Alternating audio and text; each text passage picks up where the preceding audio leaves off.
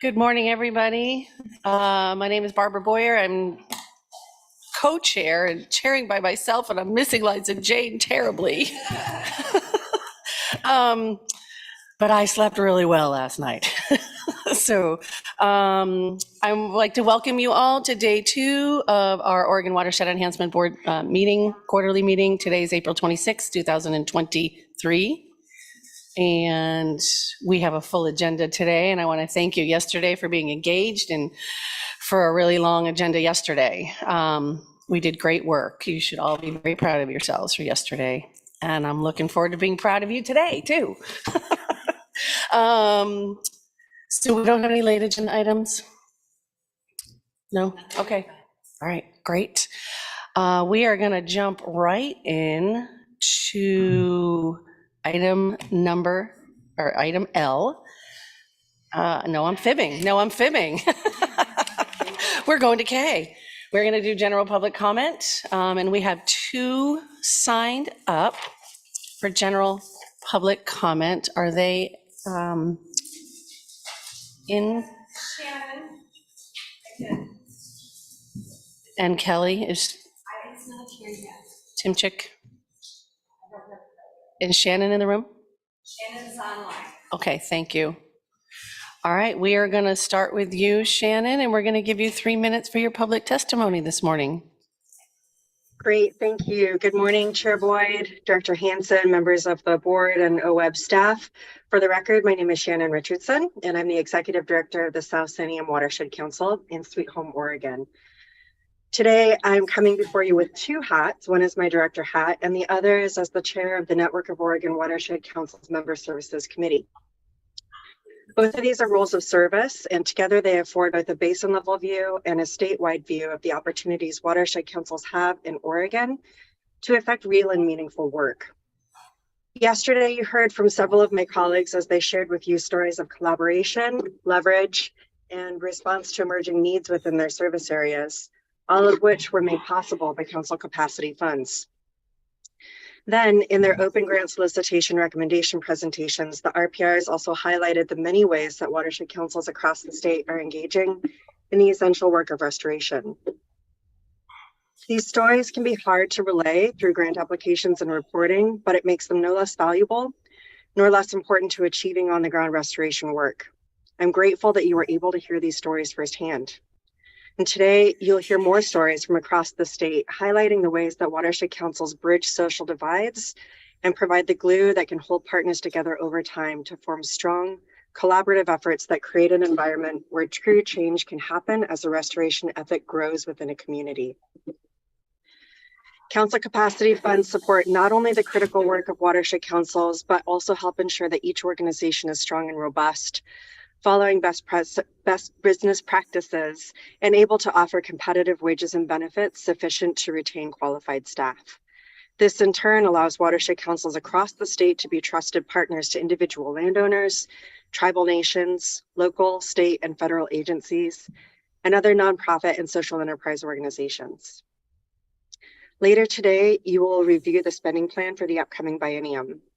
The spending plan includes an increase in the line item for capacity funding for both watershed councils and soil and water conservation districts, as well as a shift in how those funds are allocated.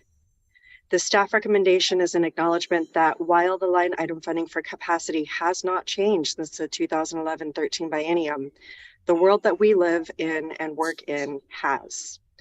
Watershed councils continue to lead in conservation, restoration, and community uplift, and your investment in supporting that work is crucial. On behalf of the South Santiam and watershed councils across the state, I urge you to retain this change in the spending plan, recognizing the value of this investment and the magnitude of its impact. Thank you for your time. Thank you, Shannon. Nobody else? Kelly, okay. Unknown number, I will text him and see if it's Kelly. Okay. Is there anybody in the audience that would like to do public comment this morning? All right. Do you want me to wait, Nicole, or shall I move? No, you can move on. Okay, thank you. All right, we are going to move on down to item L. I'm sorry, Kelly just popped up. Oh, Just stretching again.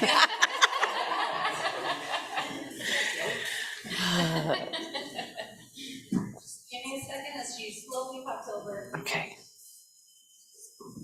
because of technology.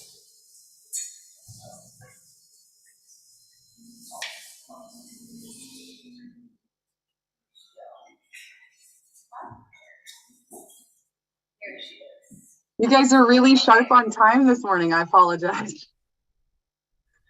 All right, can you hear me? Yes, Kelly, we'll give you 3 minutes for your public comment this morning. Thank you. Can you please identify yourself for the record? Absolutely. My name is Kelly Timchak, and I'm the coordinator for the Lower Rogue Watershed Council down here in Gold Beach, Oregon. I'm probably not going to take up my full 3 minutes, but here we go. I actually just wanted to start out this beautiful day with appreciation. So I thank you guys for taking the time to be here day 2 of the board meetings. I know they're long days. I'm here to support OWEB staff recommendation for council support in the next biennium, and I'm here to simply show appreciation. I appreciate all the voices in the room. I appreciate the OWEB staff who are so supportive and generous with their time. And I appreciate the OWEB board taking the time to listen and consider. I see the outpouring of support, camaraderie, and grit that the Watershed Council community, restoration community has as a whole, and it's impressive to say the least, and I'm really grateful to be a part of it.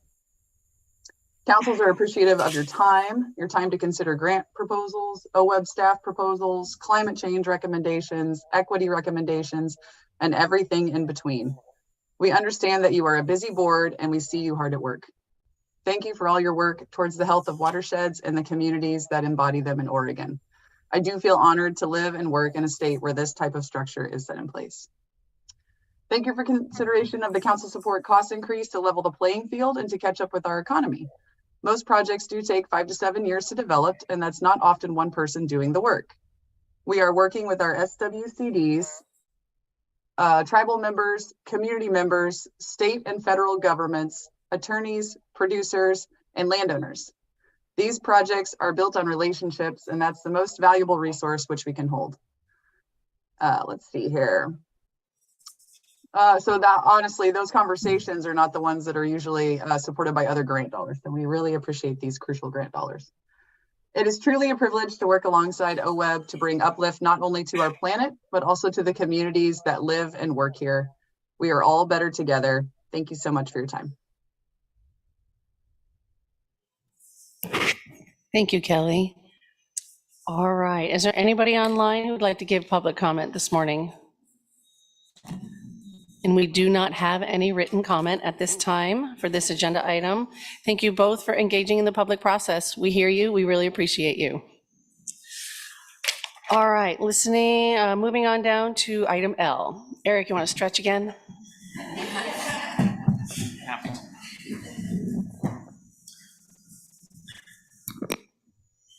All right, good morning, Chair Boyer, members of the board. I'm Eric Williams, Grant Program Manager, here for agenda item L, and this begins on page 467 of the board book. This one is administrative in nature, primarily, and it has to do with carrying over of funds for FIP initiative partnerships. Our internal policy at OWEB, and this is embodied in the spending plan that you approved at the beginning of the biennium, is that for each FIPS, which, as you know, have a 6-year funding commitment, for each of the FIPS, each biennium of funding automatically carries over into a second biennium, so a period of 4 years. However, as you also know, that often projects, particularly restoration projects that are somewhat complex, can take longer than 3 or 4 years to implement. And also, oftentimes project can come in under budget, and so the funds from those projects that aren't spent can get reprogrammed into other projects in that FIP. And so those things sometimes necessitate the use or the need for funds beyond the second biennium. So the request is to carry forward funds for an additional biennium in the 6 FIPs listed in the staff report, which are the Upper Grand Ronde, the Baker Sage Grouse, Clackamas Partnership, John Day Basin Partnership, Rogue Forest, and Warner Basin Aquatic Habitat Partnership.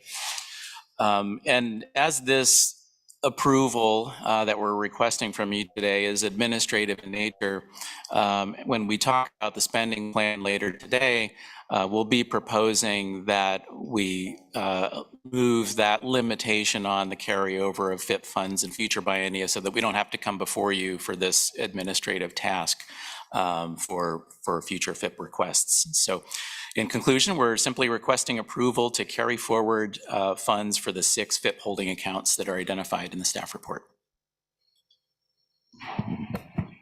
Thank you, Eric. Any questions for Eric on this agenda item? I have one. What does this do to round 3? Does it affect the next, because FIPs are normally through 3 biennium. bienniums, right? Yes. So does this affect? No, these are funds that were put into the spending plan in previous bienniums, either the 1921 biennium or the current 21-23 biennium. But this in particular is for those funds from 1921 so that they can be used in 23-25. If this approval doesn't happen, the holding account where the funds lie expires, and then we can't tap into them to use them for new projects. So it's not about appropriating any new funds. It's about the funds that we've already allocated to the FIPs 2 biennia ago, and just administratively need to carry over remaining balances for another biennium. And just as an example, the first one on the list, the Upper Grand Ronde, there's a pretty complex and really cool project that involves basically relocation of a highway so that a river's, the Catherine Creek's floodplain can be restored. But that's a complex process, lots of permitting, interagency work, and so on.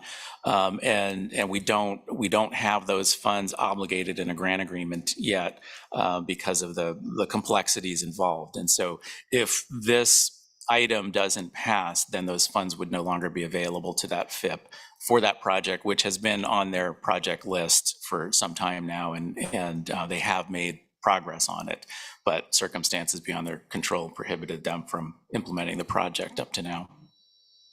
Thank you. That's a great example. Thank you. Lisa, did you want to add anything? Okay. Meg, you have your hand up?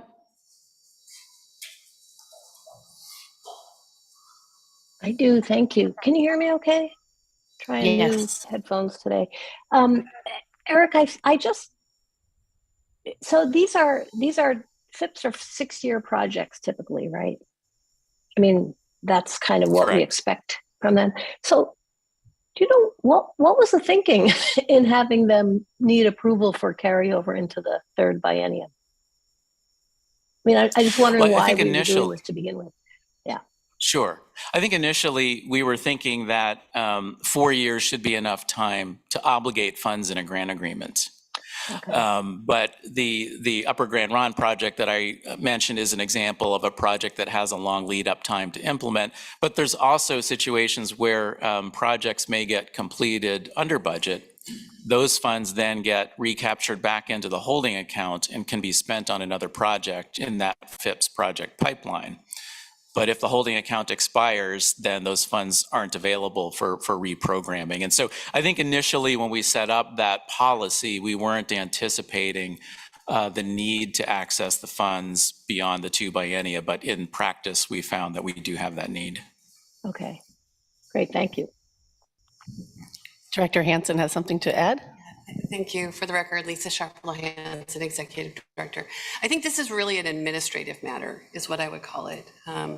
It's a matter of keeping the money available and being able to recapture and move the projects forward. This was one where I think we had some discussion about, should it have board action, or is this an automatic thing that we would know could be moved forward? And we followed the practice of the past in terms of bringing it to the board for a board action.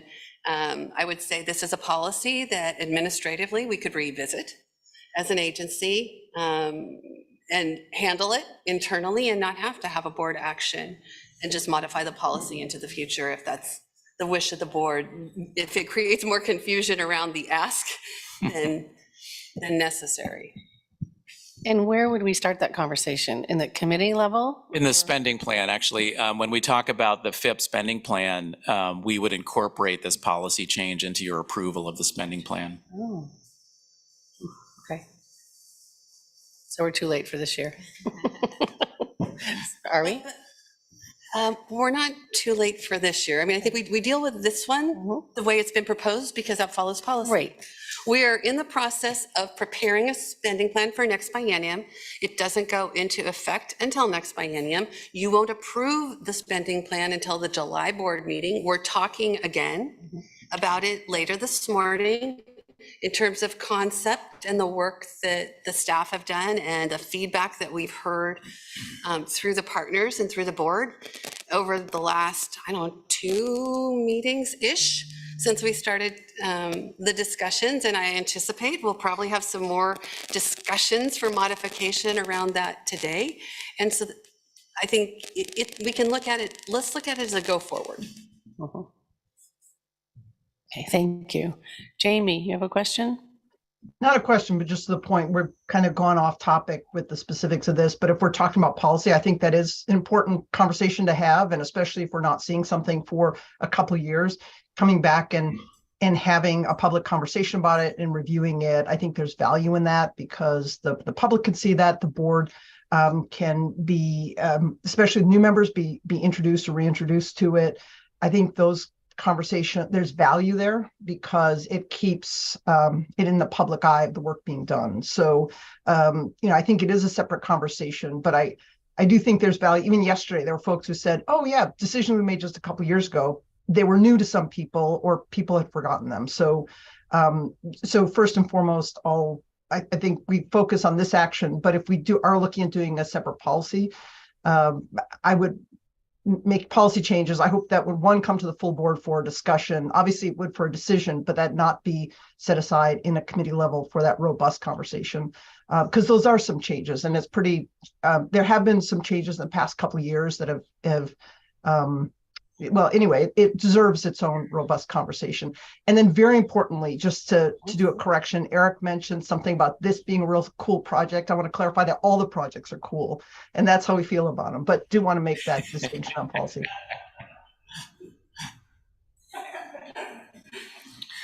Correction accepted and noted. All right, any other questions or comments?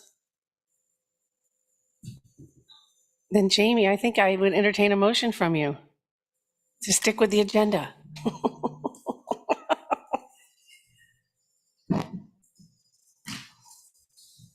Nicely played, Chair, nicely played. Okay. We are on J. No, we are on, well, there we go. Nicely done, I like that. I move the board approve carry forward of funding in the 6 FIP holding accounts to the 2023-2025 biennium as identified in the approval of focused investment partnerships or FIPS partnerships, carry forward staff report. I'll second. Thank you. It's been moved by Jamie, seconded by Kelly, is that right? Or Meg? I think either. Sorry, I did not hear who was. It's Kelly. Okay, thank you. Is there further discussion? Hearing none, we have a quorum, so we don't need to do roll call this morning. So all those in favor say aye. Aye. Aye. All those opposed, nay. All right, motion passes unanimously. Thank you, Eric. All right, moving on down to M. Is Taylor in the room? There's Taylor. Chair Boyer, Yes, before Taylor starts, would you be? is that you, Bruce? This is Bruce Buckmaster. Before Taylor starts, would you be so kind as to tell us which of our colleagues are in the room with you and Kaiser. It's hard to see on the screen here, and I have no idea who all is there. Just of the board members. Okay, I was going to ask, you want everybody in the room? Thank you, Bruce. That's a No, great thank you. point. Us being here, I think we do forget that we're pretty small, and you're really small to me right now too on the screen. All right, so can we go around the room and introduce ourselves? And Aaron, I'll start with you this morning. Good morning. Oops. Good morning. This is Aaron Curtis with the BLM. Chris Allen, representing U.S. Fish and Wildlife Service. Good morning. Mark Lebhart, representing the Oregon Department of Fish and Wildlife on the commission. Lindsay McClary, Public at Large. Barbara Boyer, Board of Agriculture. Corey Owens, Natural Resources Conservation Service. Dan Brown, EPA. Good morning, all. Dan Shively, U.S. Forest Service. Do you want people online too, Bruce?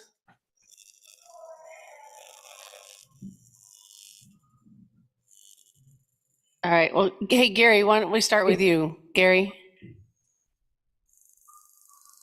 Gary Marshall, member at large, OWEB board. Molly? Molly Kyle, Environmental Quality Commissioner, liaison with DEQ. Jamie? Jamie McCloskey, member at large. Kelly? Kelly Coates, tribal representative on the OWEB board. Stephen? Steve Brandt, Oregon State University Extension. Meg? Meg Reeves, Oregon Water Resources Commission rep on the board. All right, thank you. And Bruce, tell me about the panel members. Can you see them, or would you like them to identify themselves also? No, what we can see is the one screen, which will have you, and then a side screen, which has the panel. So generally, I don't know about my other colleagues on the on Zoom, but I can see who's speaking. Thank you. All right, thank you. That's very helpful. All right, take it away, Eric. All right, Chair Boyer, members of the board, Eric Williams, Grant Program Manager, here along with my colleagues, Taylor Larson, Oregon Agricultural Heritage Program Coordinator, Robin Meacher, Conservation Easement Specialist working in the Agricultural Heritage Program. We're here for agenda item M, which begins on page 470 of the ebook. And I don't think it's overstating it to say that this is a really significant moment in OWEB's history and the work that we do and the work that we fund. As I think you all know, the Oregon Agricultural Heritage Program was established in law more than 5 years ago and was funded for the first time during short session last year. And so that allowed us to hire some, I have to say, pretty excellent staff here to get the program launched and up and running and get a solicitation going and get to this point of having board awards in what I think is a pretty short time, like 9 or 10 months. I think it's remarkable. And as if you've looked at the evaluations in the board packet, I think you'll see that quite a bit of work went into evaluating the applications that came in, which we're going to talk about here in a little bit. And so I just wanted to go through some background material, and then Taylor's going to walk through the specifics of the applications before you for award. And here you see the purpose of the Agricultural Heritage Program: maintaining and enhancing the viability of agriculture in Oregon, maintaining and enhancing the natural resource values that those agricultural lands provide. The commission that was established in statute includes 12 members. You can see the recommending bodies here. All members are appointed by the OWEB board, and the Ag Heritage Commission includes an ex officio member that's non-voting, and Barbara Boyer serves in that role. By statute, the commission meets at least once a year. The commission is responsible for drafting the program rules that the OWEB board adopts. And the commission, and this is really important, is responsible for making the funding recommendations to the OWEB board. So it provides another layer of process where staff goes through a typical evaluation process, which is fairly thorough, with recommendations to the commission. The commission then takes that set of recommendations from staff and develops it into the recommendations that you see here today for board award.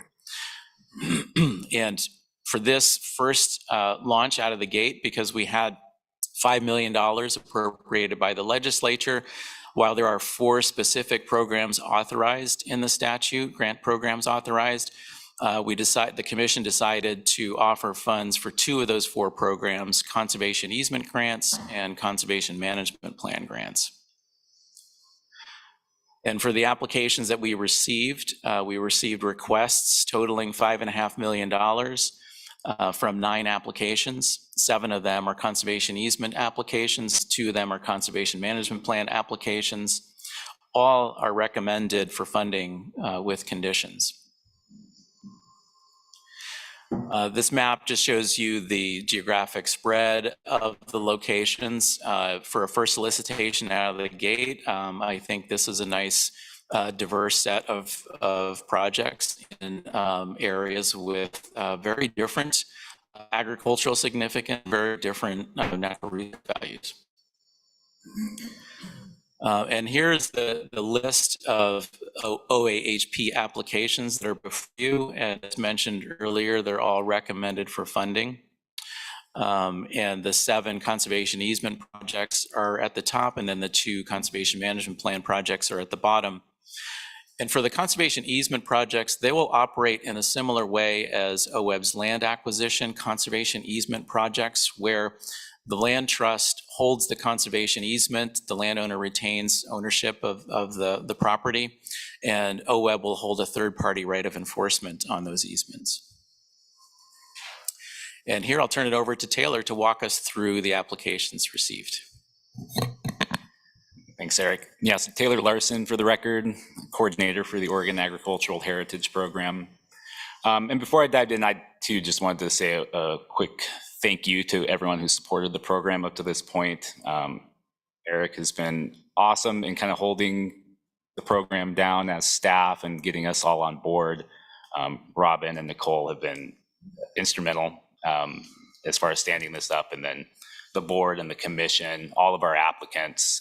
It's been really an honor to be a part of it. So just wanted to say that. And wanted to highlight too that these applications we're about to run through came in from across the state. 5 out of 6 OWEB's regions are represented in these applications. So it really is a statewide program, and we're excited to be here at the first board meeting to make these, where we're making these awards. So I'm going to run through these projects pretty quickly. You all have the staff evaluations in front of you. It's been brought to my attention that many of you have actually watched the commission meeting where we spent a whole day discussing them. So we'll keep the presentation relatively high level, and it looks like we have plenty of time for questions and discussion, which we can dive into at that point. Looking forward to that. So the first application up is Wall Ranch. This is an application from Wild Rivers Land Trust down in Curry County on the coast, just outside of Port Orford. They're proposing a perpetual conservation easement on 775 acres on what is a agriculturally and ecologically significant ranch in the region that does face a demonstrated development threat. The ranch contains high quality pastures, quite a bit of riparian area along the lower Elk River, as well as wetlands and estuaries. So as Eric mentioned at the top, all of these projects we're going to run through are recommended for funding by staff and the commission, including this project. And if folks have clarifying questions on projects as we run through, feel free to stop me.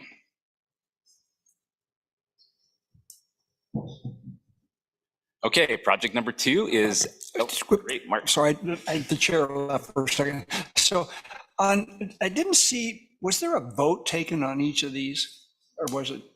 So how it works is the commission makes a funding recommendation to the. What was did the commission vote? They did. These? Okay, so I didn't see. You want me to go back to? Well, is there a tally of the votes? What I'm trying to figure out, I always work on the Fish and Wildlife Commission when we fund projects. And we have advisory committees making recommendations. I always like to see if it's unanimous or if it's 5-2, and I always question, and if it's 5-2, what were the two? So. Yeah. So the commission makes one motion for a suite of funding recommendations or for the suite of projects that they want to fund. So that comes to you as a single vote, and that was unanimous after quite a bit of discussion. So each individual project was on its own merits, but in the end, you made a general recommendation. Yeah, so this process is unique to OWEB, right? Where, we run as staff facilitated an expert review process. We kind of incorporate those expert reviews into a staff recommendation that goes to the commission. And then the commission considers that staff recommendation and then makes their formal funding recommendation that goes to the board. And so this formal funding recommendation that you're seeing here from the commission includes funding all of the projects in full, except for the first project that is presented, Wall Ranch, which they voted to fund at about 2/3 of the requested amount. Great, thank you.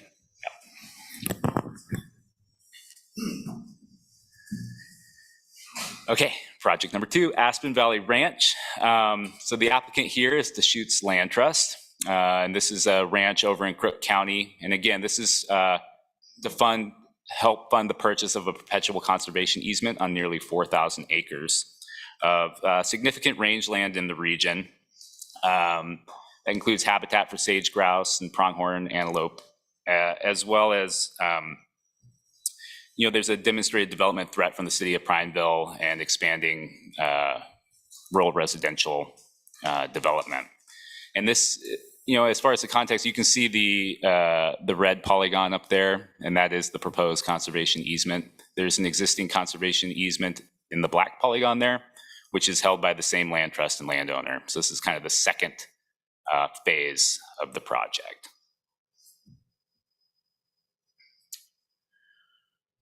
Okay, project number 3 comes from the Oregon Agricultural Trust. This is Seeley Farm, and this is located in Columbia County, close to the Columbia River. And again, this is for the purchase of a perpetual conservation easement on 385 acres of what is now being managed as a cattle ranch. The 2 tracts include very highly productive agricultural soils with the potential to grow a variety of crops. And the area does provide important habitat for Columbia white-tailed deer.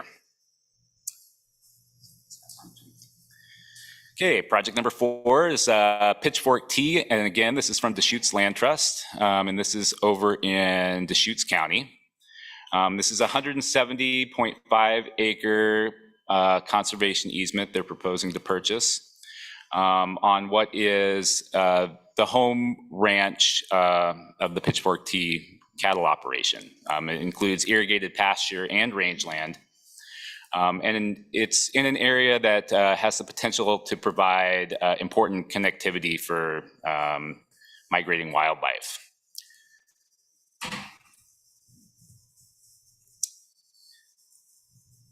Okay, project number 5 is O'Keefe Ranch down in Lake County.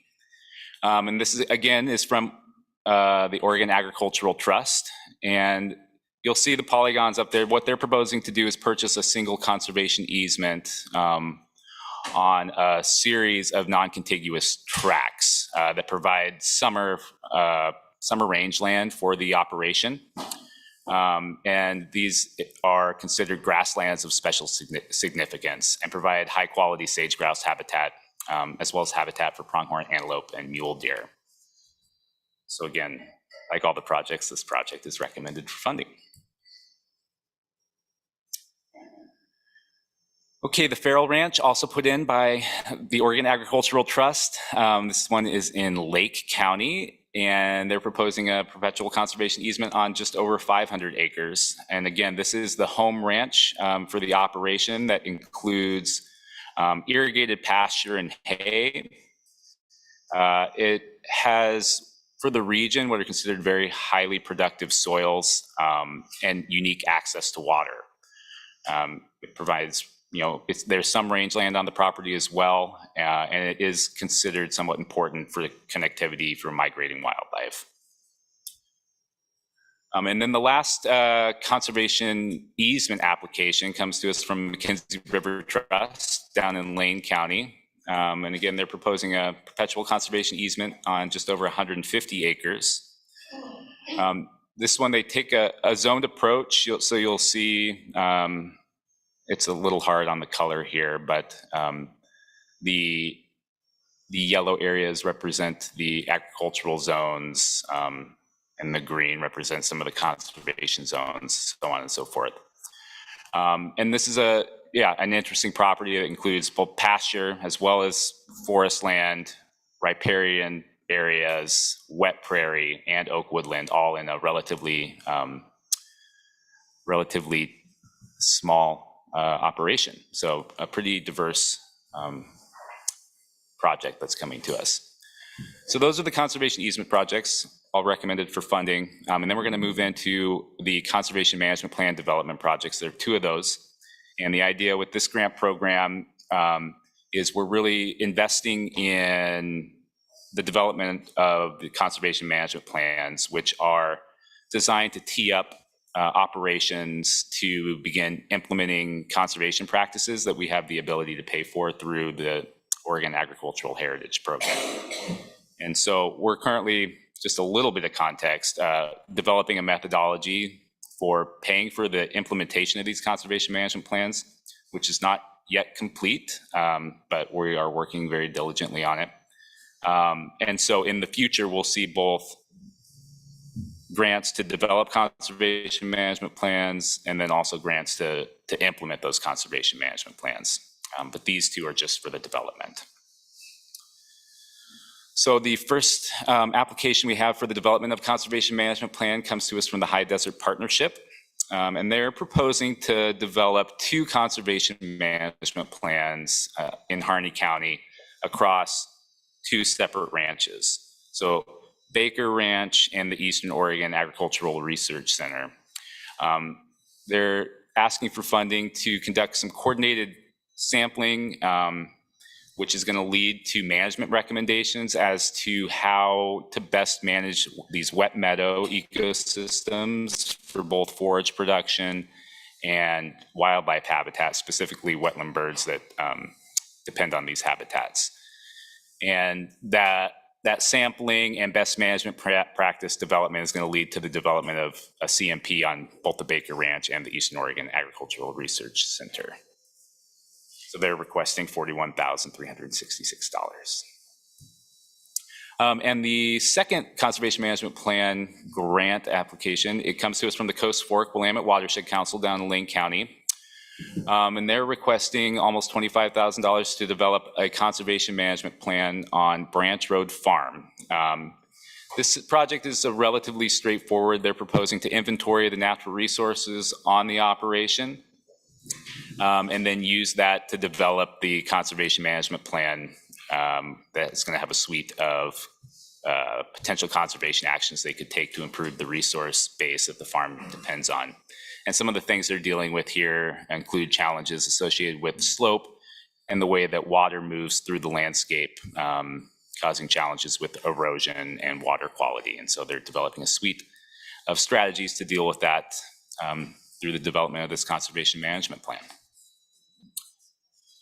So like Eric mentioned at the top, and I've been mentioning throughout, all of these projects were recommended by the commission for funding, with the caveat that the Wall Ranch project, which had requested in their application just over $4 million, was recommended by the commission for an award of $2.65 million. So with that, I will turn it over to the board, or maybe Barbara wants to say a few words as our liaison. put me on the spot. If some of you watched that commission meeting, it was a little entertaining because I had some internet issues. So I was with another fellow commission member out of state, so we were playing. We had a lot of fun with our computers that day, and it showed on the screen. So that's why, because I went back and watched it too. I was like, oh, that was interesting. So yeah, as I stated in that meeting, what we did at that meeting was setting the tone for the future for OAHP, and it was really phenomenal to be part of the process. It was an honor to be part of it. It was a big lift on behalf of all of you, and I really respect what you guys came forward with, and the applications were impressive that came in. So yeah, it was a good process. There's a little bit of tweaking, and we're putting together a working group, and we'll flesh out some of the tweaks, but it was nothing major. It was just lots of little things that happens in a new program. So nothing that makes me uncomfortable with going forward with the proposals today. But great job, and I really enjoyed being part of the process and look forward to the working group. Director Hansen? I would like to echo that. I think this has been a tremendous process and a big lift in a short period of time, from the time the funding came to us to getting the applications out, collecting them, and doing all the review work. A couple of comments. The commission did an amazing job of debating the different applications and really pointing them to the criteria, because if you remember, OWEB has a really rigorous process in terms of our review. We have criteria to bring them back to try and create credibility and accountability and transparency in our process, and the commission did that. So it was a very, very robust discussion. I think the partners have done an amazing job in terms of talking about what their vision for the program was, is, and could be moving forward. And there is a lot of opportunity for this program. And so I really have appreciated the engagement and the feedback. And then I think to the staff work that went into the commission meeting was incredible. If you haven't read all of the reports for these applications, they are incredibly thorough. They are incredibly thoughtful.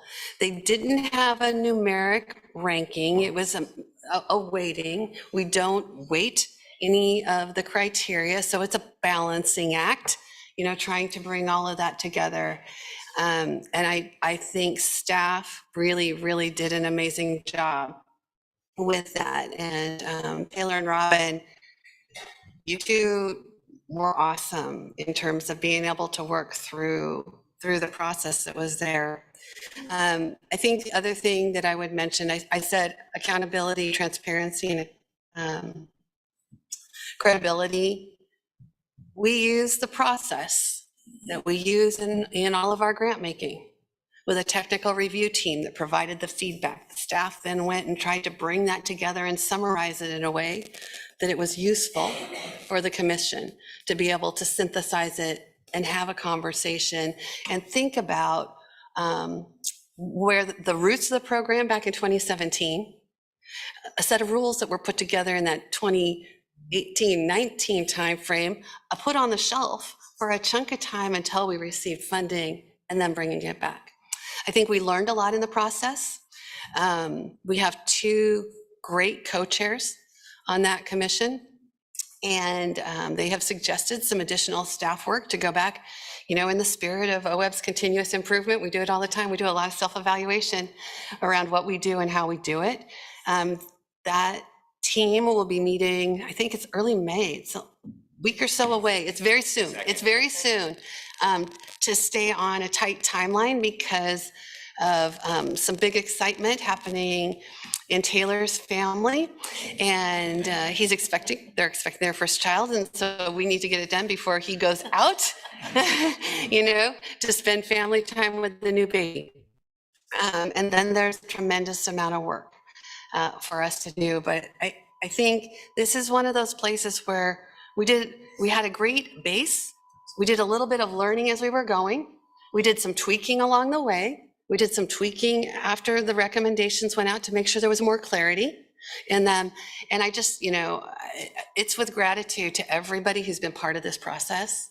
And then it's also with the gratitude as those individuals that are, really see this as an important part of the Oregon landscape and incorporating working lands into that climate realm and what they bring to climate adaptation and resilience. This is one of the programs that I just think has a tremendous amount of opportunity and time. So this comes to you with a lot of work and a lot of thought coming from that commission and just working through a lot of issues. It was an amazing process to watch. I think Bruce had his hand up first, please. Thank you. I also watched the commission meeting and was duly impressed with and echo everything that I just heard from Director. I think that the commission did a great job of threading some tough needles, particularly on the issue of conservation easements. Now, there is no question in my mind that every property that they are recommending for a conservation easement is valuable and will benefit Oregon, but there is a huge disparity between the price of conservation easements on these various pieces of property. The Wall Ranch, with the request of $4 million and the adjustment down to 2.5, that 2.5 is part of a total conservation easement estimation of about $10 million. This gets to a fundamental question for me on value of conservation easements. When conservation easements approach 75, 80, 100% of the fee simple value of the property, at what point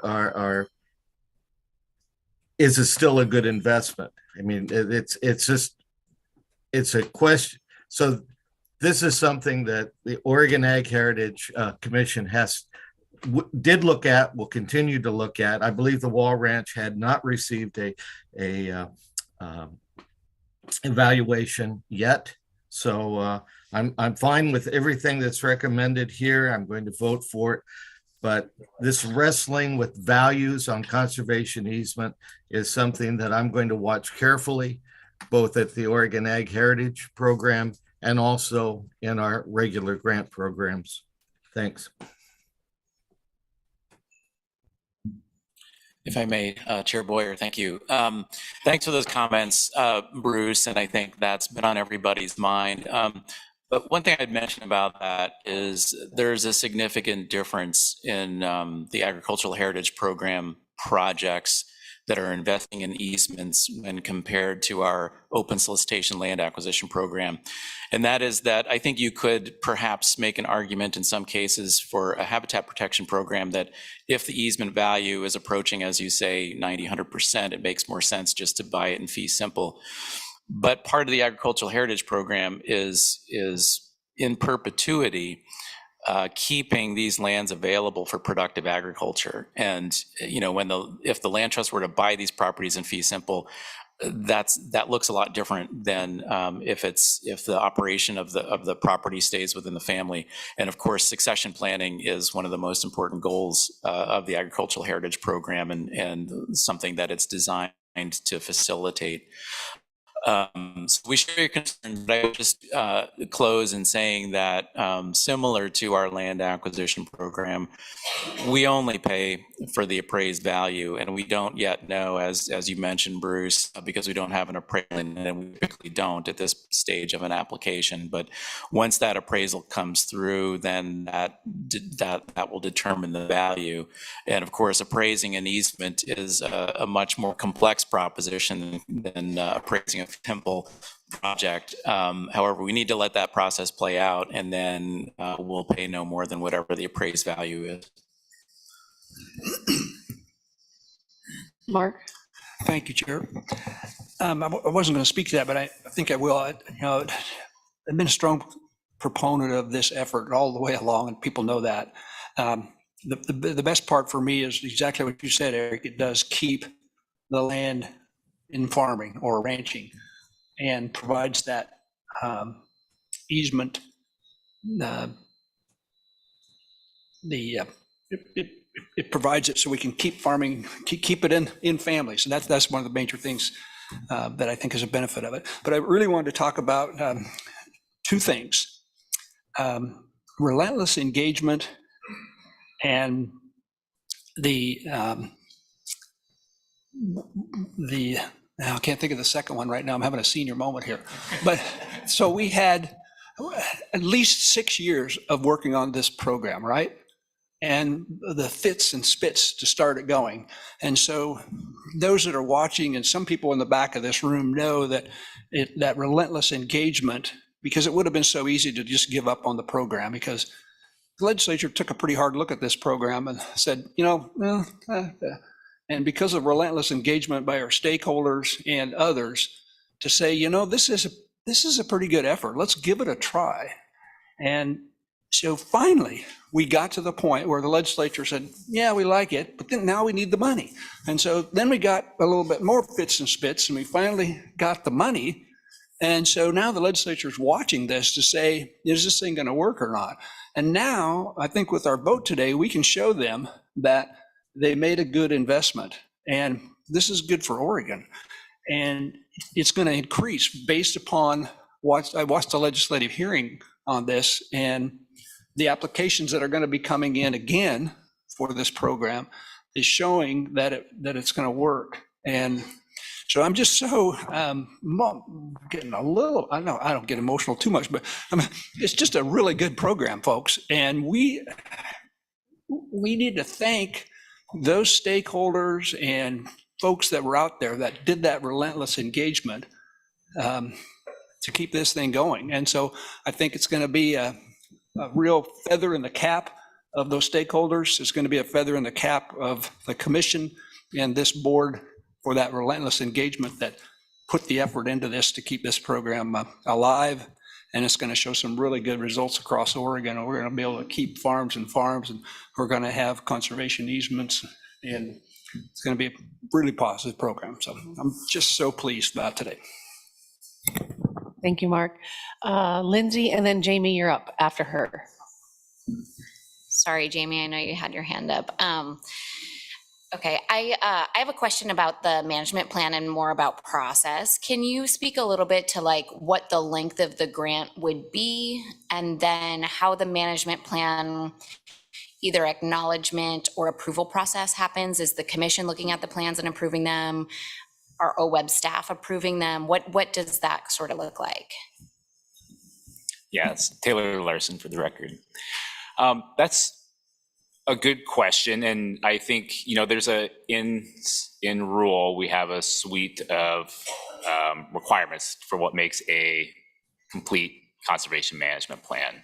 It's relatively basic. And so depending on the plan holder and the operator of the farm or ranch, those plans are going to look somewhat different. But as far as process goes, we make these development grants to fund folks' time to put the plans together.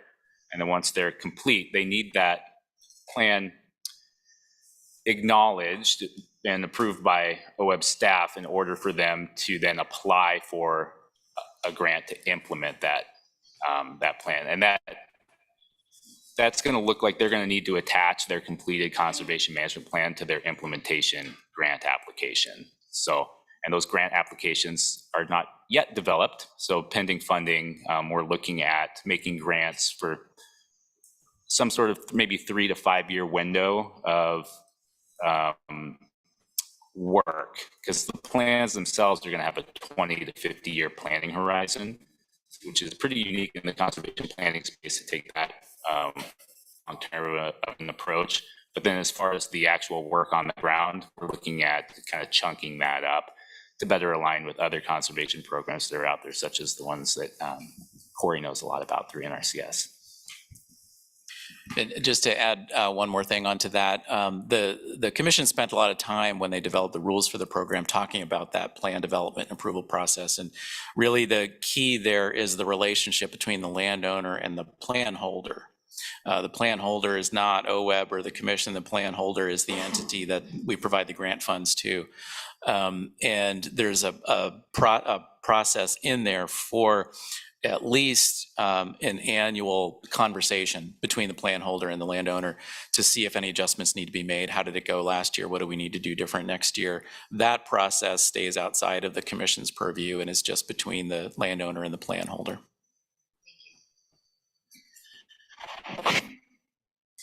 Jamie, you have a question or a comment?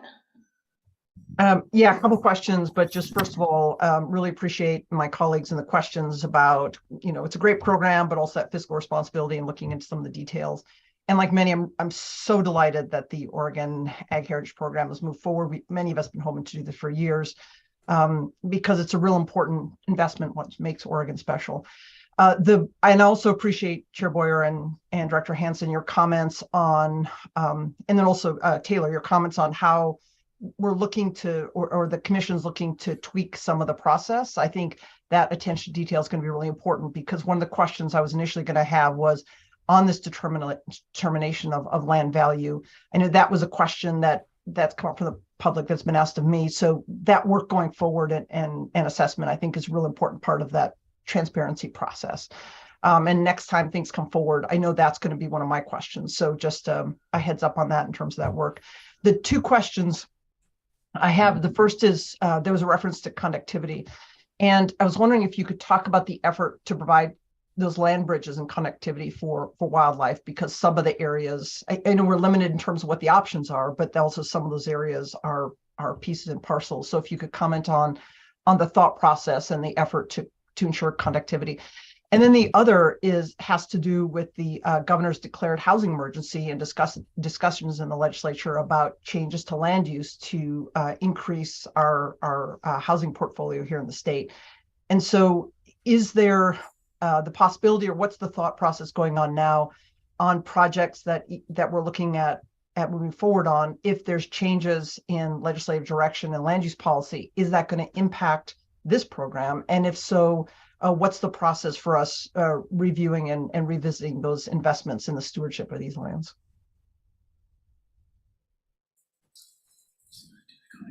Sure. Thanks, Jamie. Taylor Larson for the record. On the connectivity piece, there's a lot here. So, I mean, from the program's perspective, I mean, we take the applications as submitted. So we're not out necessarily asking folks to apply for conservation easements because their particular farm or ranch provides great connectivity. But through the review process, we have folks with expertise in wildlife migrations in the area, and they provide for every application their take on how this particular project would contribute to connectivity for different species. And those teams are different depending on where the project is coming in, so that we have that kind of local expertise on the ground to provide that context for the commission to make an informed decision. And then we're investing in perpetual conservation easements, right? And so we have to think about the actual property that we're investing in, and then what the context that it exists within. So is it likely to become isolated and then it wouldn't provide that connectivity, or are there other conservation actions happening in the area that would either provide that connectivity already or have the potential to for that parcel that we're investing in to contribute to connectivity in the future? So that's kind of a non-answer, but we're looking at a very particular parcel and making an investment in that parcel, saying all the things basically that you won't do on that parcel through these conservation easements. And so it's hard to necessarily take that 10,000 foot view, and we try and think about how the investment fits into those larger conservation visions. But as far as soliciting projects, we take them as they come. And then the housing piece, I might kick that over to Eric, but basically, you know, a conservation easement, a lot of times we allow for building envelopes within a working lands conservation easement, recognizing that folks who are working those lands need places to live. And so it is a consideration when we're going through the review process, as when we're thinking about the agricultural viability of the particular operation or the particular parcel that we're investing in. We do think through issues of housing and how that's going to impact the long-term viability of the farm or ranch. But Eric, if you have something to add. Yeah, thanks, Taylor. I think you described it well. The only thing I would add is that when the commission went through its rulemaking process, one of the issues that they discussed at length was whether or not to simply exclude from eligibility projects within an urban growth boundary. And I think if there are changes to land use law regarding housing, it's probably going to result in changes to urban growth boundaries, expansion of them in some cases. And where the commission landed on that is that they felt that that certainly isn't going to be a priority area they would look to invest Oregon agricultural heritage funds. However, they didn't want to fully exclude properties that could be within those growth boundaries because there may be some really significant food production value there. For example, vegetable farms in a food desert kind of thing. And so they didn't want to categorically exclude it. But I think that what we'll see in future applications is the significance of the agricultural value is going to determine whether or not something like that would be viable, particularly when compared to other applications that come in. Thanks so much. And if I just, Chair, may follow up with a comment to that first point. I understand it's not the OAHP's role to be thinking about that connectivity, but it may be worth flagging for some organization that sees that to be able to engage in that conversation. Because I think from the 35,000 foot level, it's helpful to have someone advocating or have that discussion. And then on the housing piece, the question was not at all related to the folks working the land. Obviously, folks need to live near where they work, but it was more of the sense if a major housing development went in. So I would imagine that may be something worth considering given the context of time we're in. But thanks so much. And the food desert issue is a huge issue, so really appreciate that thoughtfulness. Director Hansen. Thank you. So just for a little more context around the housing piece, Governor Kotek early on signed Executive Order 2304, and it was statewide housing production goals. The agencies, all agencies in state government had to respond to that with a series of questions about what programs do you have? How are they impacted? What would be impacted? And we talked about our acquisitions programs and setting lands aside for conservation. We talked about it in the realm of working lands. And it was one of the conversations, even with the Governor's Natural Resource Office, that it hadn't necessarily made the connection. We are setting things aside for another use that may not completely coincide with some of that. So it's in a process of evaluation for all those responses from all state agencies. I think we're going to learn more along the way, but we did bring it to the attention for that response, just to keep it on the forefront, because our work is different at OWEB than what you might see in other places. All right, Bruce, do you have a question, a comment? Yeah, thanks. Eric, thank you for your addressing that issue on conservation easements and maintaining ag use in perpetuity. I also appreciated the comments from board member Labhart, although I was surprised that he didn't say anything about public access, because that's always a question when you're doing conservation easements. My concern long term, and one of the things I would love to see moving forward from the Heritage Commission is some type of metric which talks about the cost of a conservation easement versus the real value of the property. If we're looking at this wide range within the projects that we're going to vote on today. Some of them you say, well, if it's approaching 90%, 80% of the real value, and yet this one's at 20%, I believe in it. We should give ownership, ag owners, an incentive with conservation benefits to maintain ag. But I get a little bit more concerned when we start saying, we'll give you close to the fair value of your farm/ranch to maintain farming. But we could do more acres at a 10% easement to real value ratio than we can at 90.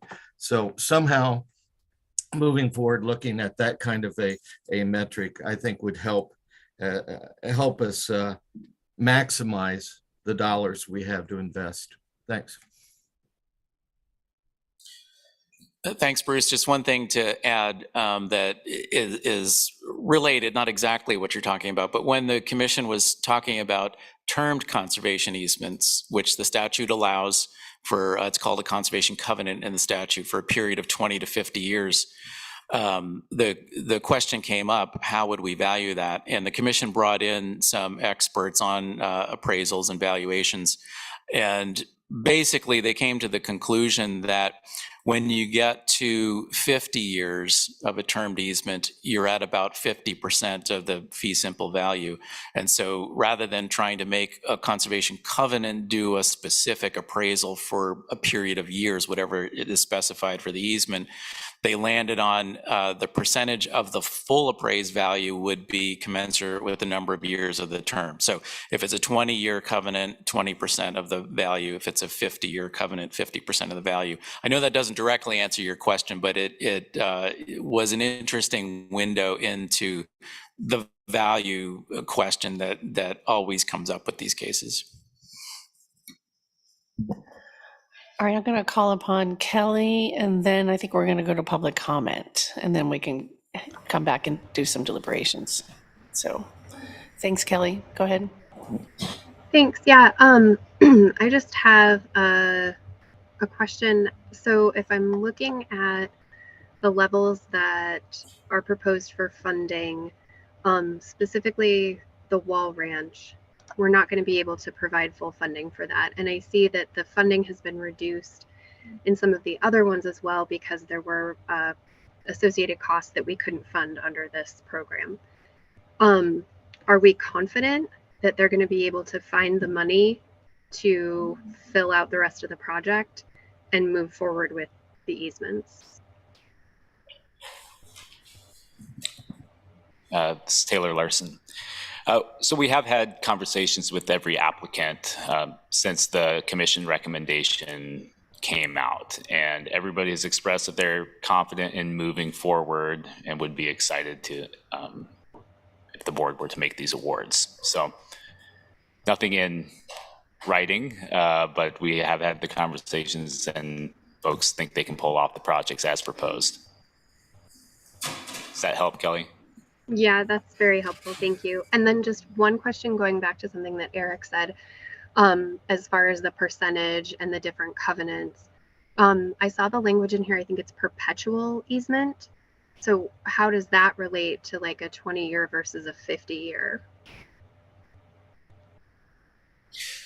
Yeah, thanks, Kelly. I think I was bringing that example up because the question arises in people's minds, what percentage of the fee simple value is a conservation easement value going, where's it going to land? And you don't know until you do the appraisal. But generally speaking, our real estate experts that we brought in to talk about this, when we were talking about a 50-year termed easement, they said that's getting so close to the full value that we would just cut it off at 50%. The reality is we just have to let the appraisal process play out, and I'm not going to begin to guess what percentage we're going to land for Wall Ranch or any other property in terms of what that appraised value is going to look like when compared to fee simple value. Thanks, Eric. I wasn't actually talking about the money part of it. I was thinking about what perpetual means, like if it's a specific time period or not. Sure. Sorry, yes. The 7 applications we have before us are all perpetual easements. None of them are termed easements. And so they would be easements in perpetuity. which is forever, as Robin's reminding me. So thank you, Robin. And that's what I was getting at is the, as far as like, is this forever? So, Thank you. okay, thanks so much. Sorry, I had a question, but I'll table it because it was along those lines, but it'll wait. So we have one person signed up for public comment. So I don't know if you guys want to get up and stretch, or you don't want just Kelly to come sit next to Taylor. Just if we had more for in person, I would probably have you get up and stretch. But I figure with Kelly, yeah, these guys. All right, so take your name for the record, please. Yeah, absolutely. Chair Blair, for the record, my name is Kelly Beamer. I'm the Executive Director of the Coalition of Oregon Land Trusts. I just want to reiterate the comments that Mark and others have made about the momentous decision before you. This decision represents a decade of work about, when I started Coalition of Oregon Land Trusts, we didn't have a dedicated program for protecting farmland. And as a result of that, we were missing out on really important federal dollars that Corey knows well about, the NRCS Agricultural Conservation Easement Program. We had been getting about $500,000 a year, maybe one project or one every other year. And we knew we needed this estate match to really bring those into fruition. So here we are today, and I just want to encourage you, number one, to approve the slate of grants before you today. I think they represent cornerstone projects in so many communities that protect wildlife and our agricultural lands.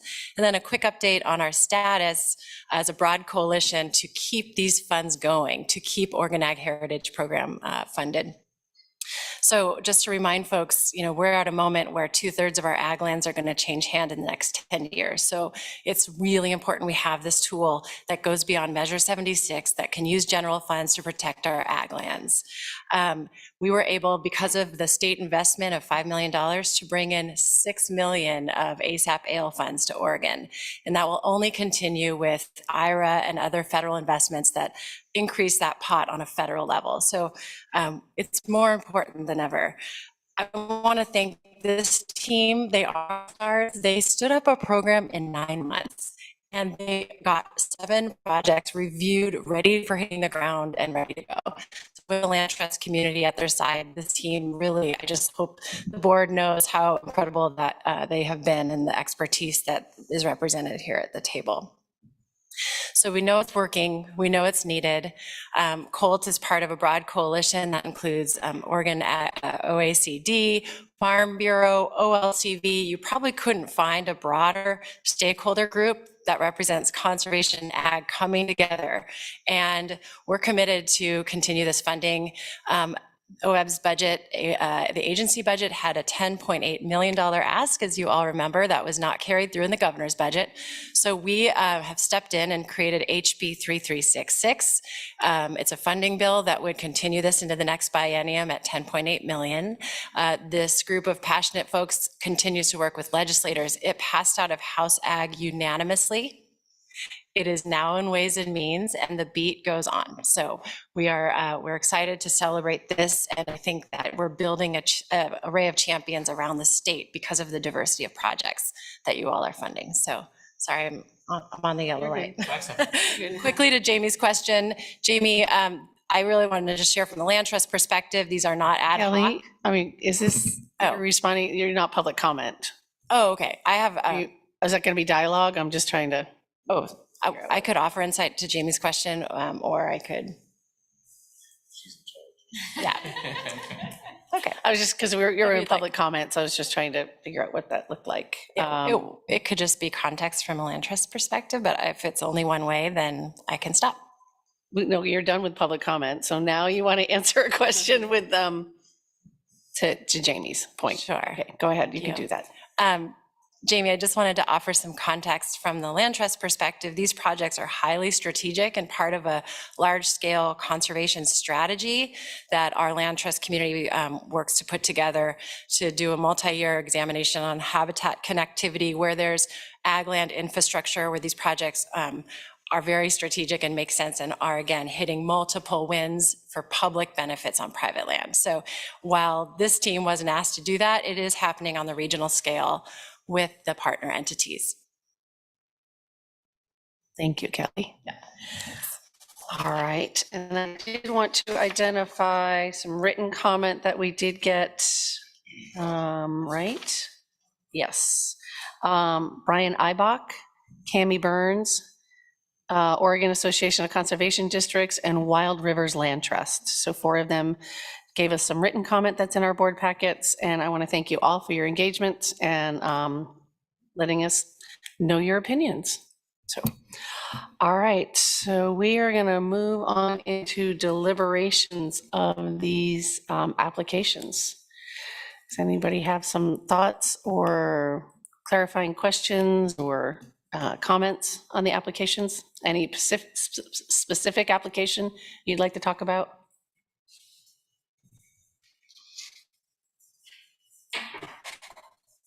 Wow. Again, I always say, when nobody asks questions, that means you're doing your job. What if I had some questions? So, not on the specific applications, why do you think there was no covenant applications? Very curious on that topic. Robin Meacher for the record. I can suggest a few thoughts. Conservation easements and covenants, they take the same amount of time, staff time, dollar time, due diligence to put together. And so from a cost perspective for the land trust and the public benefit that you're getting out of it, often that's weighed. And so when you're putting in the same amount of time and money into developing it, when you look at perpetuity versus 20, 50 years, for certain landowners, they want it to last beyond that because they're not thinking about their lifetime. They're thinking about their children. They're thinking about who their children might put the land to or who their successor will. And so even a 50-year covenant, which sounds like a long time, doesn't last beyond a couple generations. And these landowners are really looking far beyond that. And so that really does weigh into what they're considering is the idea of perpetuity and forever matters to them. And that is often part of the consideration for that.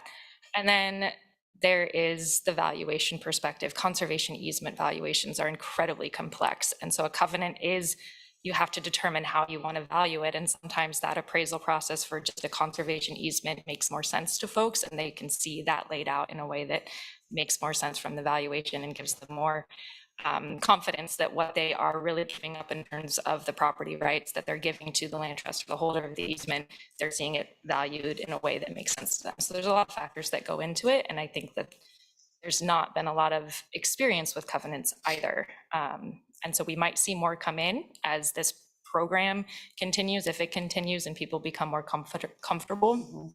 And you also see things not called covenants, but that act like covenants in other programs. And so there is the limited duration agreements that can act similarly. And I think you'll just see more of it as people get more creative.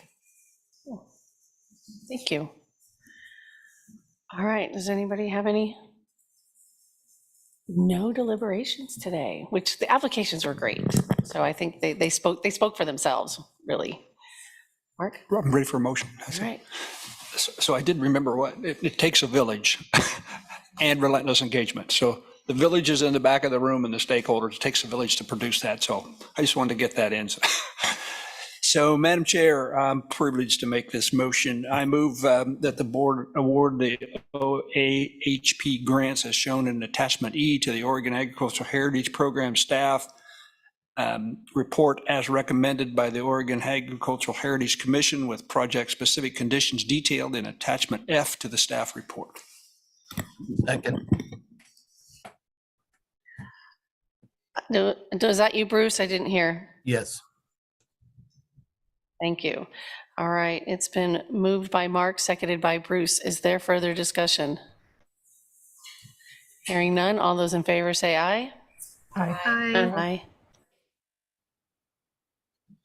All those opposed, nay. All right, motion passes unanimously.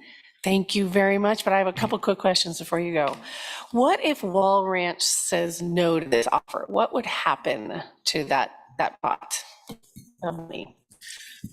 Thanks, Chair Boyer. If they decline to enter into a grant agreement for that 2.7 million and change, those funds stay in the Oregon Agricultural Heritage Fund account and would remain available for the future. And of course, there's a little bit of uncertainty there, not knowing what the result of this legislative budget process is going to be. And so we would need to think carefully about whether to go forward with a solicitation, not knowing if there's going to be a program after that. But the 2.7 million would remain in the Agricultural Heritage Fund, which is continuously appropriated. Okay, awesome. Thank you. And then to speak to Kelly's point, I did listen to some of the legislative hearings on that bill, and legislators are really impressed with the federal money coming in, and that, I'm catching that tone from a lot of them that the match is superior. So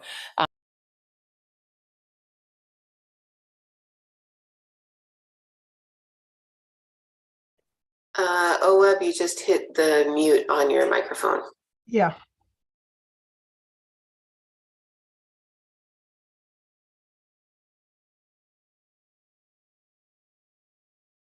Madam Chair, we can't, those of us online cannot hear what's being said.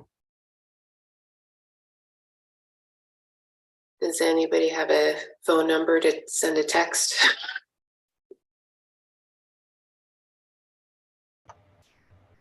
I'll text Lisa.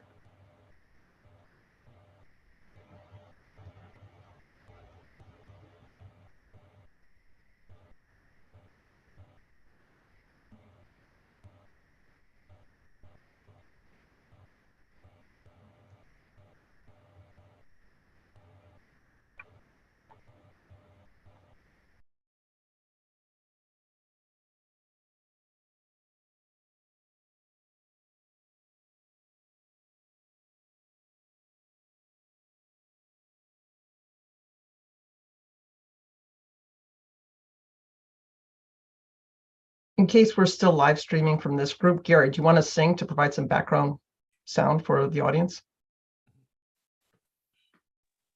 I'm glad to, Jeremy. Yeah, have any requests? I mean, I like old time rock and roll. I like old time country. Here I was hoping you'd be an Eastern Oregon guy. That you'd be.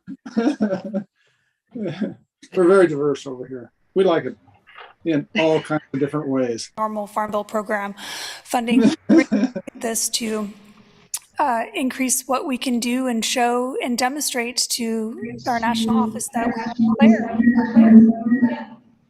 So thank you, OWEB, and thank you all the folks at the staff who did that. It's a great echo. Did we lose internet for a bit?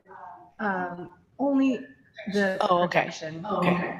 And potentially their sound, but we were still streaming. So. I didn't know what happened to you guys on the screen. Did you hear it, Corey? We couldn't hear anything. Chair, midway through your comments, it dropped off. We also can't hear Jamie. Say that again.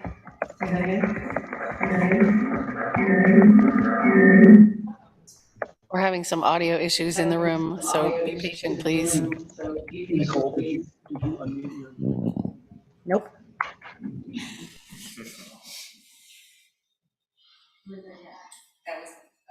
Let me put something in the chat. Put it in the chat. I can't read it.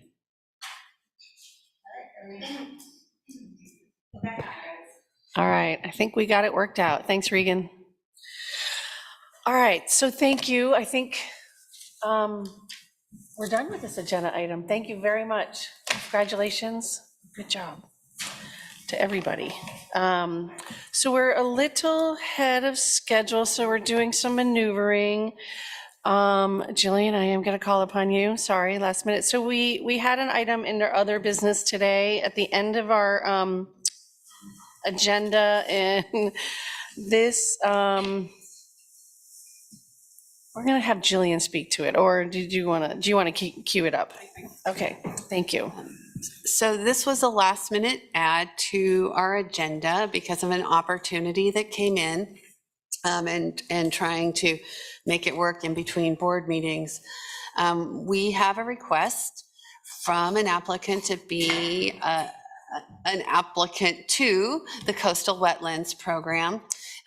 Historically, I think the staff have come to the board to get a nod. Yep, this is a good thing to do. It starts a process for us as the agency because we need to then go to the legislature and request permission to apply for federal grants. So this is like the first in a multi-level step process, but the timing of it and getting it in, it was right at the last minute, and we thought we could squish it in under other business. So Jillian, you can explain the rest. All right. Thank you. Good morning, Chair Boyer, members of the board. For the record, I'm Jillian McCarthy, Partnerships Coordinator with OWEB. So this is Agenda Item O, and it is a staff request to the board to approve the submittal of a U.S. Fish and Wildlife Service National Coastal Wetland Conservation Grant application on behalf of the Columbia River Estuary Study Task Force, or CREST. This is for their Nikolai Wikiup Watershed Connectivity and Tidal Restoration Project Phase 2. So this project may sound familiar to you all because Katie Duzick highlighted Phase 1 of the project yesterday in her open solicitation presentation.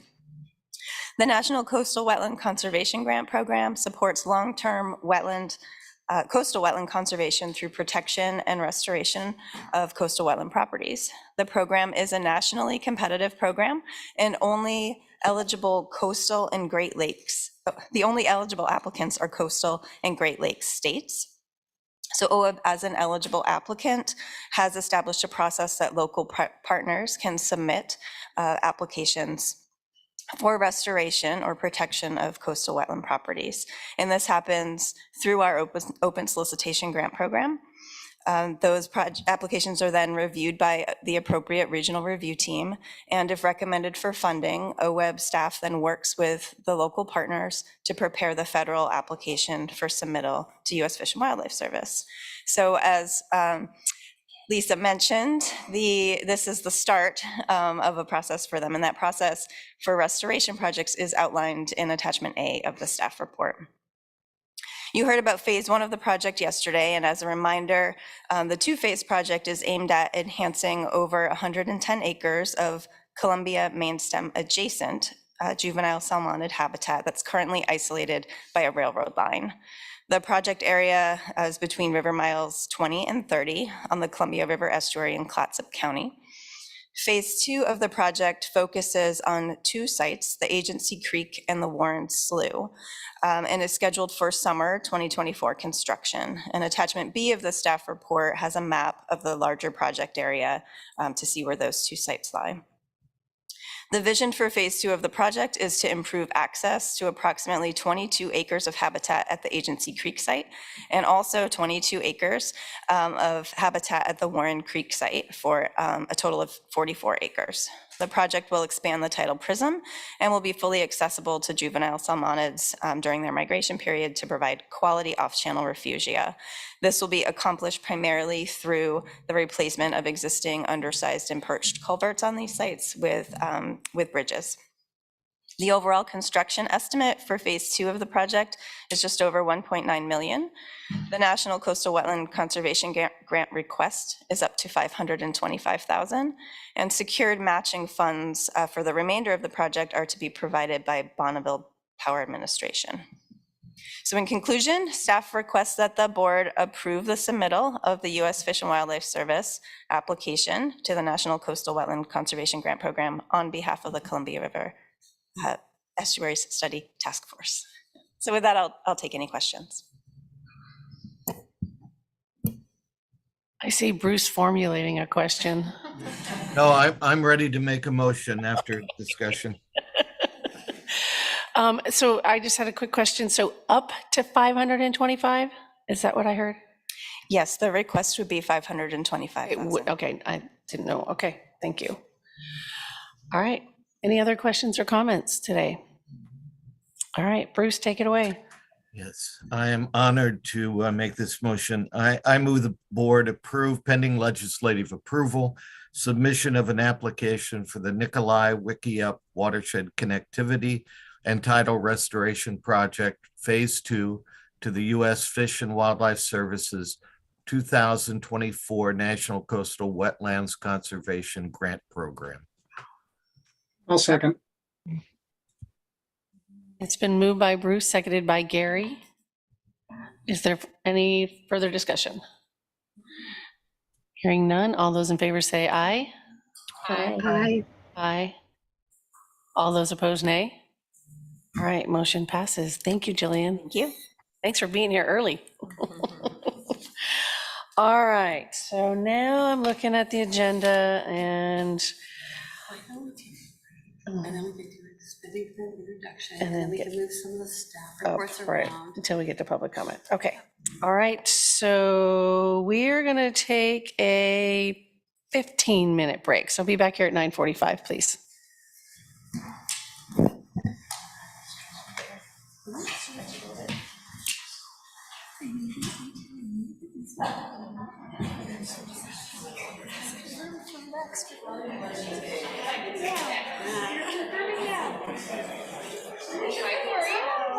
Good, how are you doing?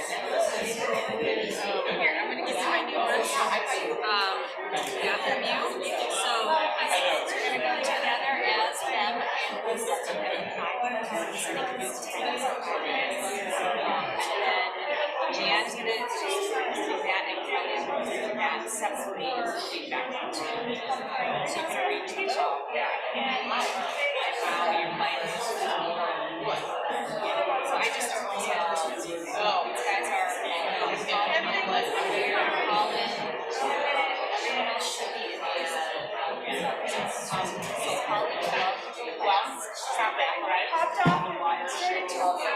Oh my God. These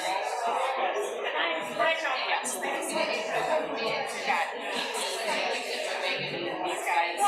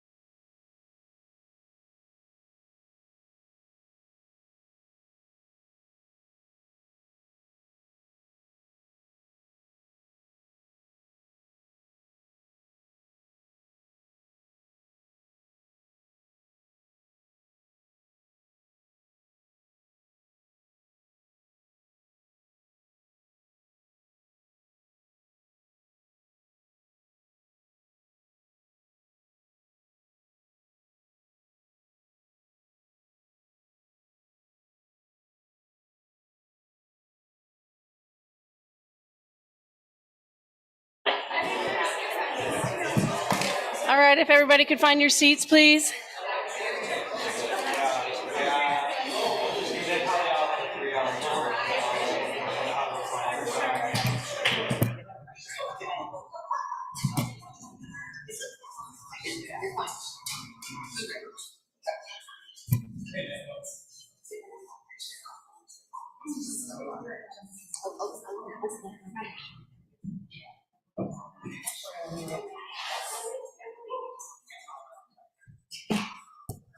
All right, welcome back, everybody. Are we ready online?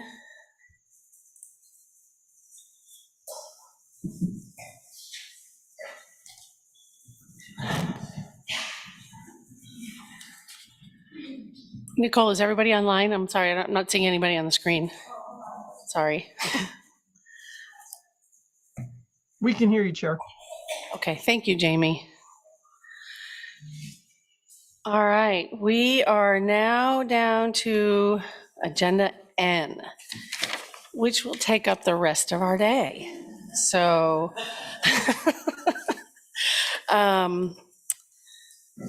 yeah, this is a really important part of this board's process, is learning the spending plan so we can be prepared for July, right? Is it July? July. Okay, so I look forward to this presentation and all of our engagement and all your questions. And I really highly recommend you ask away so we can be prepared for July. So with that, Eric, you have a red flashing light in front of you. There you go. My wife tells me there's always a red flashing light around me. So Eric, can I do just a little setup? Yes. Before I hand it over to you? Absolutely. Does that work? Okay. Board, this is, as Chair Boyer said, a really important part of this meeting, and this sets your budget as I see it for the next biennium and where you're looking to commit your funding. We've talked about this on several occasions over the last couple meetings at different levels, kind of an introduction of what was coming. In January, we rolled out kind of a quick look-see at what we were thinking with the dollars that we had.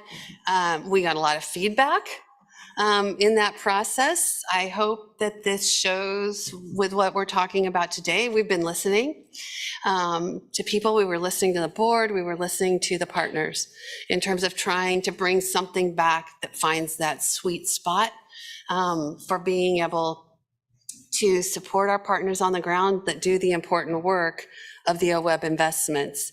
I think there are a couple of places that, based on conversation yesterday, the board has some additional interest, and we may have to figure out how to work through. But I think the important part of this conversation is we all learn about the different parts of the plan, and then know that what you say and the questions that you ask will help us formulate what we bring back again in July, when you are able to adopt the next spending plan. And if there's more work that needs to be done in between, we surely can do that. But I hope that you see that this, for both the partners and the board, we've really tried to incorporate what we've heard over the last several meetings to bring something back that we think can be workable with what we're anticipating in terms of staffing resources. And that's the other piece of it. We don't know what all of our staffing resources are going to look at. We feel very fortunate that the governor's budget kept all the permanent positions. We didn't take any cuts. But we also will not necessarily have all the limited duration positions that we had in the current biennium available to us. So more to come. I mean, there's just more to come. And it's an interesting, to me, a iterative process with what we do legislatively, and then with the responsibilities of the board constitutionally to help direct and make the policy decisions around the investments of OWEB. So with that, Eric, I'll let you take the deeper dive. Great, thank you, Lisa. Again, for the record, Eric Williams, Grant Program Manager. What we're going to do for agenda item N, which begins on page 544 of your ebook, is just provide a brief intro and overview of the spending plan. And then I believe we're going to break for public comment. And then we're going to come back and give you brief presentations on every line item in the spending plan. And as has been stated, we're not asking for decisions today. We can't make a decision until we have a budget. And so the approval of the spending plan comes in July. We talked to you back in January at our last board meeting, generally about the different program areas in the spending plan and the rough proportion of the spending plan that we're thinking about allocating to each of those areas, which include open solicitation, focused investments, capacity, and other grant programs. And in thinking about this, the slide that you see here titled Elevations of Influence basically talks about, on the right side, different strategies and plans that we're trying to implement through the projects that we fund. On the left-hand side at the top, the different funding sources that we're balancing, and thinking about, with the funding we have available and the strategies we're trying to implement, the different policies behind the choices that we make. Starting at the top with our mission statement, moving through the strategic plan, which evolved from our long-term investment strategy.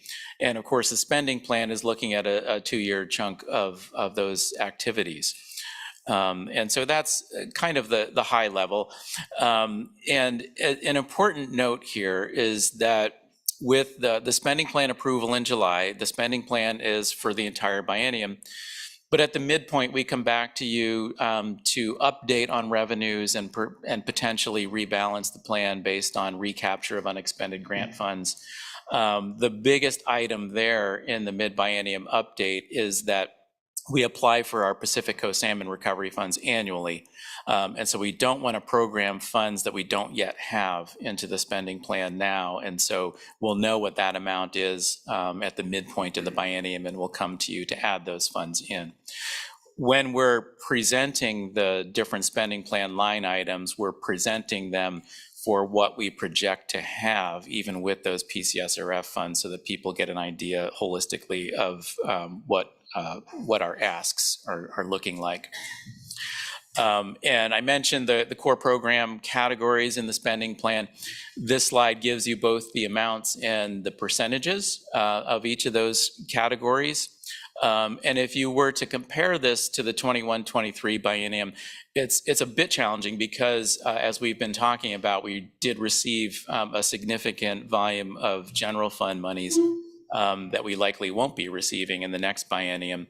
And we also have some new significant restoration programs that come into the other category that rejiggers the percentages a little bit, but we can get into the details when we walk through each of the line items.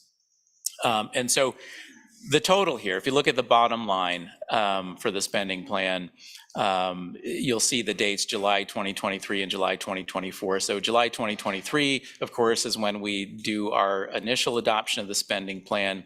The anticipated additions, that 6.9 million there, represents what I was referring to earlier, mostly the Pacific Coast Salmon Recovery Funds that we'll receive at the midpoint of the biennium. And so our total estimate at this point is $131 million. And again, if you compare it to the current biennium, it'll look like a significant reduction because the current biennium's at 187 million. But that is with the influx of significant general funds for Oregon agricultural heritage, for water acquisitions, for drought relief, for wildfire relief. All of those things we've been talking about over the last 2 years significantly increased our spending plan in the 21-23 biennium.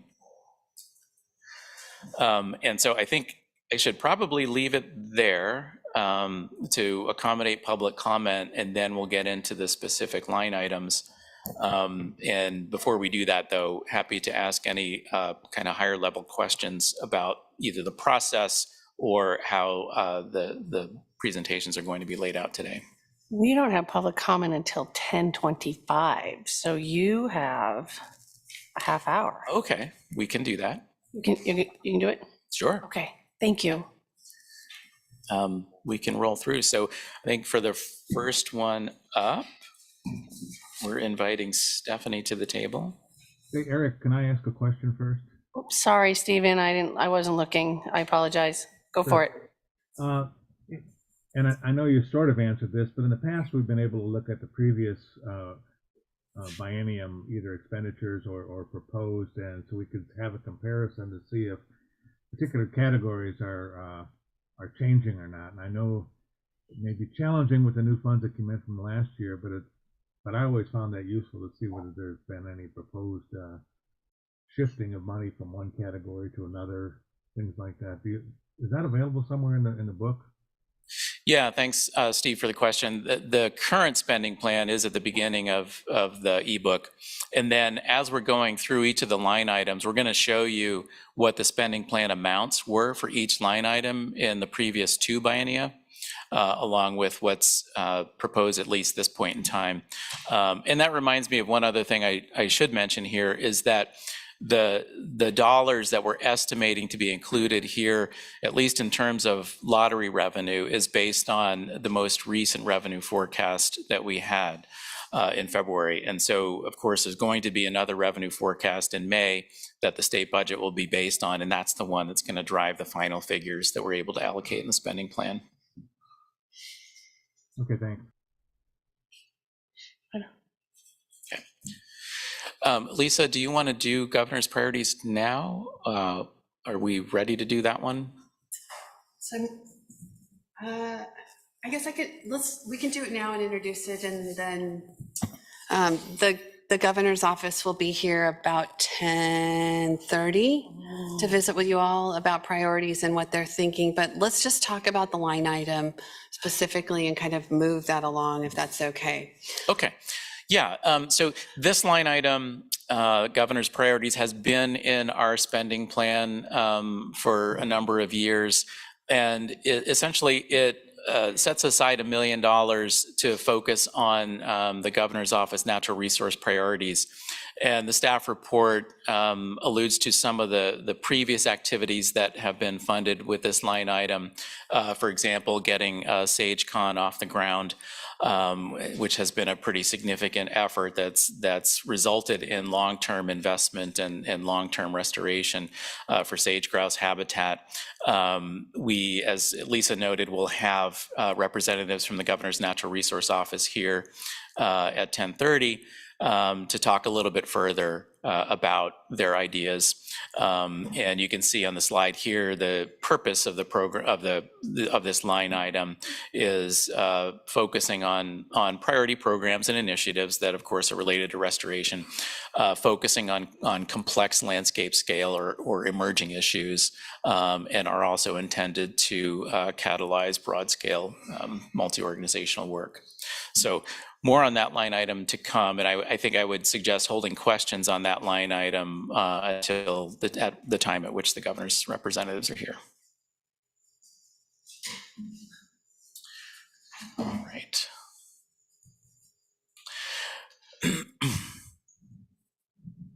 And this just runs through some of the prior investments from the current biennium.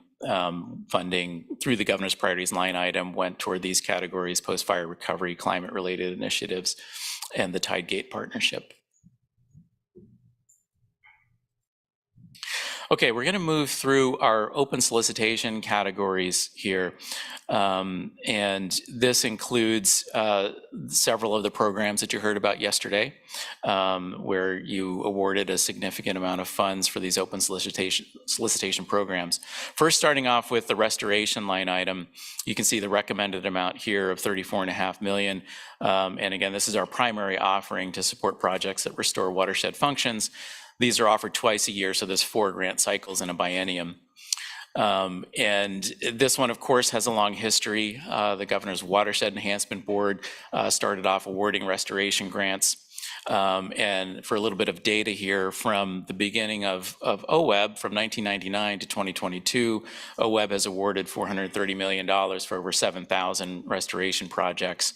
And you can see some, what I think are pretty impressive metrics there from that long-term investment in restoration.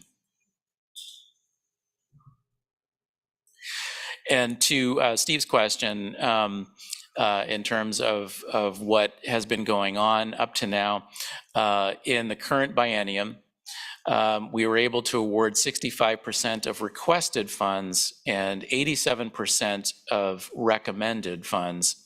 And that leaves a funding gap of $5 million. And based on history, long history of this program, we anticipate steady demand and, due to inflationary pressures, increased project cost.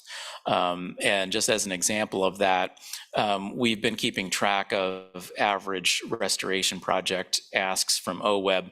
And just a few years ago, we were around $175,000 average project, and now we're up around $214,000. And that is definitely a reflection of inflationary pressures and also in some cases increased permitting costs.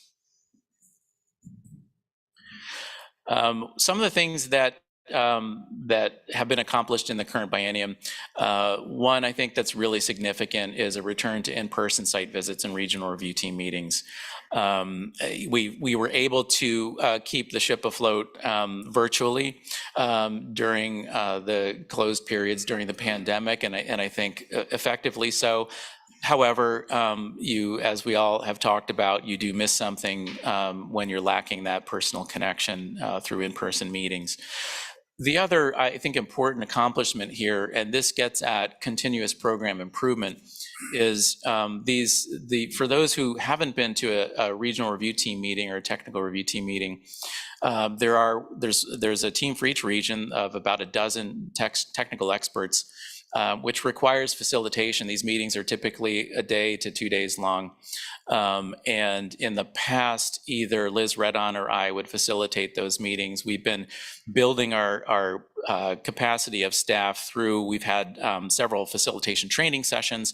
And during the past biennium, we implemented co-facilitation of the regional review team meetings where the RPRs were facilitating each other's meetings.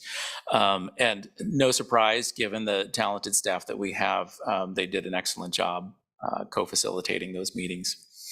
And so, Steve, here's those numbers going back a couple biennium. And one thread that you're going to see through all of these is 1921 is going to look low across the board. That's because that's the biennium that our revenues went to zero for a period of about 6 months, and we had to cut back on our spending. And so it makes it a little bit difficult to compare across the 3 biennia, but at least you've got the current 21-23 biennium there, and then you can see what's proposed for the next biennium. And so for restoration, it's a slight increase proposed to $34.5 million. So do you want questions along the way? Yeah, let's do questions for each category, because I think that was the last slide in that category. So I have a question. The bump up doesn't seem like that much considering the economy. And how much it's costing to actually do projects now. Mm-hmm. So that sticks out to me. I mean, not that I want an answer, but it kind of sticks out to me. There is an answer. And, I think, and I was trying to let you off the hook. Yes, we had the good fortune for several biennia running of having really healthy lottery revenue, actual revenues received, and then forecasts. Even the 1921 biennium had a healthy forecast before the pandemic hit, and then we had to make cuts. As you all know, the February revenue forecast, while not horrible by any stretch of the imagination, is not showing the increases we've seen in prior biennia. And so that, and we also have a really significant restoration effort that you really could consider part of this line item, but it's separated out because we're doing the kind of once in a lifetime restoration project in the Klamath for Klamath Dam removal. So if you add those funds, it's really $43.5 million going to restoration. Yeah, Eric hit on it. Just as a reminder, the board did commit $15 million to the Klamath Dam restoration. And so it has limited some of the flexibility in the spending plan and has forced us to have to make some choices in it. And you will hear, I think, throughout the presentations and from the partners and in the public comment, inflation has been an issue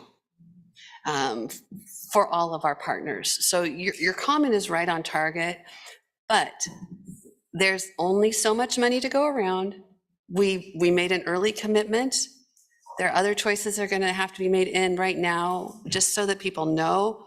Our holdback is only 2.57 million. That makes me nervous. Just straight up, it makes me very, very nervous in trying to meet the demands of what we've heard and the need that's out there, even with the shift in the lottery funding. So just to give you that extra little bit of context to think about as you listen to the presentations. A couple of hands up. Sorry, Bruce, go ahead. Yeah, Eric, you make a great point about Klamath being a restoration project and the amount of money. I think it would be, if possible, I think it'd be helpful to actually have that line item in the restoration area or in that segment of our spending plan. I know it's unique, but you had to make a decision of where to put it, and you put it down on the other items for purposes of continuity. Is there any reason we couldn't put that under restoration? Yeah, thanks, Bruce. The main reason is that the work that's going to happen in the Klamath is not an open solicitation program. And this line item is in the open solicitation category, meaning that all eligible applicants are able to apply. The Klamath has gone through a separate process to select entities responsible for restoration. And so it really doesn't fit in the open solicitation category. However, it really is very significant restoration. So achieving similar, like if you want to think about it in terms of metrics, achieving similar metrics that when you aggregate the open solicitation metrics for restoration, that's why I mentioned it here, because it really is a significant investment in a similar activity. But this spending plan is organized by these categories that I think are useful, particularly for our stakeholders and our grantees to understand how the funds are allocated. But you're right. It seems like it makes restoration seem artificially lower than it actually is, because that Klamath line item is going to accomplish some really significant restoration. And my colleague next to me said it very clear that I think it makes a lot of sense. Lindsay said that it's not competitive. Correct. So that makes it more clear for me hearing that. So I just thought I'd share that. Jamie, you have a question, comment? One other thing on the Klamath, that when they first came to us, they asked us to kind of shore up a just in case set aside.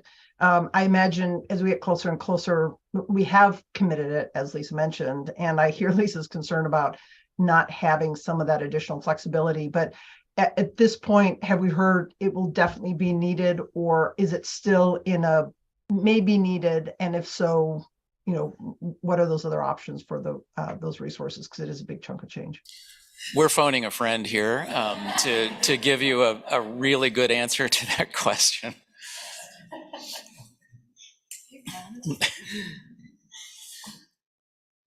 Good morning, Co-Chair Boyer, members of the board. For the record, Renee Davis, Fire, Klamath, and Drought Program Manager at OWEB. We are expecting that, yes, a significant portion of that likely could be needed for the reason that Lisa mentioned about inflation, and Corey vigorously nodded. So the expectation is likely in September of this year. We potentially could see the first application from Klamath River Renewal Corporation for the focused or the targeted grant cycle that we've created for the purpose of this program later today. In fact, the last presentation we'll have today is about this particular line item. We're proposing that in addition to the 4.053 that the board awarded in October of 2022, that for the 23-25 biennium, we supplement that with an additional $8 million. Rather than going up to the full 15, we do expect that some portion of the funding may not be needed until the 25-27 biennium. So just in an attempt to try to tamp down some of that pull on the spending plan. That's helpful. If no further questions on restoration, we'll move to technical assistance. This category we're recommending $6 million, which, as you'll see, is an increase. This one is really critical for getting projects on the ground, restoration projects on the ground, or acquisition projects. And it funds two types of work: technical design and engineering, as well as resource assessment and planning. And again, offered spring and fall, similar to the restoration and stakeholder engagement spending plan line items. This one also goes back to the beginnings of OWEB's grant making in 1999. And in terms of a significant event in its history, we had initially a project cap of $50,000. That was increased in 2016 to $75,000. And that cap, by the way, is instituted as policy through your approval of the spending plan. And so we're going to talk a little bit about that here for future need. In terms of the current biennium, in this category, we funded 61% of the requested funds, 79% of the funds for recommended projects, leaving a gap of about $1 million. In terms of future need, and there's more bullets here than I think in most categories, because there are some significant pressures on this offering, including increasing cultural resources work, which is critical to getting our projects on the ground, increasing land use permitting costs at all levels through local government as well as state and federal, and inflationary pressures on the costs of putting together program designs or watershed assessments. Because of all of those factors, we're finding that the cap has been really limiting. And if you look through our technical assistance grant awards, you'll see an awful lot of projects coming in at $74,950 or thereabouts.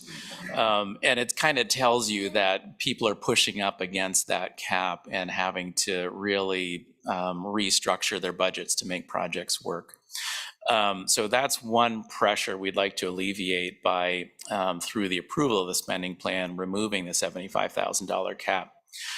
Another significant pressure on our applicants, and particularly those that maybe have less capacity than other applicants, is the match requirement. It's a little bit easier to get matching funds for the on-the-ground restoration work, a little bit harder sometimes to get the matching funds for the design work or the assessment work. And part of that is embodied in our administrative rules. And if you'll recall, the board recently adopted new what are called Division 5 rules that are kind of the overarching grant program administrative rules. We changed the requirement there in the rules. Instead of saying a 25% match is required, it says that a minimum match of $1 is required. The match requirement will be announced with each solicitation for each grant type. And so our proposal and our intent would be to keep that match requirement at 25% for most programs, but to reduce it to $1 for technical assistance and for stakeholder engagement grant types, because those grant types are harder to find match, and those grant types can also support some of the work we've been talking about to have increased involvement from currently underserved communities. So we feel like this one is really achieving a couple of things here at the same time, relieving some of those pressures on project development, as well as trying to facilitate some of our DEI goals.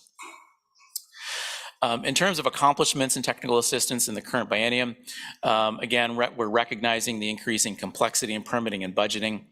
And this is reflected in a lot of the review conversations that we have at those regional review team meetings.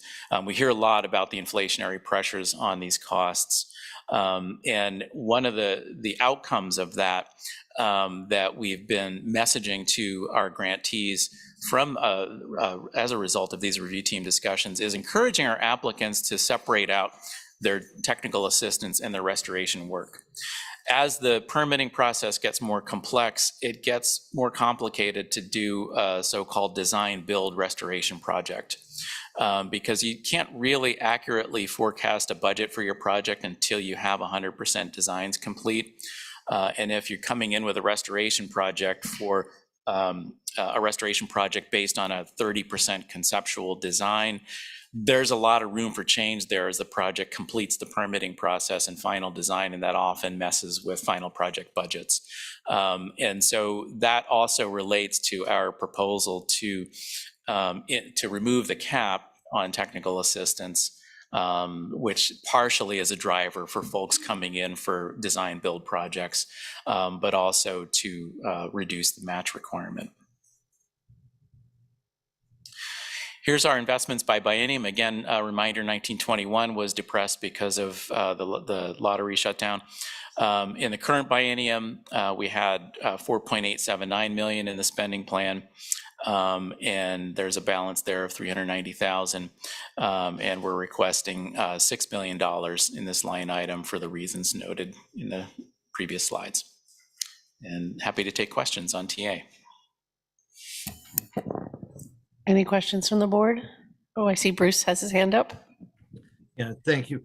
Eric, what percentage of TA grants have resulted in a completed on-the-ground restoration project? I don't have an answer for you off the top of my head for that, Bruce. And we can do some checking. I think that might involve having to kind of manually go through some data to give you an accurate answer. But we can look into that and perhaps report back to the board, or at least send some information back to you. It seems to me like that's a metric that will tell us how effective this this category is. Is it working? Yeah, a cautionary note too is that like all of our programs where we have offerings to help people get restoration on the ground, for some of the preliminary steps, there isn't always an assumption that the restoration work or the acquisition work comes to OWEB for funding, because there are other funders out there. And so we wouldn't necessarily have the data on TA projects that get implemented through other funding sources, and that does happen.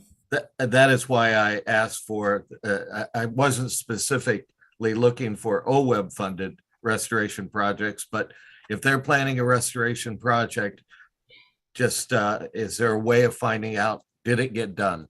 Was it completed? Thanks. Molly, you have your hand up? So I was just kind of thinking the same thing as Bruce, is it would be great to be able to evaluate this this particular grant with regards to, did it actually result in restoration? And it kind of goes to the question that we were talking about yesterday afternoon as well, which is, to me, at least in my thinking, this program is so important to increase the accessibility of these funds and of this kind of activity for our community partners. It really is where the boots on the ground can learn how to interact with all of the policies and the funding options and do the good work.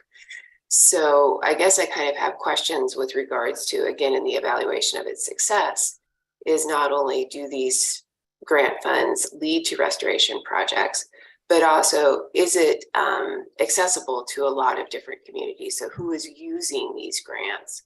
Is it the same players every time?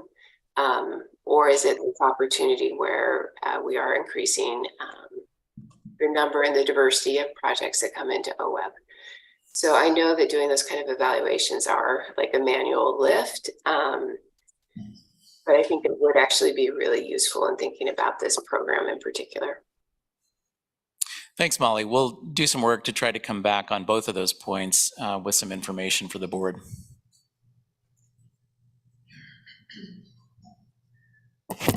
Jamie? Yeah, just piggybacking on Molly's comments, I made some comments yesterday and just cut and paste them into this discussion.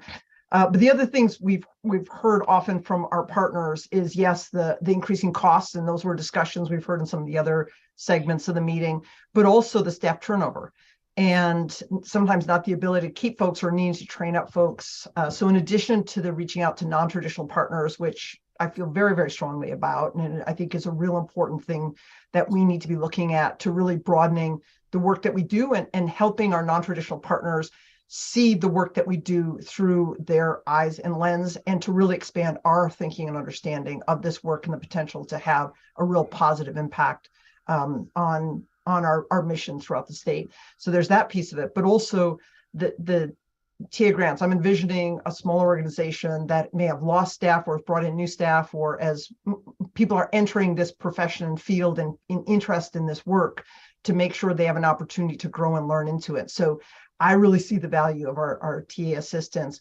whether as much as we can do directly. And I'm often reminded that there's limitations to the 76 funding. So I appreciate that, Measure 76.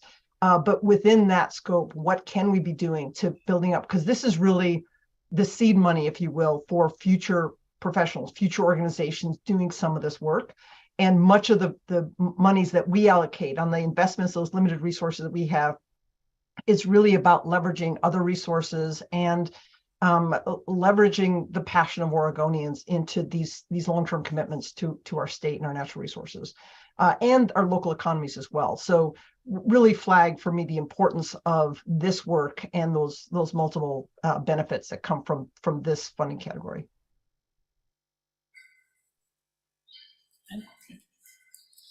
All right, if no further questions on technical assistance, we'll move to the next category.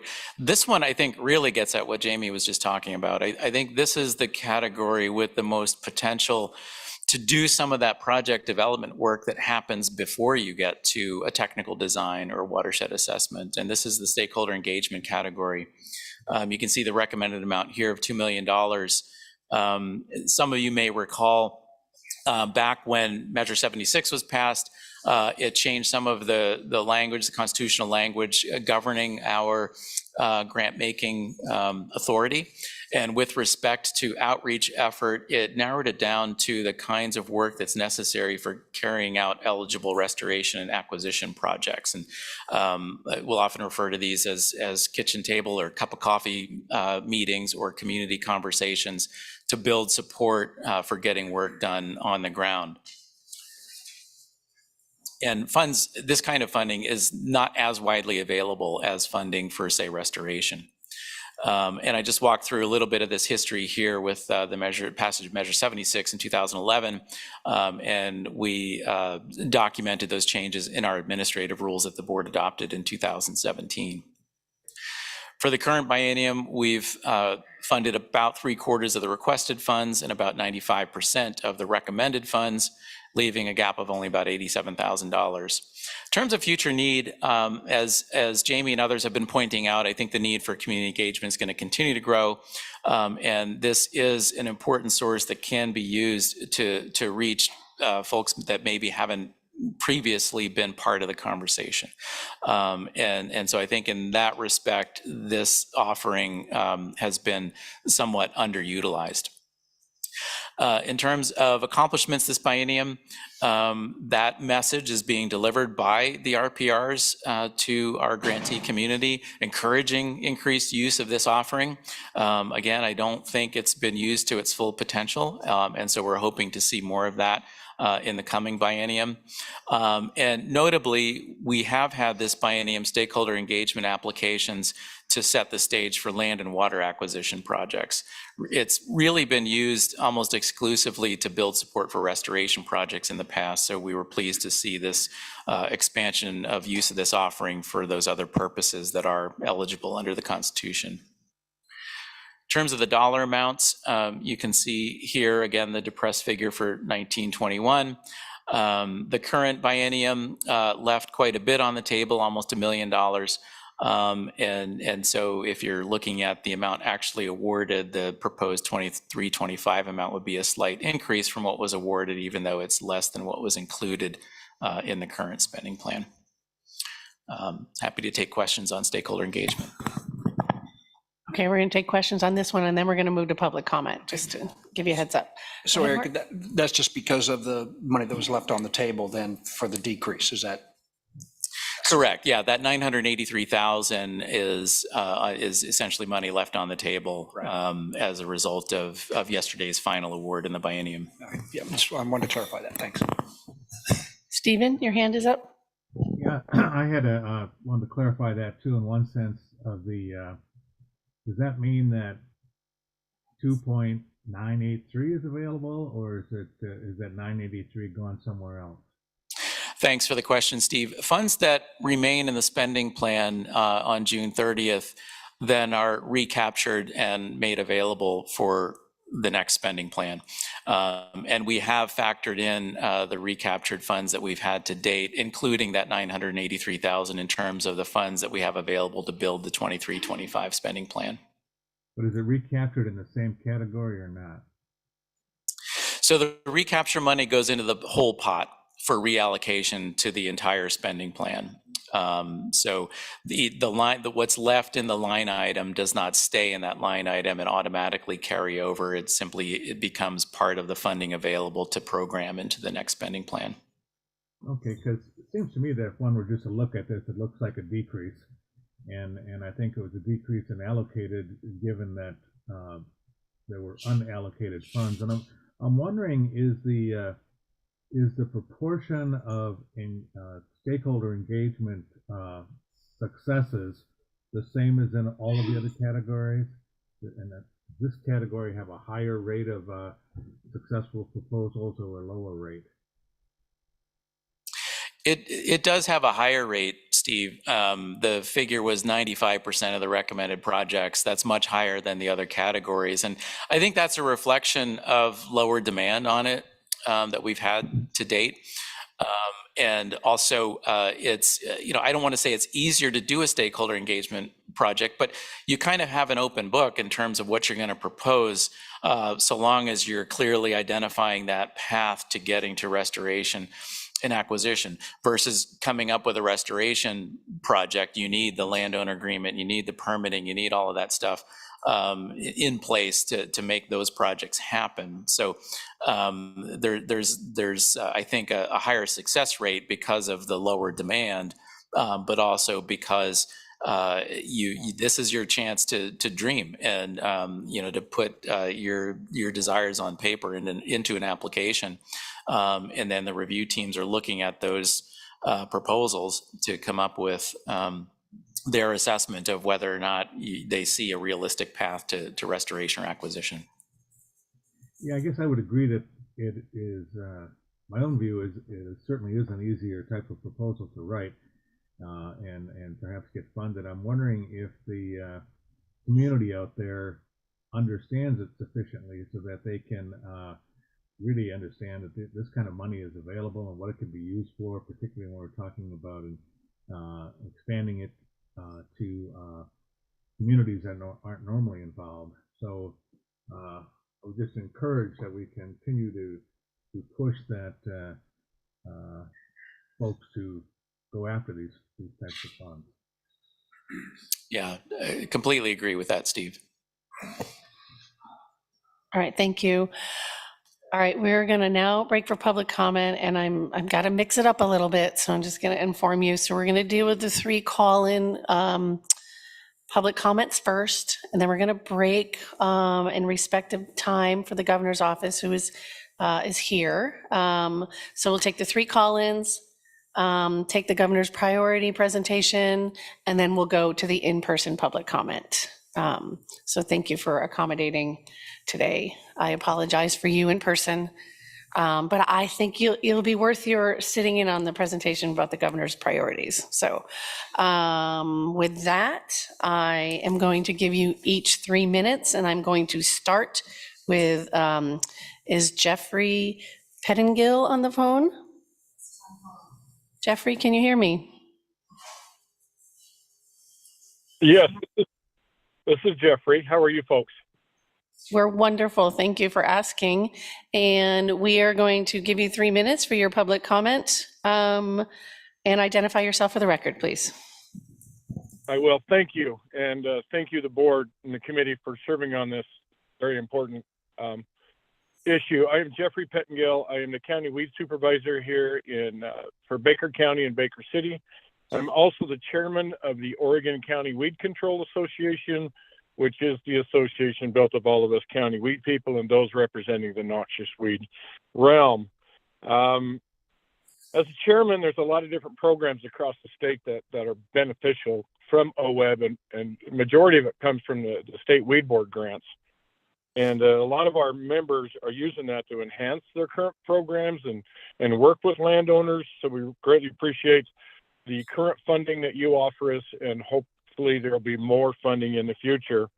And many of our members would like to, have the board consider using the funds for more equipment purchases. I know this is something that hasn't been done. It's an ongoing issue, but as we try to grow our programs, our infrastructure is where a lot of this gets held up from growing it. And at least in the eastern side of the states, as you guys know, a lot of people are moving in. God's not making any more land for us, so we've got to take care of what we have.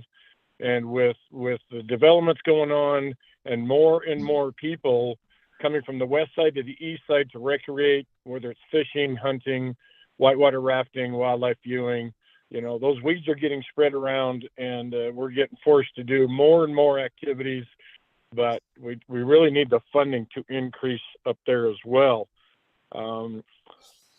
As far as the county side of that, we use this. I heard a few comments a minute ago where many people are using these funds to enhance and build programs, even down to stakeholder engagement. We really use a lot of these funds to do that. Many landowners are moving in.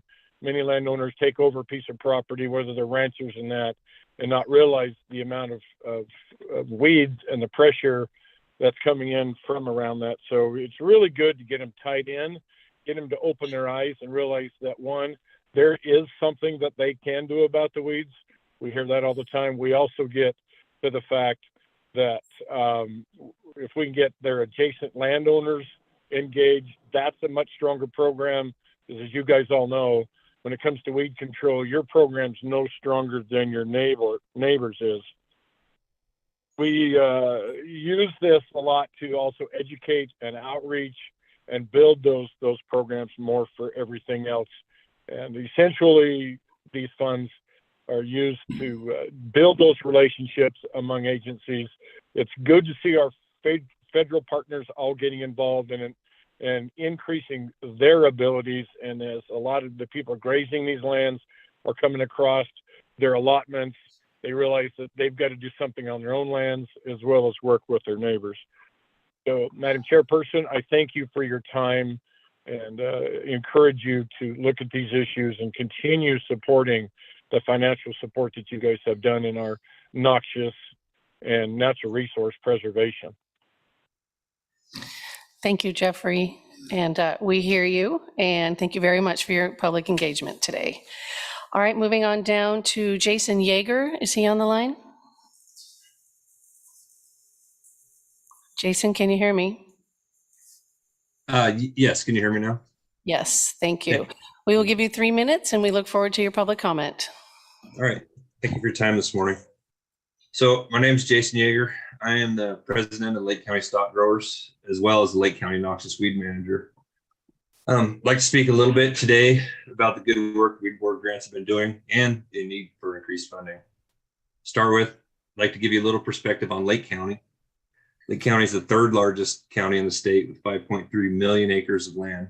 78% of that is managed by state and federal government, leaving 1.16 million acres of private land that needs to be covered by the county and private landowners. We have a total population in our third largest county of 8,000 people. So we have a lot of land to cover and not many people to do it with. Our average per capita income is only $16,000 per person annually. We don't have a large tax base to begin with because of the large amounts of federal land. We use the OWEB money to help fund our noxious weed control, but more than that, we use it to match federal dollars. For every state dollar we get, whether it's ODF&W or OWEB dollars, we leverage that at another $4 to $5 from our federal partners. Because of their staffing issues, that's becoming more and more important that we're covering their ground as well. OWEB has over $100 million budget for biennium, and only 3.25 of that goes back to noxious weeds. In our county, private lands help the federal partners and vice versa. Their budget and staffing shortfalls with federal partners Like I mentioned before, the noxious weed controls fell back on the county, and the CWMA to help fill that gap. Federal partners are willing to seek funding through grants and agreements, but those state dollars have to be there to be able to match that funding. This isn't done only to protect our agriculture and forestry industries, but to also protect wildlife habitat, including sage grouse and mule deer. I'd ask that OWEB consider increasing the budget for noxious weeds to help compensate the increased operating costs that we're seeing. From 2020 until now, we're seeing a 15 to 20% increase in costs across the board. Many of the other OWEB programs are seeing an increase in budget funding because of those increases in costs, and we'd like to see that as well. We appreciate the funding that OWEB grants us, and we've done a lot of good things in our county. We just simply ask to consider increased funding so that we continue our work as well. Thank you for your time. Thank you, Jason. Really appreciate you commenting today. All right, we have one more call in, and then we're going to move forward. And is it Kaylin on the phone? Good morning. Yes, it is Kaylin. Can you hear me, see me? Good morning, Kaylin. Yes, we can. So we'll give you 3 minutes for your public comment, and please state your name for the record. Absolutely. I just started my timer. Kaylin Barter. I am the Oregon Water Policy Program Manager at Wild Salmon Center. Good morning, co-chairs, members of the board. I really appreciate the opportunity to provide comment. Wild Salmon Center is an international nonprofit headquartered in Oregon, and we've worked with local partners since 1992 to protect and restore the strongest remaining runs of wild Pacific salmon. We use science to drive policy, lead planning processes, and support implementation. And we know that the health of our state's water resources is directly linked to the recovery of our iconic wild fish and the vitality of our communities and economy. I also submitted written and verbal testimony on OWEB's budget bills on behalf of a group that we're involved with called the Oregon Water Partnership, and welcome the members of the board taking a look at that testimony as well. I appreciate this parallel opportunity to comment on the next biennium. My comments are involving water quantity and water quality. The first is to focus on stakeholder engagement. I agree with Eric, along with the TA dollars, these do have the most potential to increase the pace and scale of restoration and acquisition projects in the state of Oregon. And this funding is not widely available compared with restoration funding. Case in point, the billions of dollars available for projects, but hardly any that are available for those kitchen table conversations where we actually are trying to build the trust and relationships necessary to do those projects. We also are pleased to hear that the RPRs are encouraging increased use of the stakeholder engagement funding. And we're pleased to see expansion to support the land and water acquisition program. The current, I think, untapped nature, COVID had a major issue there. I mean, a lot of those kitchen table conversations just couldn't happen. And a lot of projects got put on the skids. So would encourage the board to take a hard look at actually raising the stakeholder engagement dollar amount to parallel what was allocated in the last biennium, which was 2.75 million. As was clarified, the remaining funds in the balance will get swept. I believe that's what I heard there. Desperately need this funding to deploy it to engage a broader community of folks with an interest in our watersheds than have previously been engaged with.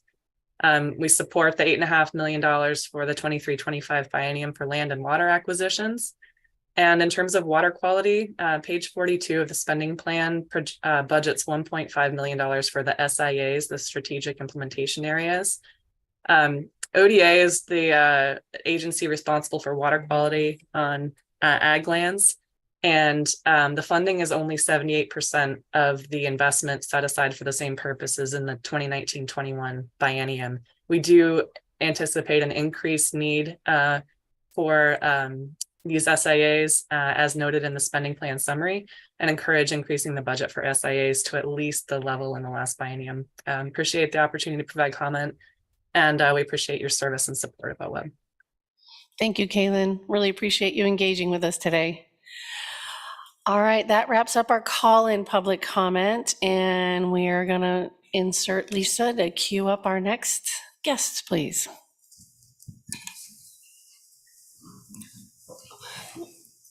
So for the record, Lisa Sharplow-Hanson, Executive Director. First of all, I want to thank our public commenters that are here. Thank you for the flexibility in allowing us to adjust the schedule.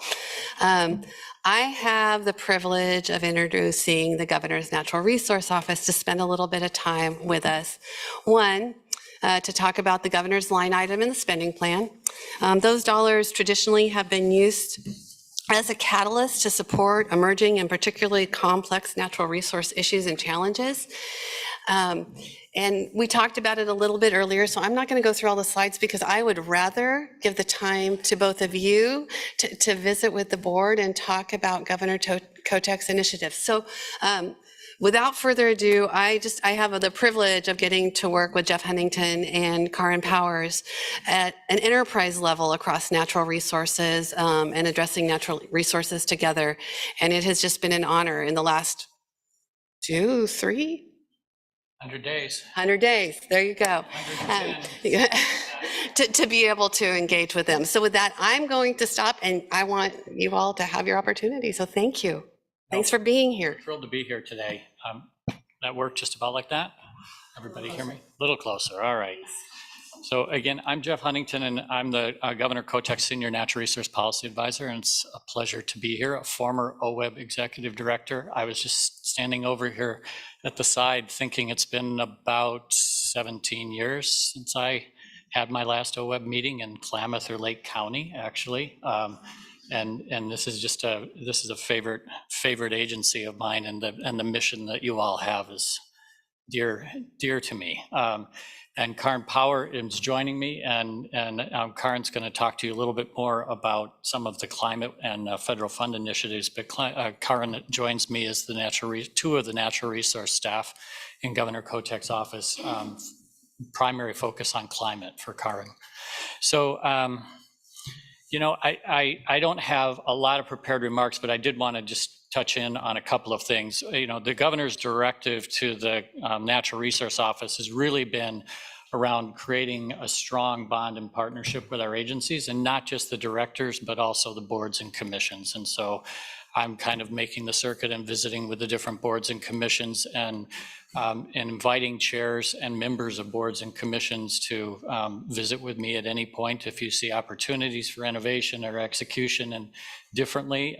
You all are the oversight body for our state agencies, whether it's ag or water or OWEB. I know I've had the pleasure of sitting with Mark about ODFW business, and Barbara and I have some conversations that we started last night or night before. So Meg Reeves from Water Resources Commission, I've had some time with her. So we're really working hard to kind of create a little bit more connection between our office and the boards and commissions for the natural resource portfolio of the state. That comes as a piece of us working in service to help the agencies accomplish their missions, and also bring a sense of joint accountability to hold us responsible for really standing in the way of helping the agency do more of what you should be doing and a little less of maybe what you've been doing historically, but is run its course. And we've got resource constraints.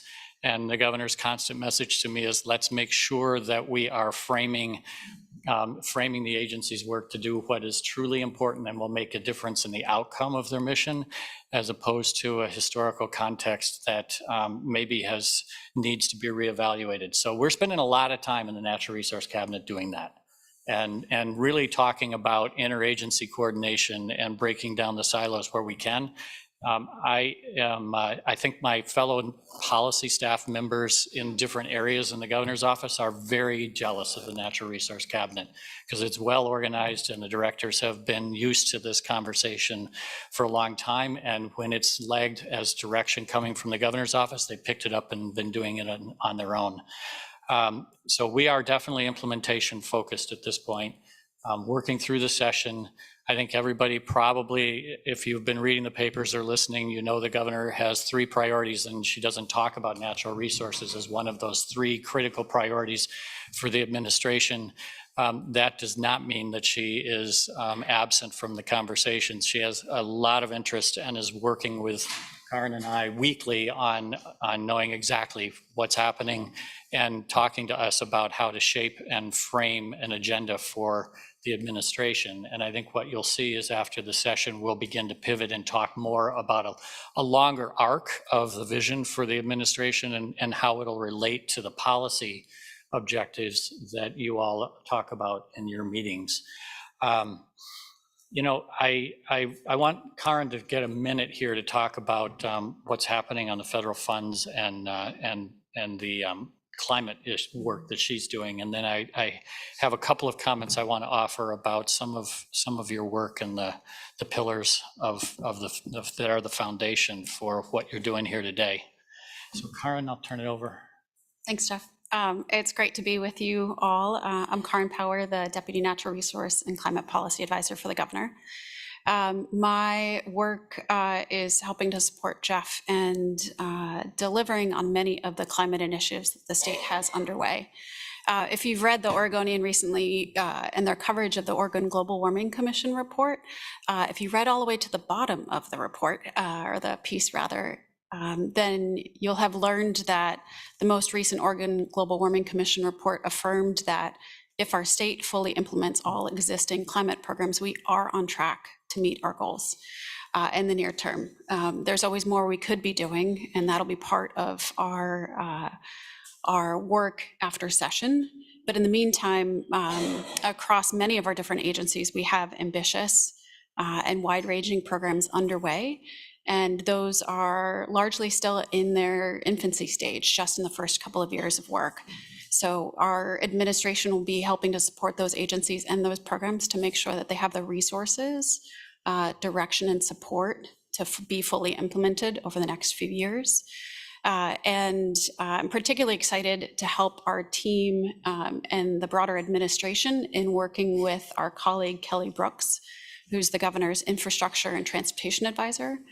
Kelly is the lead staff for our federal funding coordination as a state, and I'm helping to support her within our team. DEQ and ODO are our lead agencies underneath many of our future and current EPA funding opportunities, with DLCD playing an important supporting role in that work, as those 3 largely have our largest regulatory programs underway to achieve climate reductions across multiple different sectors. It'll be part of our interagency and natural resource cabinet leadership work as well over the next couple of years, but we are very excited. Our first major EPA deadline is this Friday. And as soon as I get back home, we will be doing the last couple of edits and hitting submit on that application. But there's a lot of opportunities. And if you start to scroll through the EPA and DOE websites, they're almost overwhelming. So part of our work is convening our subject matter experts within our different agencies and supporting them to help find the ones that are right-sized for their work. And making sure we are staying aligned in cross-agency coordination.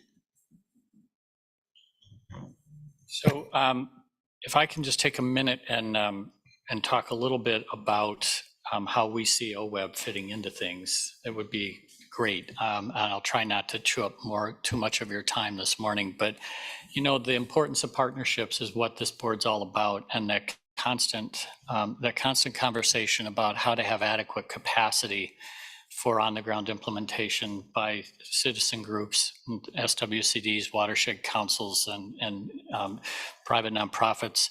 It is, you know, it's a lineage that Oregon has that is just really special, and I think you all know that. And you know, I couldn't sit in front of you today without mentioning 3 people that in particular that I always think about it. One is in the back of the room, and it's Ken Beerley, who's, you know, Ken's has been around this since, you know, we had dirt, and we were kicking dirt in back of the pickup truck, and is just this wealth of expertise and perspective on the historical underpinnings of the voluntary restoration effort. But there are two other people I just want to, we lost Bill Bradbury recently, and he was an iconic individual in thinking through how this state could approach what you all are about. And there was a chair of OWEB that we lost over the summer that you may or may not know, and that was Daniel Haggerty. Dan Haggerty was a special person and saw a vision that I think was ahead of its time, because I see pieces of the lineage that Dan Haggerty used to talk to me about 17, 18 years ago in preparing on the relationship of the economic benefits of restoration to this state and preparing in a context of resiliency and adaptation for what's to come. We weren't talking about climate change at that point, but we certainly were thinking about resiliency and adaptation in a changing natural landscape and working landscape context. And so I think you all stand on the shoulders of some really brilliant and great people. And I see the direct thread from their work to what you're involved in now, and working on this capacity issue to put work down on the ground in the right way in places like, I just heard a little bit of one of your public comments in Lakeview, the meaningfulness of the work in some of our timber and agricultural dependent counties and economies is just very special and unique to Oregon when we go around other places. I know you adopted a climate resolution a few years back, maybe 2022-ish or so, and consider climate criteria as part of the grant review application process. And I guess what I wanted to leave you with is that I think that's incredibly important, and it is a qualitative thread that is representative of this resiliency and adaptation piece of OWEB's work.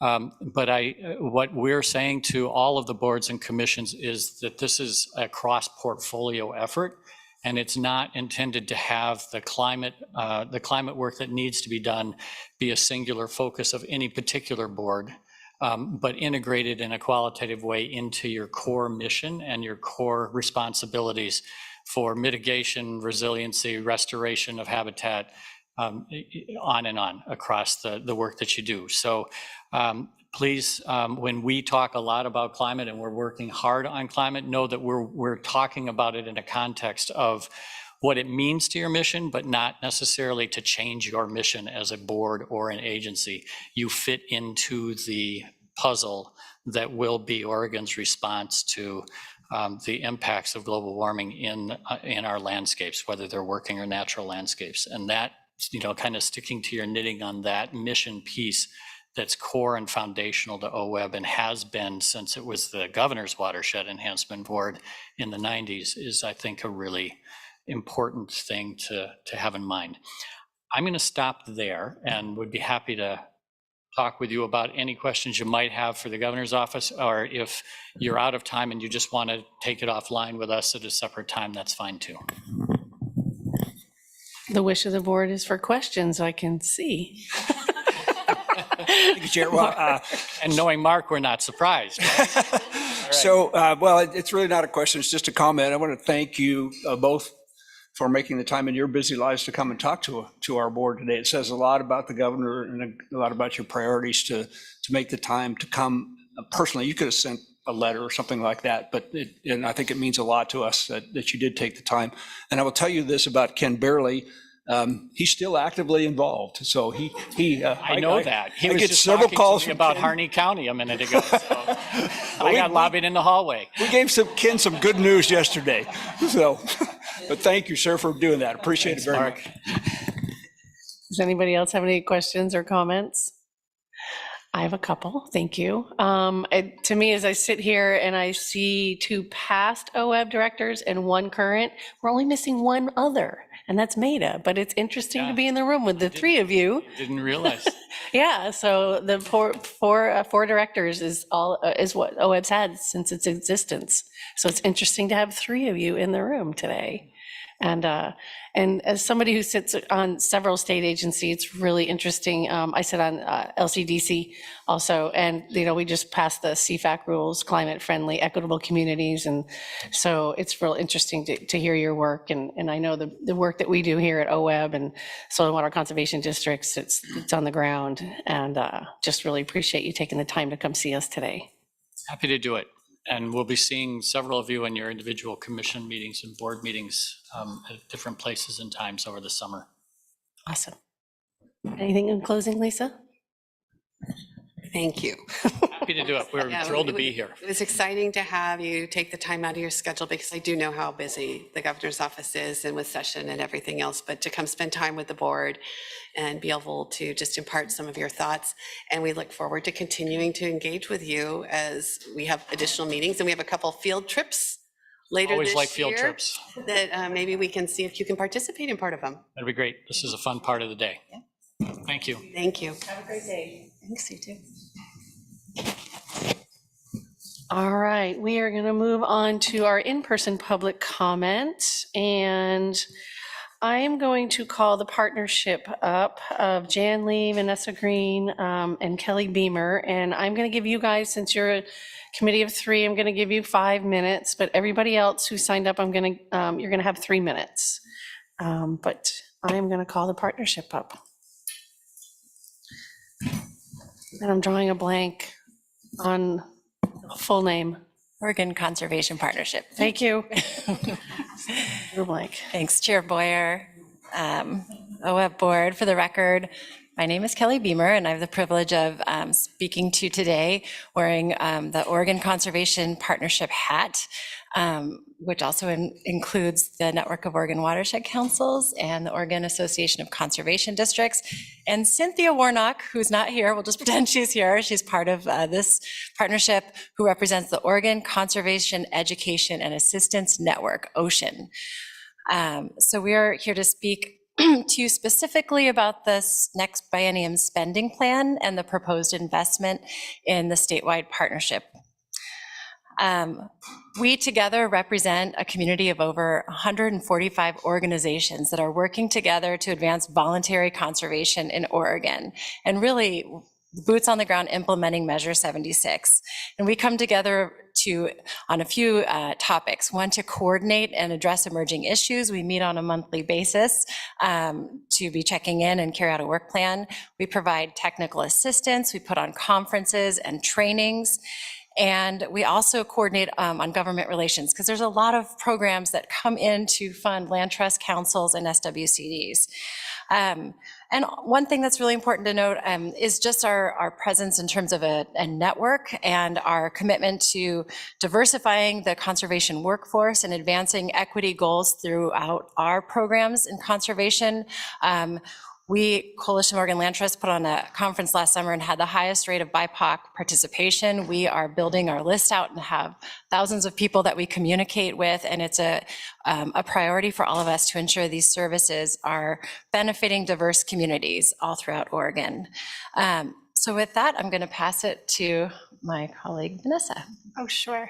Vanessa Green, Executive Director of the Network of Oregon Watershed Councils. I will just say that you heard from me and my colleagues yesterday. You'll hear from more today in the Watershed Council world about the importance of capacity and how valuable those dollars are and how far we stretch them. And the purpose of NALC's participation in the Oregon Conservation Partnership is to really find ways to add our voice and use our resources to leverage across councils, districts, and land trusts so that we're helping to add value to their lean capacity dollars so they don't have to each reinvent the wheel every time.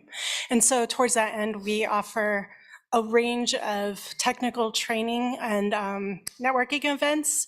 And it's really important to be able to provide like a best practice baseline across our organizations, and then to just be able to have a good call and response among the organizations about what kind of resources do they require and need, and how can we help to provide those resources to them. So instead of waiting for a plan to roll out that's already formed, it's pretty formative, and we can roll with things quickly and in real time and adapt.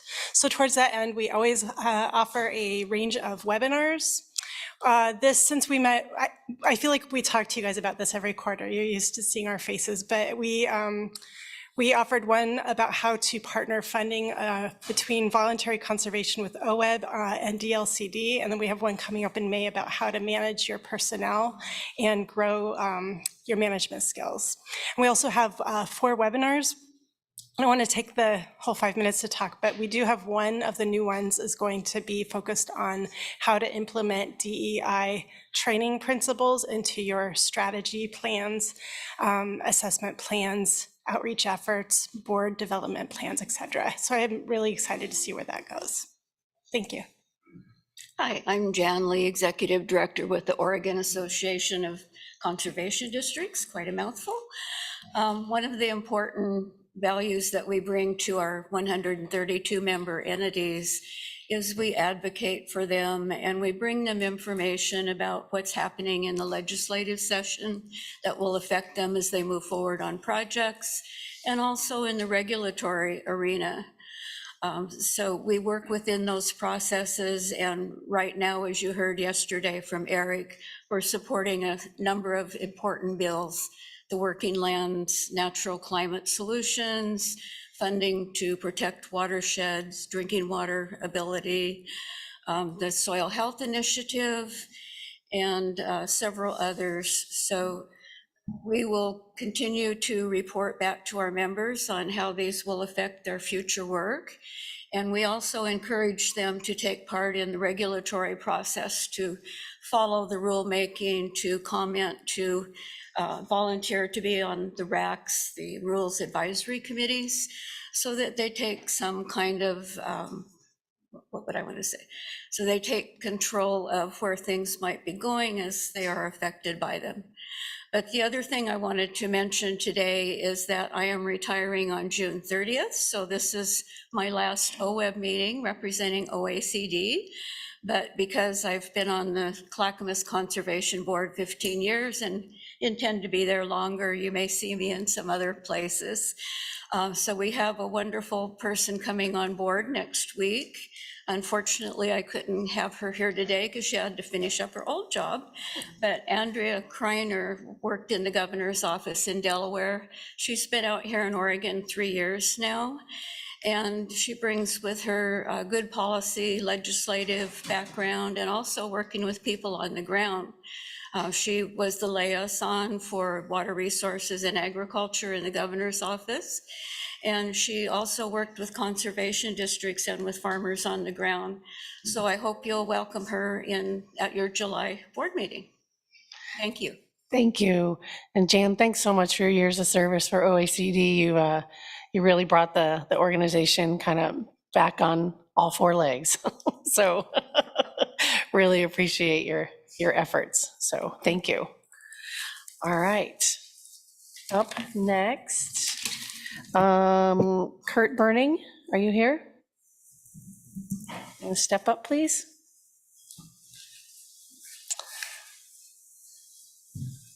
And you'll see all the green, yellow, red lights in front of you. So to start, can you state your name for the record, please? Sure, yeah, it's Kurt Burning. I'm the co-executive director of the Pudding River Watershed Council.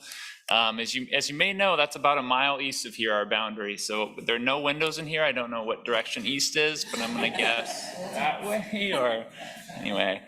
You might know my colleague, Anna Rankin. She's been with the Watershed Council a long time. I just started a few months back. Before joining the Watershed Council, I was an accountant. So unsurprisingly, I'm gonna start with some numbers. So I've looked at 990s for all of the watershed councils in the state who are registered nonprofits. And I can tell you that in 2020, watershed councils spent at least $34.1 million across the state. And for that same year, that same calendar year, OWEB council capacity grants were 3.5 million. So if you do the math, the average watershed council is leveraging their capacity grant 10 times each year.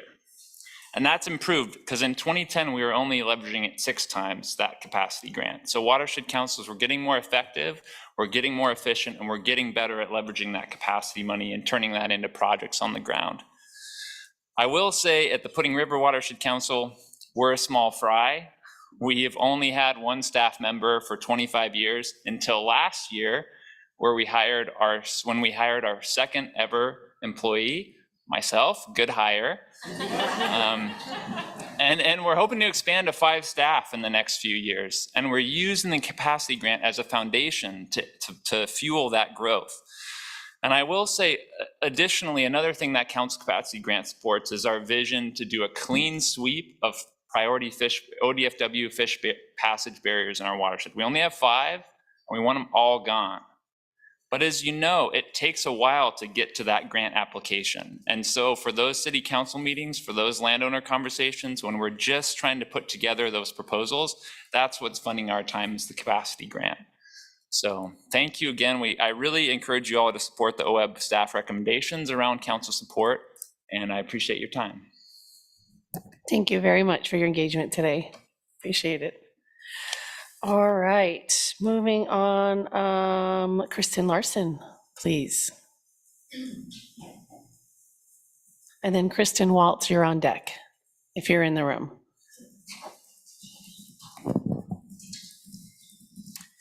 Hello, good morning. For the record, my name is Kristen Larson, Executive Director of the Lucky Mute Watershed Council, and I'm here today actually to talk about a different kind of capacity grant. I reviewed the draft spending plan for the upcoming biennium and noticed the organization collaboration grant and partnership TA grants had been zeroed out. I wasn't able to be here in person yesterday, and I do understand there was a lot of conversation around this in the afternoon that I haven't watched yet. So I apologize if I'm missing the mark or out of the loop here.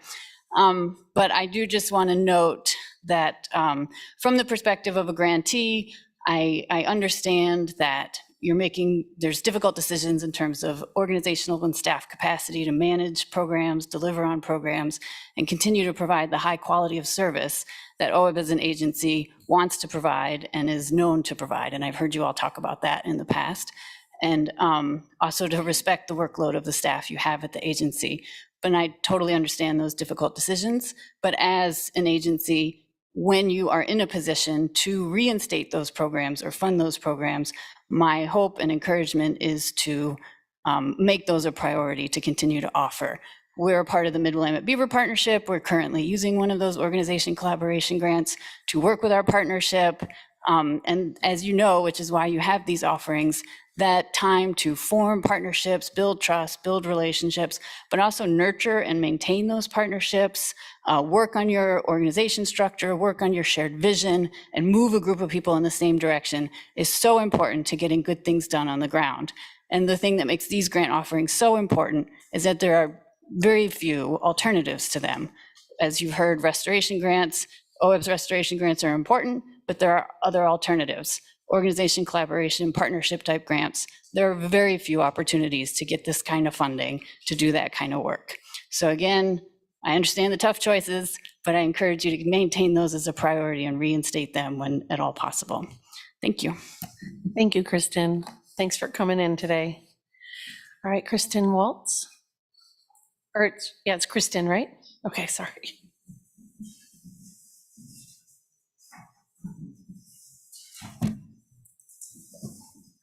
Hello, my name is Kristen Walls, for the record. I'm the Executive Director at the North Fork John Day Watershed Council. I also serve as the Board President for the Network of Oregon Watershed Councils. First of all, I want to thank the OWEB board and staff for their investment and your continued support for watershed councils across this beautiful state. When I arrived in Kaiser yesterday, I had a pretty good idea of what my talking points were going to be, but after listening to and reading the comments from other watershed councils and all of the amazing work that they're doing, I felt like my comments may be a little bit redundant. But this is a good thing, because I think that means that the program is working, that the council capacity program is working, that the intent of the program is being seen on the ground.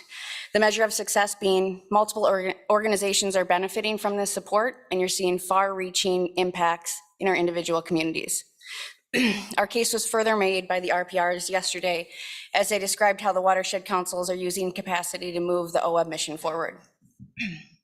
Mostly I was struck by the similarities in our stories, the challenges that we face as soft-funded organizations, and I'm lost here. The challenges we face as soft-funded organizations, as well as our common organizational strengths.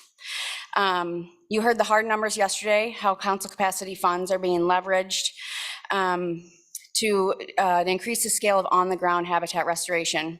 You also know from your experience that restoration projects are not planned or implemented in a vacuum. So watershed councils, we are partnering with state, federal, tribal organizations to best address our local resource issues. We fill the spaces in between these organizations who have more programmatic rigidity. This may be mistaken for sort of occupying a non-important or a menial role, but the truth is that this is one of Watershed Council's greatest strengths, that we are non-regulatory, we are nimble, and we're adaptable. This flexibility allows us to respond to our local resource needs quickly and effectively. And that's a little bit just about watershed councils. Our watershed council is located in remote Eastern Oregon in Long Creek. We have less than 200 people who live in Long Creek. The county has around 7,000 people. OWEB dollars have a strong economic impact within our community. It's estimated that 90 cents of OWEB dollars stay in Grant County, or 90 cents of every OWEB dollar stays in Grant County. That's $27 million over the last 20 years. I said I wasn't going to do hard numbers, but that's an impressive number, so I thought I would throw it out there. So that's $27 million that's been brought into our very remote and very rural community. And given our remoteness and our lack of access to resources, we likely could not exist without council capacity and the other OWEB funding that we receive. This year, as we were updating our strategic action plan, we surveyed our partners, our community members, our landowners, to see what do you find the value of the Watershed Council in this small community. We're one of 4 businesses in Long Creek. So when you drive down the street, you've got, and that's including the post office. So not a whole lot going on. So you can you wrap it up, please? Yep. We learned a lot from the process, but we also learned what we heard from our landowners and agencies, that they valued our ability to connect and to be the bridge and the liaison between those 2 organizations, or those 2 parties. We've always known that this was a service that we can provide to our community, but it was extremely encouraging to receive the feedback that it was working. I'll sign off by thanking OWEB again for all that you do. Thank you for hearing us Watershed Councils, and recognizing the crucial role that we play in Oregon's conservation efforts. Thank you. Thanks for your engagement today. Next time you see Sharon Livingston, tell her I said hello. Will do. Yeah. Thanks. Our house supporters are. Thanks. All right, up next is Kelly Beamer, please.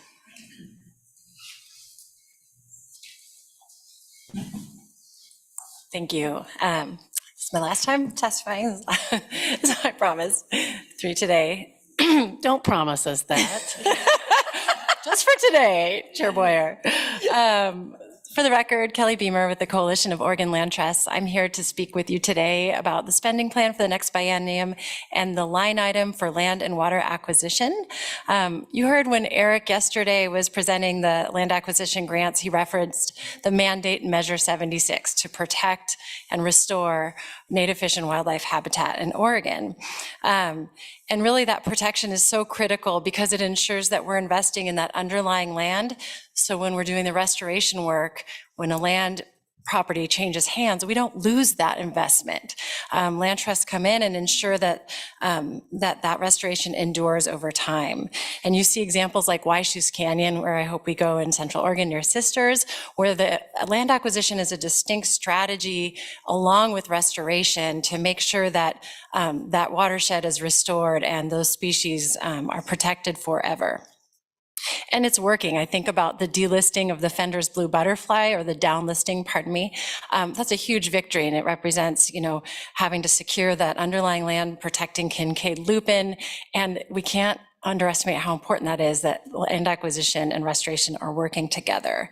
You've approved some incredible projects, the Rainforest Reserve above Cannon Beach, Mount Ashland, an incredible climate resilience project in Trout Creek Meadows yesterday. Our members are doing larger landscapes, more strategic and more expensive projects. And so while I'm really happy to see that line item stay the same in the next biennium, I want to ask you to think about increasing it and really thinking about that mandate and protecting. I think what Eric said is $430 million over the last 2 decades in restoration.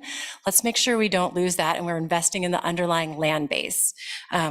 Colt is here to advocate for the OWEB staff capacity to run that program. We want Eric and Miriam's great work to continue, but also I know that you are all doing 2 or 3 jobs, and we are at your side to support increased staff capacity to run a robust acquisition program into the next biennium. So thank you for the opportunity to comment. Thank you, Kelly. Thanks for coming in today.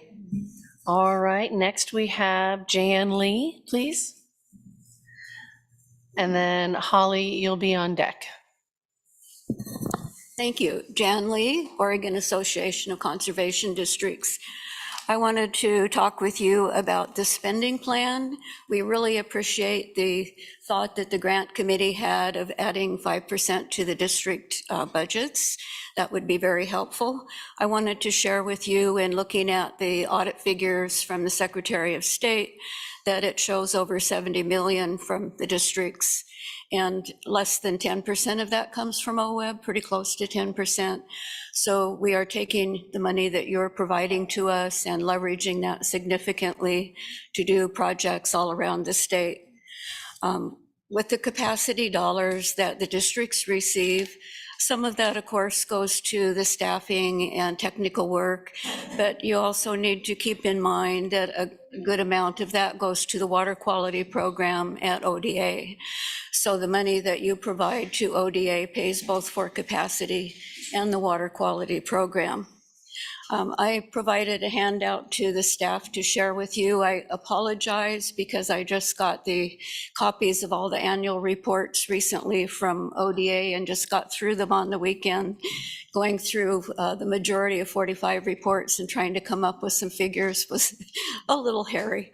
But I will also send an electronic copy for those who are not here today. And you'll see some of the figures that are in those copies of the reports from a large district and from a small district in contrast, and see some of the kind of work that we're doing. And I think Courtney, of course, works with ODA, so she has access to all those reports, and you could get them from her as well. So we leverage those funds with federal agencies and other partners. And the work that we're able to do on the ground then is not only working lands projects, but also restoration projects. As local government and special districts, we're required to follow all of the state laws regarding personnel, purchasing, and many other things. So it's not as easy to run a district perhaps as a council where there's more flexibility, but we're still getting the work done even under those conditions. So I want to thank you for your support, for your continuing support over the years, and appreciate all your work. Thank you. Stay right there for a second. Jan, stay right there, please, for a second. Thank you. Go ahead. So I just wanted to take the opportunity to thank Jan for her leadership in natural resources over the years. She has a long career and a long resume of natural resource work, and has been a tremendous leader and collaborator throughout my career in natural resources. And when I came to OWEB, she was one of the first people to reach out, and has just been a great partner along the way. So Jan, thank you. You will be missed. I hope you still try and make it to the meetings and come and do some of the field trips with us, because we would love to have you. Well, thank you along so the much. way. So thank you.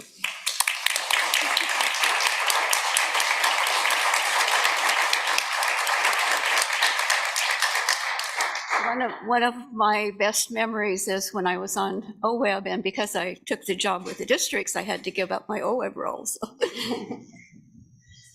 Thank you, Jan. All right, our final in-person public comment is Holly Di Pura. Okay, thank you. Curious why she.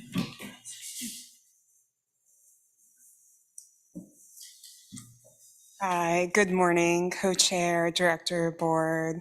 For the record, Holly Papura, executive director of Marys River Watershed Council. I'm speaking in appreciation of you all at OWEB, and of your support of capacity so we can work to build a resilient climate.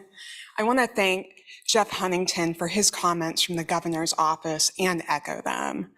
Watershed councils work to strategically identify the areas of highest opportunity for ecological uplift, which often falls on private land. Watersheds and species habitats don't end at tax lot boundaries. And if we want to build more resilient watersheds across the state, we need to work with voluntary stewardship on private lands as well. In some of our projects, we work with a dozen, sometimes multiple dozen landowners per individual project. And working with private landowners takes a significant amount of time and capacity, and it is necessary to build watersheds that are resilient to a changing climate. It's this amazing network of organizations, of people, are present in regions across the state of Oregon.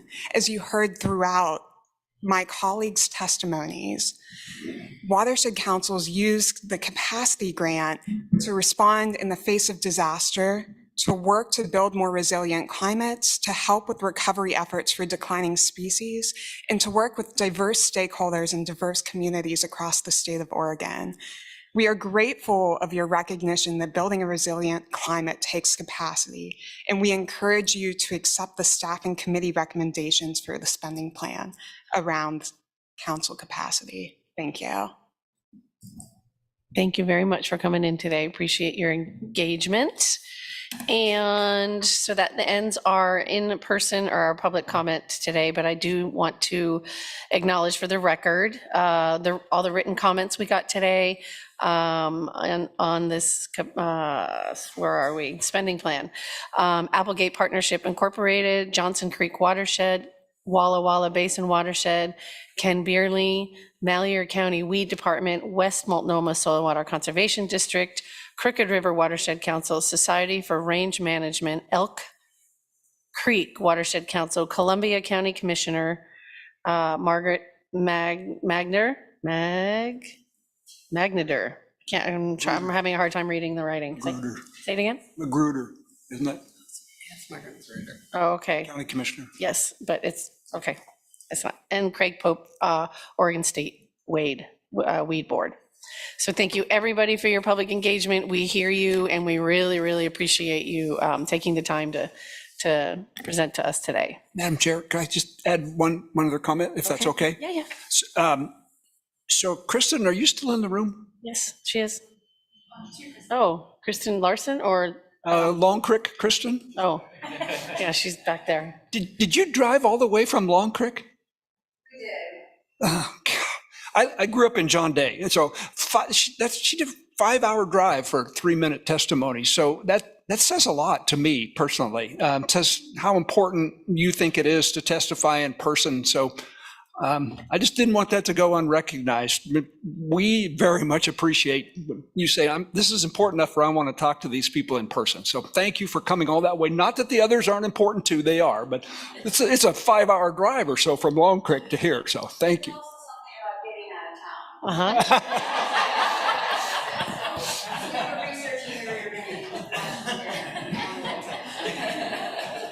And I hope there's more. I hope there's a little bit more fun involved too. So not just eating. So thank you. All right, Eric, do you think we can? I'm trying to do some jostling here. We left off on monitoring, correct? Yes. Can you do the monitoring land water We can. before lunch? Yes. And then we'll break for lunch? Monitoring and back. Okay, awesome. Thanks, you guys. Appreciate it. Absolutely. So good morning, members of the board, Co-Chair Boyer. My name is Ken Fetcho, and I'm OWEB's monitoring coordinator. And Linda's going to help me get this brought up so we can.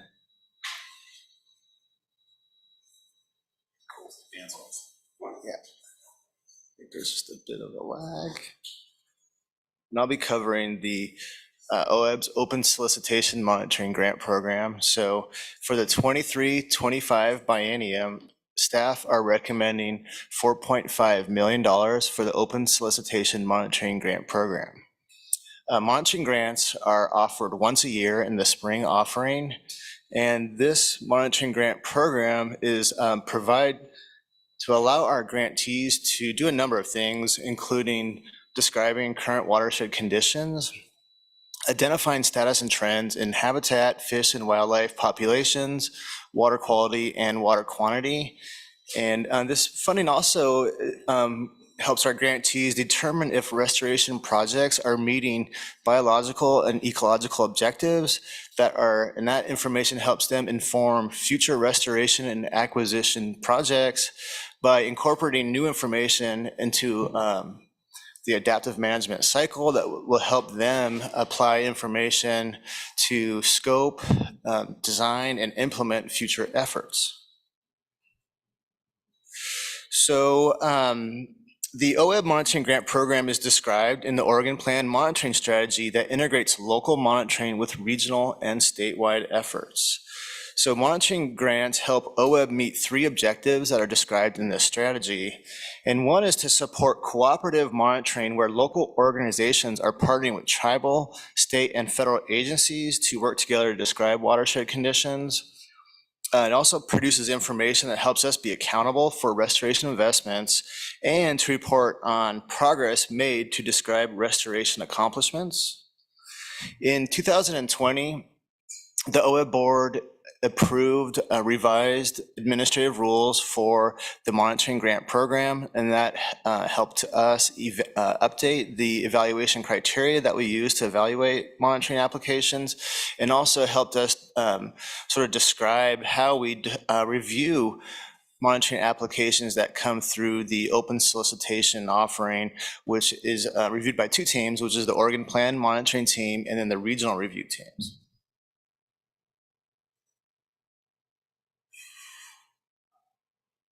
Go. So in the 21-23 biennium, OWEB awarded 60% of the funds requested in monitoring applications that were received, and we funded 91% of the grants that were recommended for funding by the regional review teams. It's anticipated that a consistent and significant need for monitoring funds will extend to the next biennium, given that 24 to 35 applications have been received each year since 2015. Alternative sources of funding for monitoring in Oregon are limited, and in some cases, other funding sources have seen reductions in available funds in recent years. For example, Oregon Department of Environmental Quality's Clean Water Act Section 319 can only fund a limited number of monitoring grants due to limited funding. In addition, recent budget cuts in Bonneville Power Administration's monitoring, reporting, and evaluation program we've seen a recent increase in monitoring applications in the Columbia Basin that has coincided with their budget reductions. So some accomplishments that I'd like to highlight that we made this biennium include that I work closely with the RPRs to offer monitoring pre-application consultations that allows us to help our monitoring applicants scope their monitoring project and submit a competitive application. And we developed a standardized agenda so that we can provide consistent advice across all 6 regions. And we also were able to successfully convene the Oregon Plan monitoring team twice during each year to review all the applications and provide feedback to the regional review teams. And they incorporate that information into the review discussions and funding recommendations. And then this biennium, I also worked with Jesse Kirshner and Audrey Hatch to assess the monitoring applicants' responses to the climate consideration questions that were in the monitoring applications. And we presented that information to the Pacific Northwest Aquatic Monitoring Partnership, or PNAP, so we could better share with our state and federal partners on how our monitoring applicants are scoping and planning and implementing their monitoring projects and how they're thinking about climate change when they're doing that. And then finally, I continue to work with our grantees to identify the monitoring site locations and parameters that our monitoring grantees are collecting their data at. And I provide that information to our GIS coordinator, Paula Wills, who has developed an online GIS map that maps all of OWEB's monitoring sites and Oregon Natural Resource Agency's monitoring locations, and that's a tool where we are able to share that information to improve monitoring coordination across the state. And so here's the table that just shows how next year's biennium spending plan recommendation compares to the previous biennium. And so with that, I'm happy to take any questions or comments. Any questions or comments for Ken? Go ahead, Mark. Okay, so it's similar thinking. The reason for the decrease is because of the carryover. Is that? Well, it's really quite similar. I mean, it's a moderate decrease, and so I really just look at it as it's not moderate. I look at it as a really similar level. It's a minor reduction, and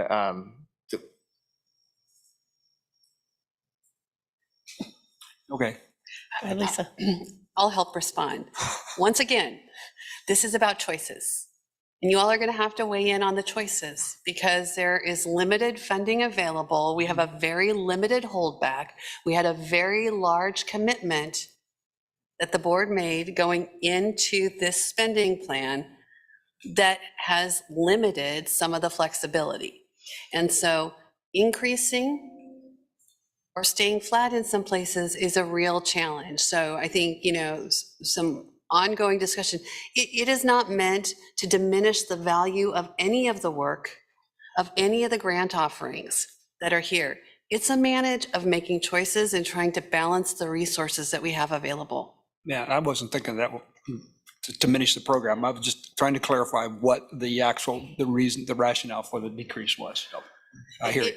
It's the balance. And the good news is what isn't used, it rolls forward into helping us in that 23-25 spending plan for giving us a starting spot. Okay. So this figure and the other figure of the carryover, is that going into the holdback? it goes into the beginning balance. Okay, but it's not part of the holdback. It's not included in there. We have a total dollar. So let's talk about it this way. We have a total dollars that we estimate available. We try and go ahead and go through and spread it out across the categories that we have. And then at the bottom, what's left is the holdback. Okay.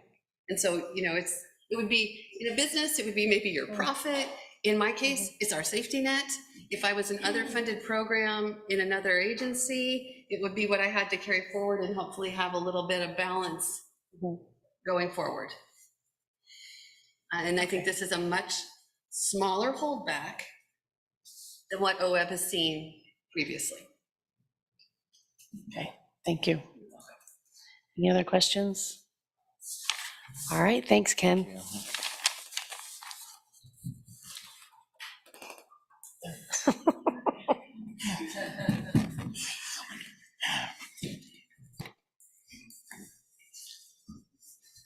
Chair Boyer, members of the board, again, Eric Williams, Grant Program Manager, and along with me might be a staff member some of you haven't met yet.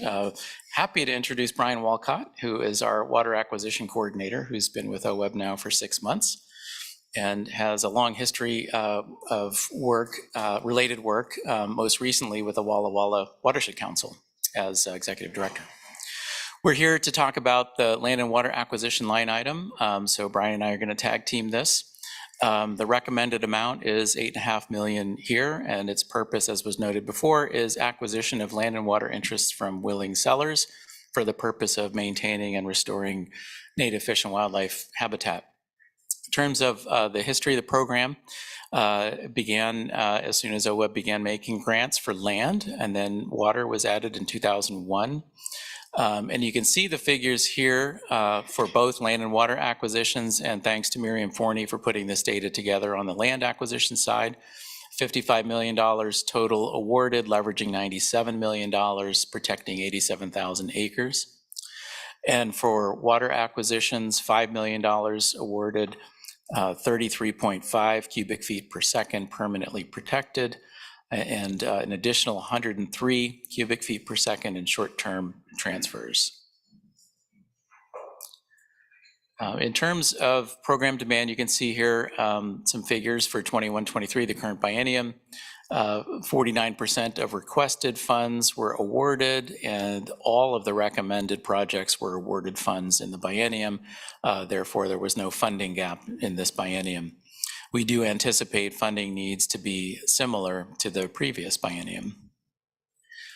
I'm going to run through some accomplishments on the land side, and I'll turn it over to Brian for the water side. For land acquisitions, as you know, once the board awards funds, there's an 18-month window to close transactions.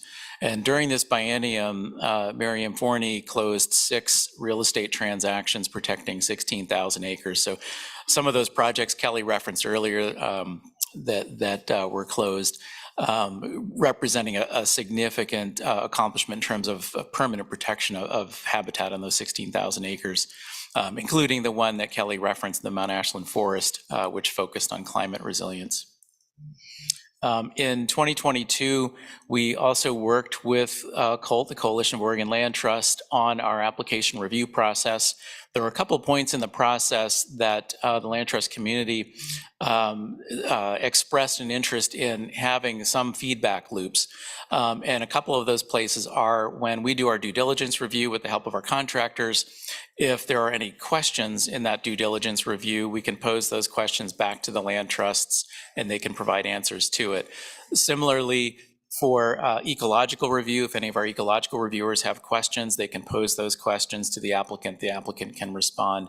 And then finally, in the public hearing process, if there are public hearing comments that the land trust applicant would like to respond to, we have a window for that response. And you saw that in today's or yesterday's approval of the Trout Creek Reserve. So at this point, I'll turn over to Brian for the water acquisition program. For the record, Brian Walcott, the coordinator for the water acquisitions program.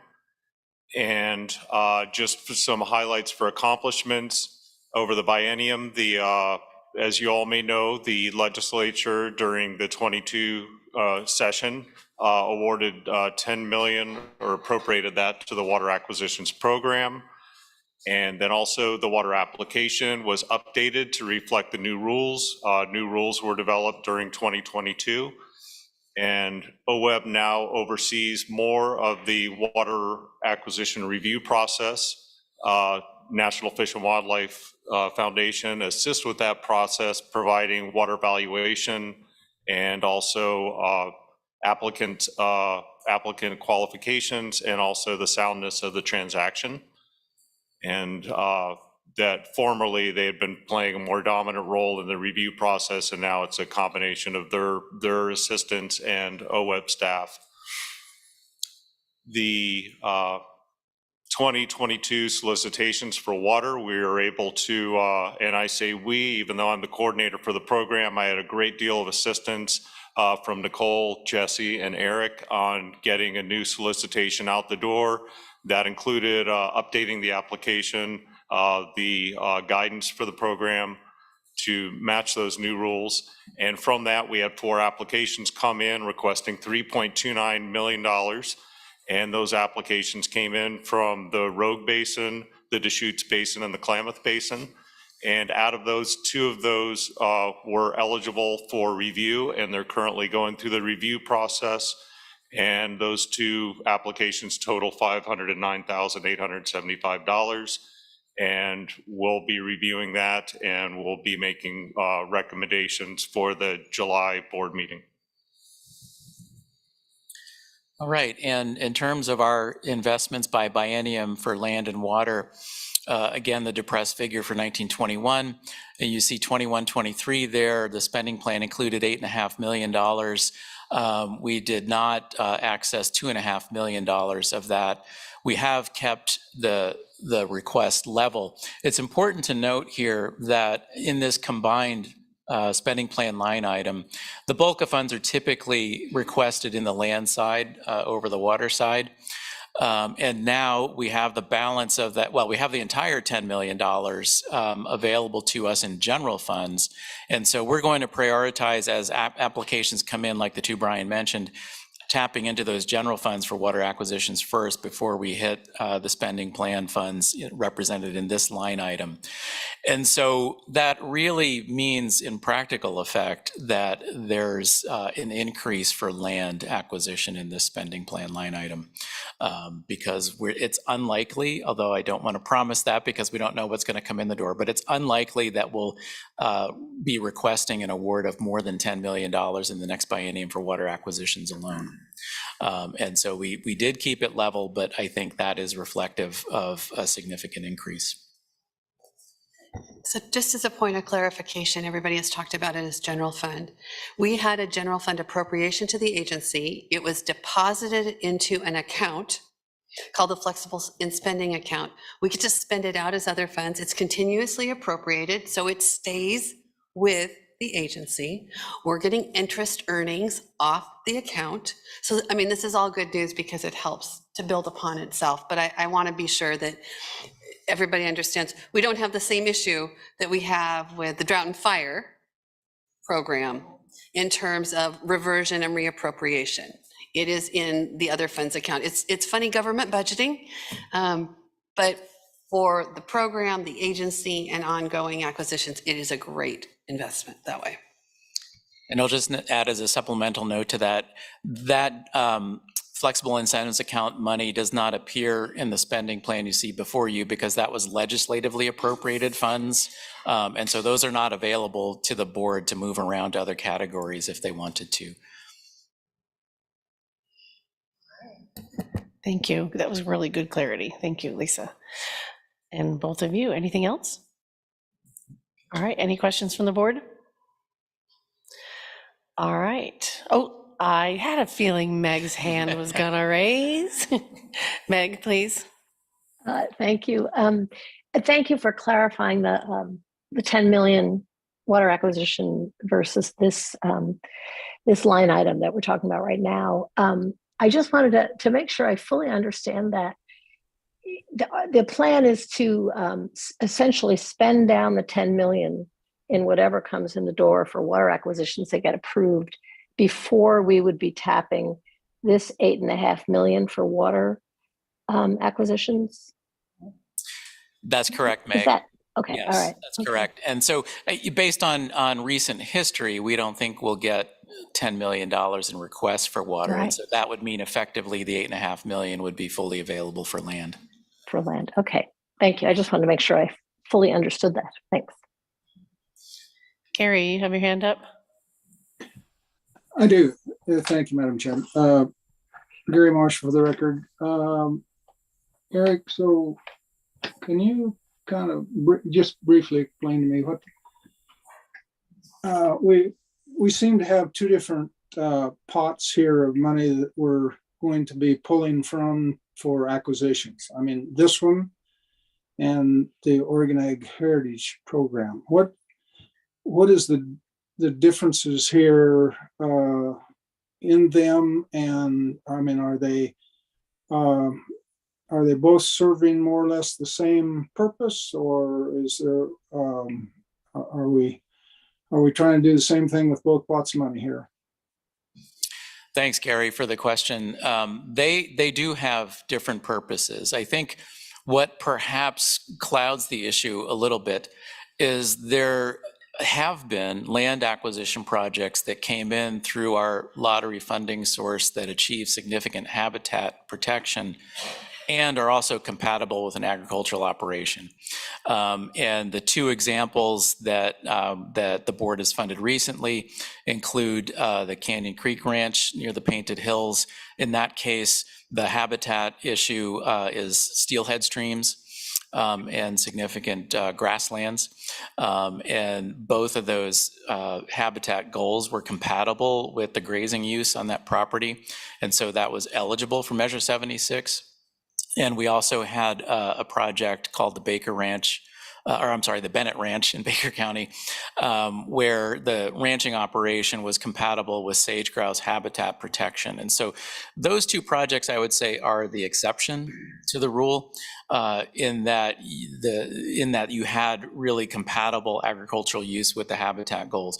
The difference for the Agricultural Heritage Program grants is that it's recognizing that there are significant agricultural resources and habitat benefits provided on the same property.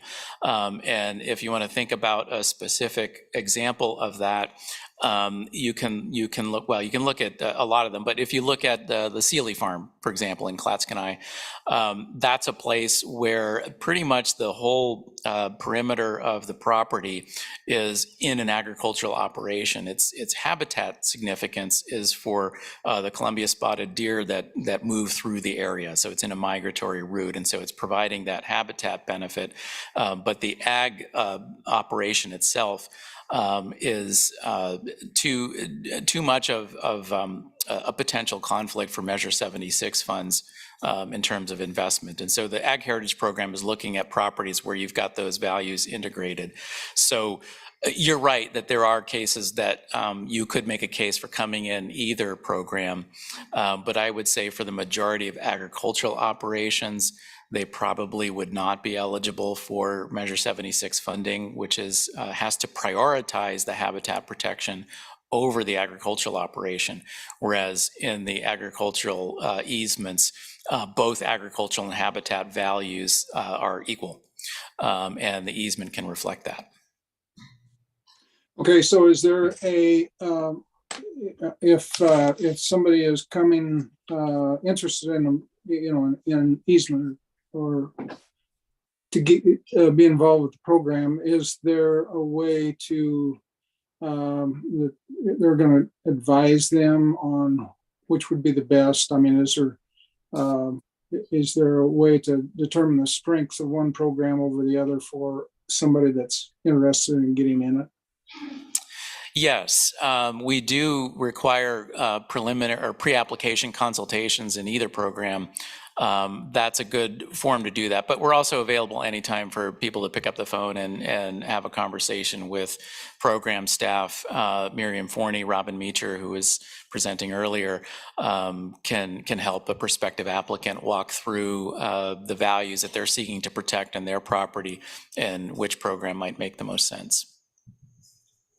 Thanks, Ed. I would just add, so Gary, one of the things that's really helped me kind of sort between the two programs, when I think of the Oregon Ag Heritage Program, I think of it being emphasized on the working land side of things. There are conservation benefits, but it really is about the working lands piece. When I think about the Measure 76, I think about it in that conservation habitat. That's the majority of it. That's the emphasis. And that's how I separate the two, if that helps a little bit. Yeah, it does. I think that with, these two that are similar, that needs to, be very well clarified for people that are checking it out. So thank you. Thank you, Gary. Anybody else? All right, thank you. I think we might be able to get one more in before lunch. And let's see, we can do small grants, Yes. please. Thank you. Oh no, now I'm standing in between everyone and lunch. So we're going to go extra long? Is that what you're saying? Thank you. Good morning. I don't know what time it is. Good morning, Chair Boyer and members of the board. For the record, Kathy Leopold, OWEB Small Grant Program Coordinator. I'm here today to provide information on the Small Grant Program. The Small Grant Program provides a funding mechanism for relatively small on-the-ground restoration projects. The program utilizes a team approach, engaging watershed councils, soil and water conservation districts, and tribes working within a small grant area to review project applications and make funding recommendations to OWEB. The program's simplified processes can deliver grant agreements more quickly than some of OWEB's other grant offerings, encouraging landowners to implement restoration projects and enabling councils, districts, and tribes to take advantage of emerging restoration opportunities as they arise. The small grant program fills a need that otherwise might not be served through OWEB, funding smaller restoration projects with grants of up to $15,000 that may not have the size and scope to be competitive within the open solicitation grant program, but that accomplish real ecological and social benefit throughout the state. Can we go to the next slide? So a bit of history on the program. In 1999, the Oregon legislature tasked OWEB through a legislative budget note with investigating the development of a new county-based cost share program. In response to this note and clear interest by community restoration partners, OWEB developed the small grant program. The OWEB board adopted administrative rules for the small grant program at its January 2002 meeting. The board's stated goals for the new program were to support the implementation of the Oregon Plan for Salmon and Watersheds, support projects designed to improve water quality, water quantity, and fish and wildlife habitat with projects that address total maximum daily loads, ag water quality management area plans, urban non-point source pollution management plans, and the Board of Forestry's Forest Program for Oregon. Third goal was to make funds available to local small grant teams to address local priority resource concerns, habitat values, and watershed functions. 4, to encourage landowner participation in watershed improvement by making funds available more quickly than is possible through OWEB's regular grant program. To treat the source of watershed health problems through technically sound projects that use proven techniques from one of the approved sources and that demonstrate benefits to aquatic species, wildlife, or watershed health across all land uses. And finally, to encourage partnerships among watershed councils, soil and water conservation districts, and tribes. So one of the unique components of the small grant program, and one that directly supports the board's stated goals, is the small grant team. Through the team format, the small grant program encourages partnerships between councils, districts, and tribes as team members first set priorities and processes for the biennium and later in application review. So within each of the 28 small grant areas around the state that were established by the board, a small grant team may form each biennium. The boundaries for the small grant areas were set based on existing watershed restoration partnerships, similarities in resource concerns, and hydrologic boundaries. Teams, again, are made up of representatives from councils, districts, and tribes working within the small grant area. All such organizations working within a small grant area must be invited in writing to join the small grant team. Of course, participation is voluntary, but the invitation must be extended to all eligible organizations. To be eligible for funding, teams must have at least one participating member from a watershed council and one from a soil and water conservation district. OWEB provides a framework and guidelines followed by small grant team members who come together to agree on operating procedures and bylaws, designate their watershed priorities and application windows each biennium. The idea being that each team develops procedures that work for the team members within the framework of OWEB's small grant program rules.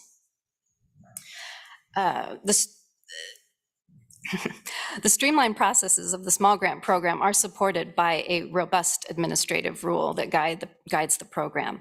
Rule outlines team functionality options as well as specific eligible project types and the technical guidance sources needed for project implementation. This strong framework allows for the small grant team application review and funding recommendation process while ensuring the technical soundness of the restoration actions. As noted on this slide, administrative rule for the small grant program was last revised in 2018. At that time, the board approved an increase in the maximum award for projects. Since the inception of the program, small grants had been limited to $10,000 in OWEB funds per project. And in response to the rising cost of restoration work and materials, the board increased that cap to $15,000. Next slide, please. So historically, the board has allocated $2.8 million for the small grant program. This amount allows for $100,000 allocation to each of the 28 teams. These funds may be augmented mid-biennium by additional funding from carryover of up to $500,000 in unspent small grant program funds from the previous biennium. The OWEB board approved this carryover process first in the 2017-2019 biennium, allowing teams that had allocated at least 95% of their original award by the June 30 deadline of the first year of the biennium, so the midpoint of the biennium, to share equally in that pot of carried over funds. This process has been well received, allowing those areas with high demand for small grants to serve their communities better. The process was approved again each subsequent biennium. At the midpoint of this current biennium, this reallocation process resulted in 3 teams receiving an equal share of the $95,000 carryover funds. Each team received an additional $31,666 with which to recommend projects. I think what I'd like to emphasize on this slide is just the ongoing nature of the program. It basically accepts, teams can accept applications most of the biennium. So we're still going, and I anticipate many more projects to be submitted. Eligible applicants for small grant program project grants are watershed councils, soil and water conservation districts, and tribes only, acting on behalf of the landowner. Beginning in the 2019-2023 biennium, small grant project applications are submitted through OWEB's online application system during one of the application windows established by the team. The small grant team then reviews each application submitted to it and votes to recommend or deny the proposal. Materials for recommended proposals are then submitted to OWEB for review to ensure compliance with rule and, if appropriate, provide final signature on the grant agreement. Eligible small grant project types are defined by administrative rule. OWEB outlined 8 watershed priority concerns that may be addressed by restoration project implementation. Those include in-stream process and function, fish passage, urban impact reduction, riparian, wetland and upland process and function concerns, watershed quantity and quality, and road impact reduction projects. Within each of these categories, rule further defines the eligible project types or activities that can be implemented. This relatively narrow defined suite of eligible project types, along with the requirement for a citation from an approved technical guidance source, help OWEB ensure that awarded grants are treating the source of watershed health issues with established restoration techniques. All small grants must be completed within 2 years of recommendation by the small grant team. This targets program funding to those shovel-ready, simpler, less complex projects, helping to ensure successful implementation of restoration projects that are often a landowner's first interaction with OWEB and grant-funded restoration work. So far this biennium, 237 applications have been submitted for small grant projects. Of those submissions, 152 grants have been awarded, and through those 152 grants, more than $1,680,000 in small grant funds have been awarded. Many small grant teams have just closed their final application windows for the biennium, so as I mentioned, we can expect a number of recommended projects to increase in the next couple of months. And finally, here on future need, I'd like to note that OWEB rule outlines a process by which small grant teams may petition the OWEB board to adjust small grant area boundaries. Once a biennium, when allocating funds for the program, the board may entertain such petitions.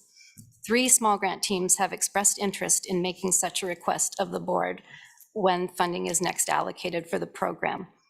We intend to provide information at the next meeting to support the petition and inform the board of the requested boundary change. And next slide. I think I've covered most of these sprinkled in, but just if you'd like to read them there. I would note that the figures I gave you for applications submitted and grant agreements executed is more, because as I mentioned, we're constantly going through processes and awarding more grants. So that's what I have. I'm happy to answer any questions. Okay, so I just want to make sure I understand. So I'm reading from the staff report. As of March 24th, 152 grants, shows 149 here, but you've updated, I'm sure, have been awarded, allocating 1.7 million of the available 2.8. This is the typical rate of spending and the work to expend the balance of available funds. So we would have about 1.1 million to expend from 1.7 or the 2.8 million available. We've allocated 1.7. So that, if at $15,000 a grant, that's about 22 more projects. So are we on track to not spend, but allocate the rest of the money, or 22 projects before the end of the biennium, as it says here? So, does that make sense? I would say it's possible. We do, I think, generally have some funds left over at the end of the biennium, and that's where we came up with that carryover process of up to 500,000. It's difficult to say whether we would actually have the 22 because they just keep, the applications are submitted, on an ongoing basis. Okay. So here you're saying is we're on track. We're going to have some carryover, but we're going to have most of the money allocated at least. That's what I would anticipate. Yes. Okay. Okay. Thank you. Jamie.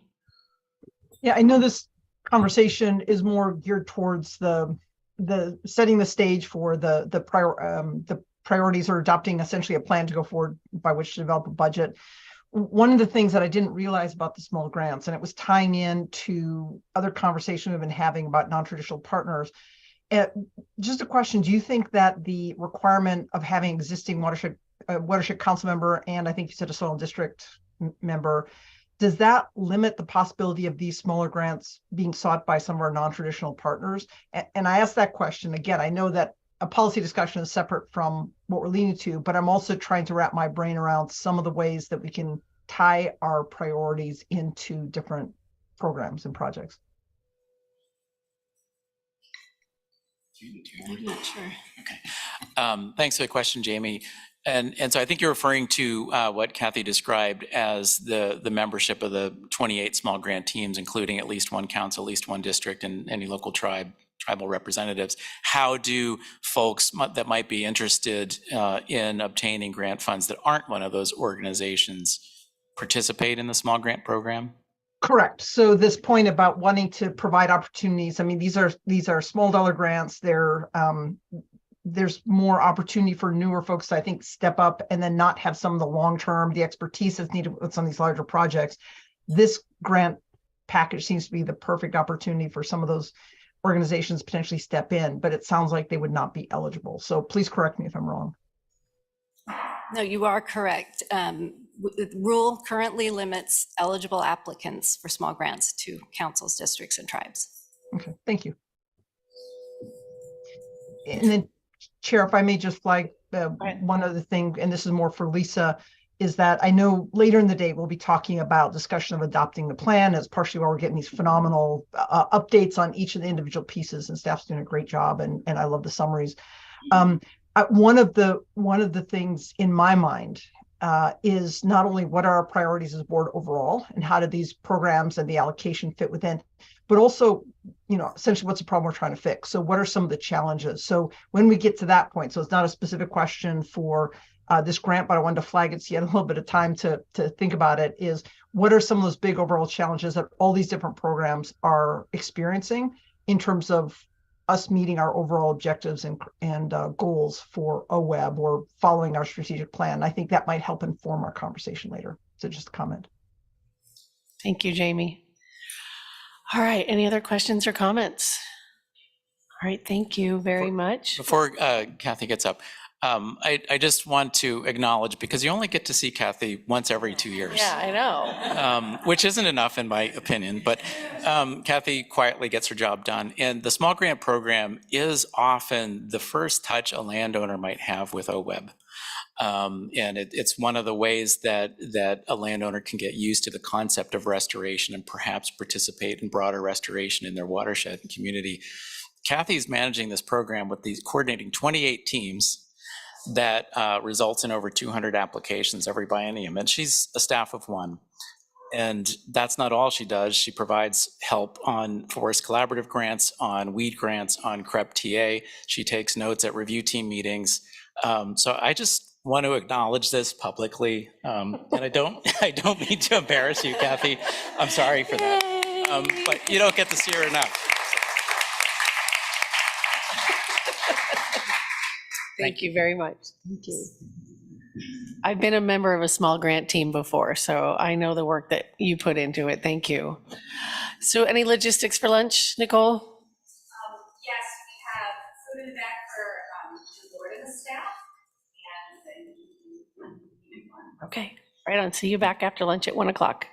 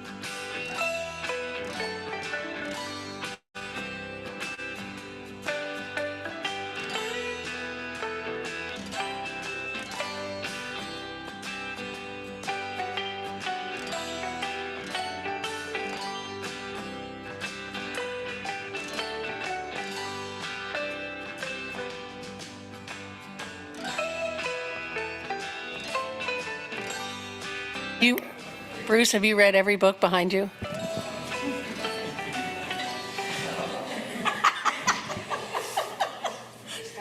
He's contemplating.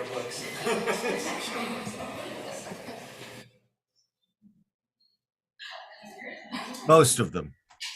Not all of them. I've read the Gibbons Decline and Fall of the Roman Empire series and the Churchill series. The Harvard classics up the top. I haven't read all of those. The Medici I've read. Wonderful. Catherine the Great. Yep. So I'm impressed. So oh my goodness. Looks like a film set. Wow. It does look like a film set. So you have no windows in there? no, it's in the basement.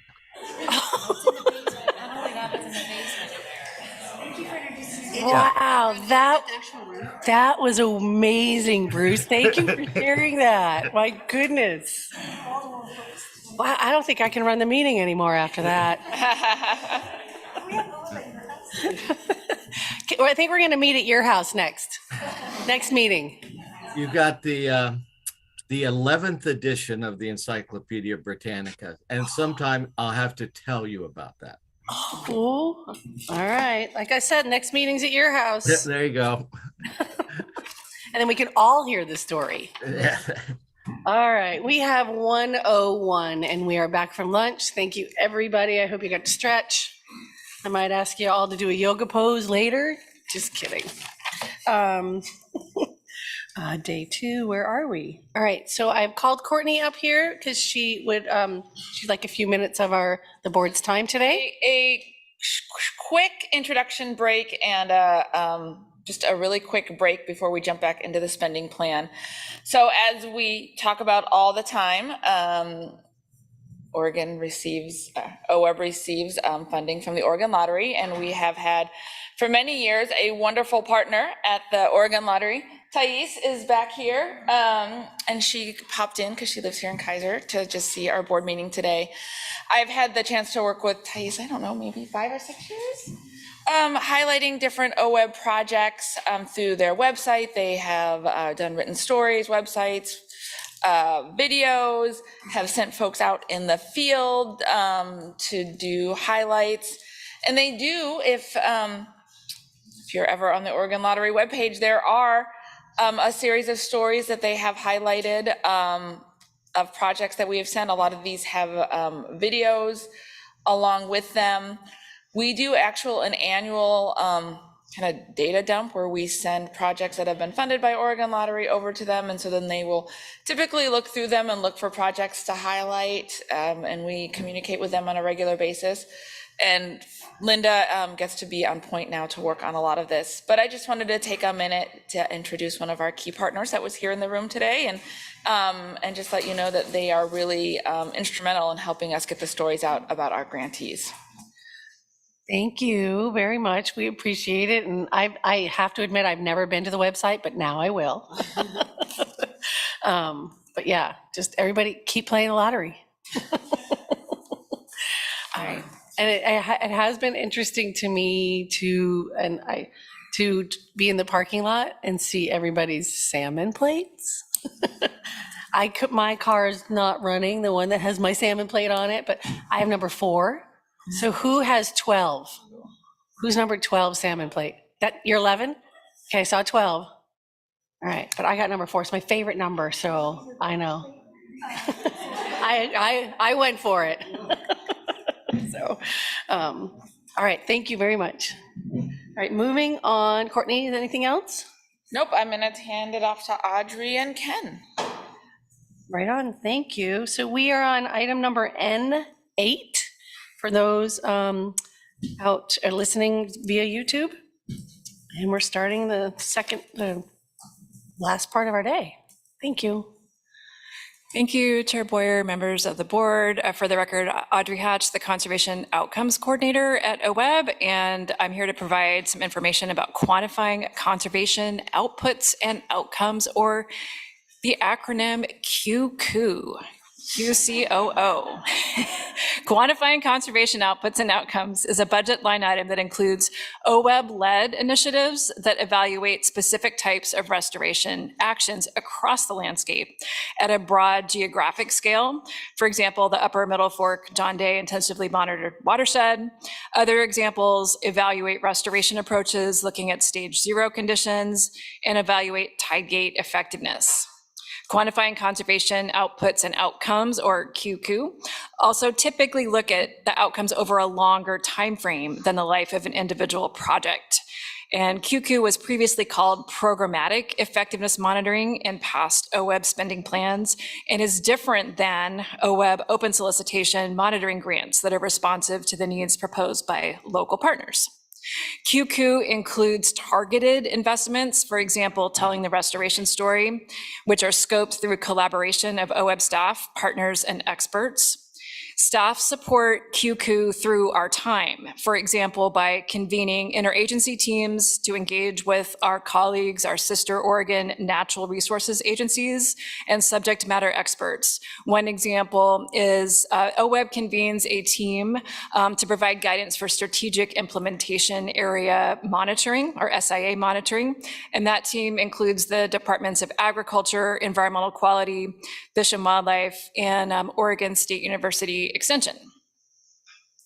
The board authorized the concept of an effectiveness monitoring program in 2004, hired the effectiveness monitoring coordinator position, and then worked with staff to identify that appropriate scale for QCOO's programmatic level monitoring efforts. And then in September of 2016, OWEB filled the conservation outcomes coordinator position to help quantify habitat and water quality outcomes and really assist with interagency efforts and improve overall the state's processes for natural resources, information gathering, monitoring, and reporting. And both QCOO staff, myself and my colleague Ken Fetcho, continue to assist the state with a variety of initiatives to quantify benefits from our cumulative investments and conservation actions. So in addition to strategic implementation area monitoring, staff convene the Conservation Effectiveness Partnership, which includes the NRCS, as well as some Oregon state agencies, and we support effectiveness monitoring for the focused investment partnerships. During the 21-23 biennium, demand for QCOO investments continued, and the board readjusted the spending plan after the lottery funding pause and provided $1.25 million for QCOO investments. And QCOO has a direct and strong connection to 2 out of 7 of the priorities in the agency's current strategic plan.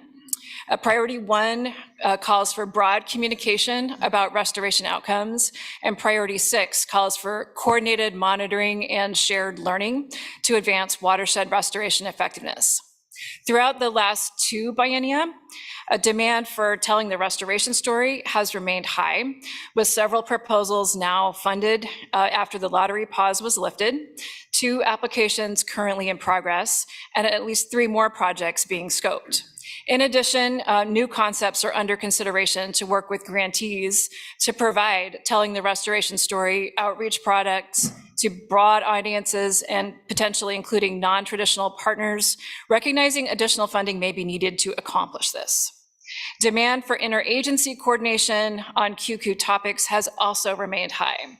For example, OWEB engages closely with Department of Environmental Quality, Water Resources, and other agencies to find better ways to provide the state's water data through a new, more efficient and transparent online water data portal. And OWEB continues to identify and compile technical resources to help applicants and grantees identify their specific monitoring needs related to climate and develop monitoring plans that are informed by climate considerations. And next, my colleague Ken Fetcho will describe some accomplishments. Thanks, Audrey. So for the record, my name is Ken Fetcho. I'm OWEB's Effectiveness Monitoring Coordinator. And now I get the pleasure of sharing some accomplishments that we made over the last biennium. So one of the things that you heard a little bit was that we were able to get the Telling the Restoration Story grant program sort of back up and running after the lottery pause. And so and we had a few projects sort of in the pipeline, but we had to reach back out to them and re-engage them, gauge their interest, and scope those projects. So we were able to do that, as you heard. We have 3 projects that are currently funded, and they are working towards product development and be wrapping up sort of at the end of this calendar year to be able to make that information available. And we post their products that they develop on our website and also sort of promote the work that they've done. We also help share that information to you guys at some point when it's complete. And then, as Audrey mentioned, we've successfully recruited 3 new projects. And so they're working on their applications now. And then we have 3 to 5 projects that we are working with to gauge partners' interest and capacity to work on accepting that funding and help tell that restoration story. And what that does is that results in a consistent stream of projects being developed to be able to help spend that money in the 23-25 biennium. So in regards to effectiveness monitoring, OWEB is working with the Nature Conservancy to support a statewide monitoring project that will assess riparian reforestation projects, how they benefit riparian function and carbon storage. This project was funded by the board in January of this year, and we're very close to having a grant agreement in place. Finally, yesterday, the OWEB board approved up to $470,000 for effectiveness monitoring of stage 0 restoration projects in White Shoes Creek and South Fork Mackenzie. So we'll be working with them to have them submit their applications, and we'll review that and get a grant agreement later in this year. These effectiveness monitoring efforts will begin in earnest later in 23, and we'll be tracking their progress and sharing results as new information emerges. And so this is the table you guys are familiar with, where it shows the next biennium's spending plan recommendation compared to the previous 2 biennium. I'm happy to take any questions or comments. Thank you. Any questions or comments on this agenda item? Well, guess what? I do. Just kidding, sorry. So I love when you bring the videos to our board meetings. I appreciate seeing them, and I learn from them. I'm just curious, do you track like how widespread these videos go? Is there a way? Yeah, thanks for the question regarding kind of the use of the videos and maybe the number of views and how folks are using them. Some of that was done prior to the lottery funding pause. But since, as Ken described, my colleague, since the offering was kind of picked up again after the pause, I don't think that has been looked at in a couple of years. Do you want to? Sure. Yeah, thank you for the question. There were some communication plans in place to track the grantees' use of the videos and outreach products and online story maps, kind of counting the number of views and looking at how grantees were distributing that information. That communication plan was a little above and beyond the typical kind of OWEB, post-grant report. And so there's a great framework in place that I think staff could build from if there is interest. Thank you. And I would just add that, as Audrey mentioned, some things might cost a little bit more for telling the restoration story. As we're working with the applicants when they're scoping projects, and we're thinking about, well, who is the audience? Who's your typical audience? Who would maybe be your atypical audience? And sometimes those products cost more, and outreach might cost more. And it's the same time then building into the grant agreements the tracking of who did you outreach, how many hits did you have. So as we're starting to have these conversations with the new proposals, we can build those, methods for tracking that into the grant agreements, and also, having conversations with our applicants to make sure that they're being realistic in what it costs to then track that kind of information. Thank you. All right, any other questions or comments on this one? Not seeing any. Thank you very much. Thank you. Thank you. And we are now moving on On to focused investments, which means Eric gets to stretch. Stretch. Some of that yoga.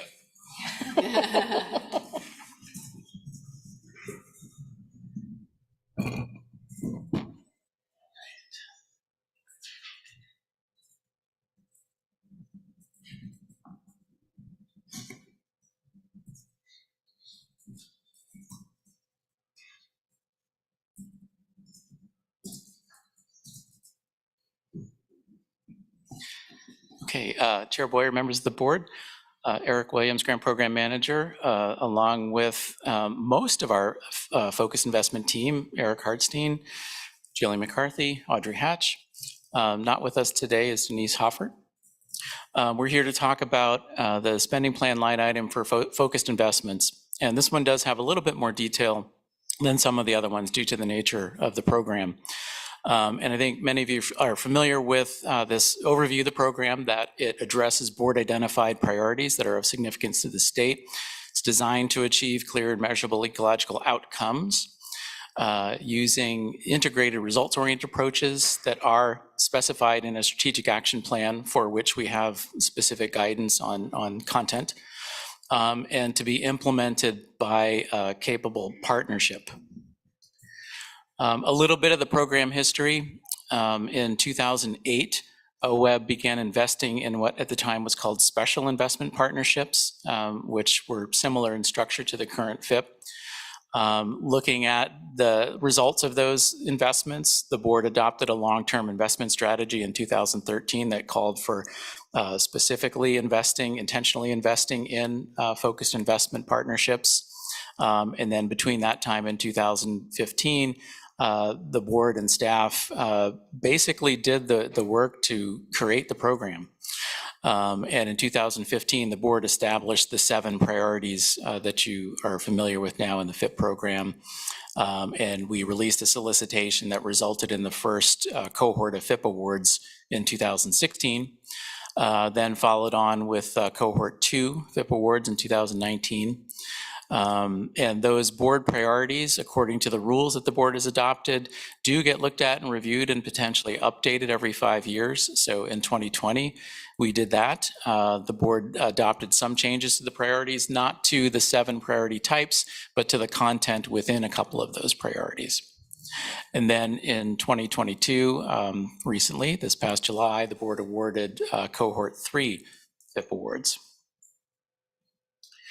And in terms of demand and what we expect for future need, in this last FIP solicitation, we had 11 applications from partnerships that were submitted. 5 of those 11 were funded. We also executed supplemental effectiveness monitoring grants for the cohort 2 FIP initiatives. And as we've been talking about with the board and the grants committee, we're preparing for a solicitation for cohort 4 to begin shortly after this board meeting.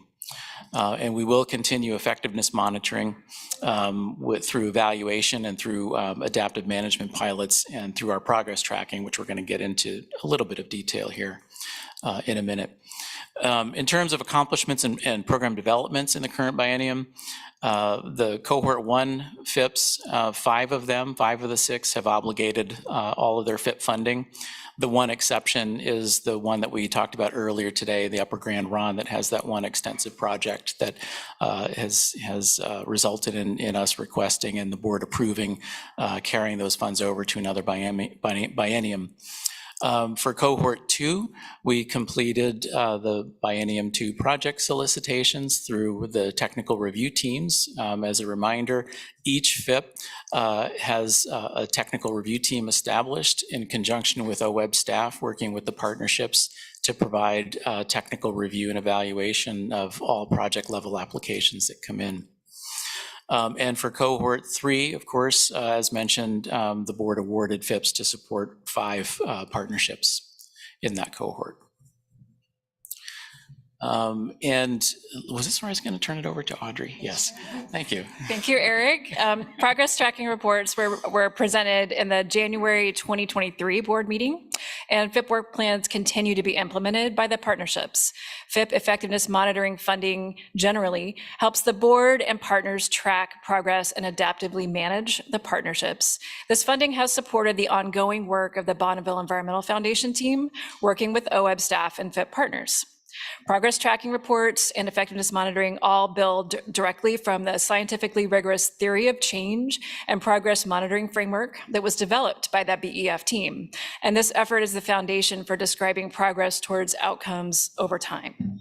Through this support, the BEF team also produced Monitoring Restoration Initiatives, a guide that is now available on the OWEB website that helps practitioners develop and use monitoring plans, describes the key components of a successful monitoring plan, recognizes common monitoring challenges, and offers some solutions. BEF also provided significant feedback on updated strategic action plan guidance and recommendations for how partnerships can incorporate that guidance. BEF assisted OWEB with review of the Cohort 3 applications, that first suite that were developed by applicants using the SAP guidance prior to submitting their applications. FIP effectiveness monitoring provides funding to fill priority monitoring gaps for the Cohort 1 and 2 initiatives, which were developed prior to having that full SAP guidance available. And in addition, the board previously approved FIP effectiveness monitoring funding to support a pilot post-FIP report with the Ashland Forest Restoration Initiative. Thank you, Eric. And here tracks the investments in the Focused Investment Partnership Program over 3 biennia. And this one will look a little bit different because each biennium we're adding new FIPs. And so the number has been increasing. And at some point, this was envisioned initially from the onset of the program that at some point we would reach kind of a state of equilibrium where a similar number of cohorts or of FIP partnerships in a cohort are dropping off at the same time, a similar number are coming on. And so the number here that's on the slide for 23-25 is higher than 21-23 because we are meeting the obligations of the Cohort 2 FIPs, the new Cohort 3 FIPs, plus having room for that Cohort 4 solicitation, for which $8 million is included in the draft spending plan in your board book today.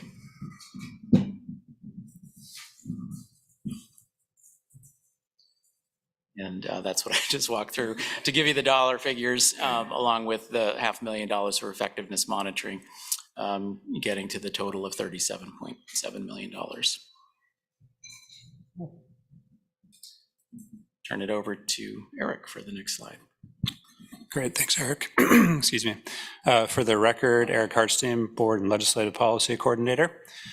So in January, the board heard from the FIP partnerships about their initiatives and the progress that they've been making. And as part of that was the progress tracking reports that Audrey mentioned.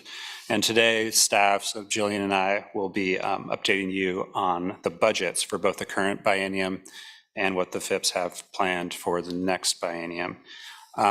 So this is for the 10 active FIPs in the Cohort 2 and Cohort 3, and we're pinch hitting a bit for Denise. And so yeah, please forgive us if we stumble on a initiative budget or two because we don't have all the details in front of us. So I'll start off with the Baker Sage Grouse Local Implementation Team. So they are working to restore and conserve sage grouse habitat throughout the Baker priority area for conservation for the grouse. In the current biennium, the partnership has most of their budget in restoration and stakeholder engagement grant categories. The main difference in the current biennium, as shown here and what was presented to the board back in March of 2021, is the partnership capacity and stakeholder engagement elements were switched in 21 of March of 21.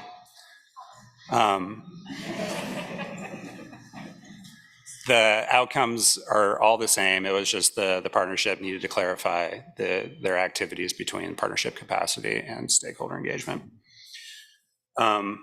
The partnership has $645,000 approximately remaining in their budget for this current biennium. And we expect the bulk of that to be obligated in grant agreements as we have a technical review team set to meet here in a couple of weeks. In the next biennium, the partnership has budgeted for extensive efforts in stakeholder engagement, restoration, and land acquisition. And next slide, please.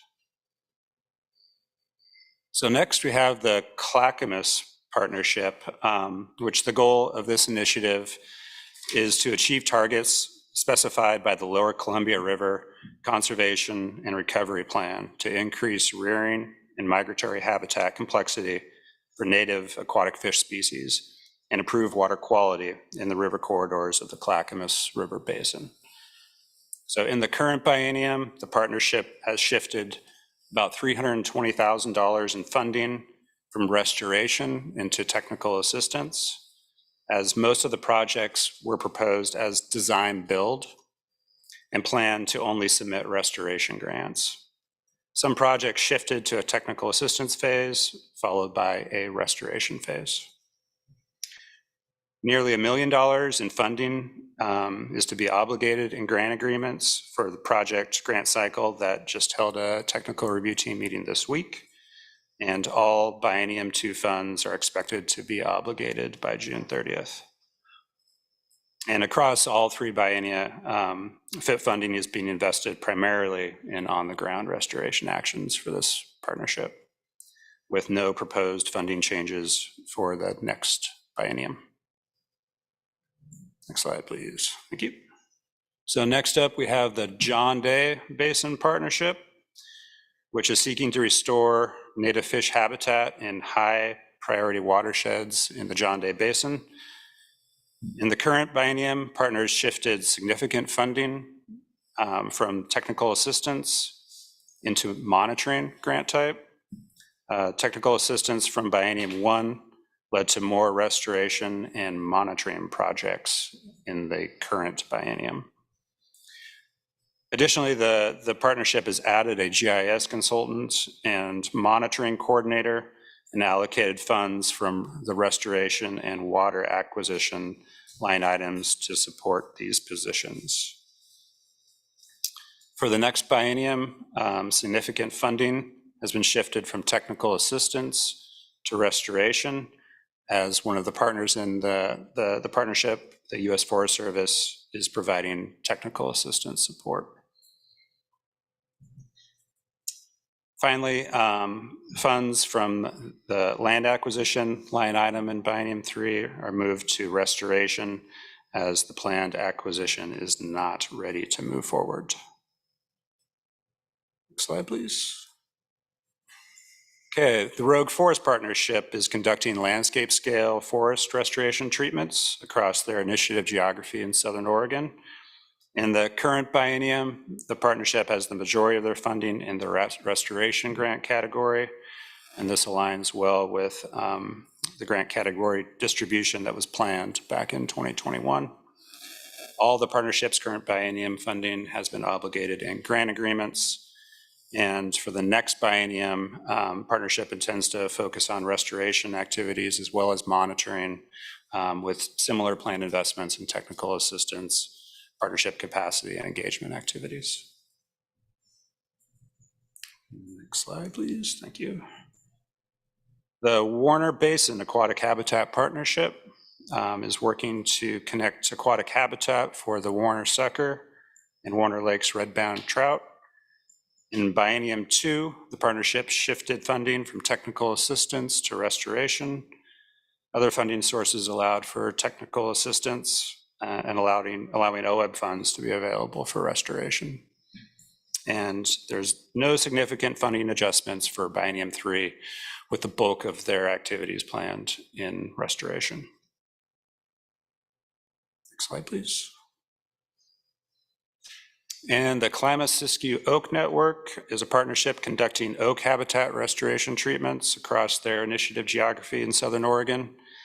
In the current biennium, the partnership has the bulk of their activity in the restoration line item, with also quite a bit in monitoring, stakeholder engagement, partnership capacity, and a little bit of technical assistance. The partnership had a technical review team meeting earlier this spring, and we expect all of the partnership's current biennial funding to be obligated in grant agreements here by the end of the biennium. For the next biennium, the partnership is planning on ramping up their restoration activities and keeping pretty consistent with their other grant types. Okay. For the record, Jillian McCarthy, Partnerships Coordinator. The East Cascades Oak Partnership is focused on restoring and protecting Oregon white oak habitats on the east side of the Cascades near the Dalles.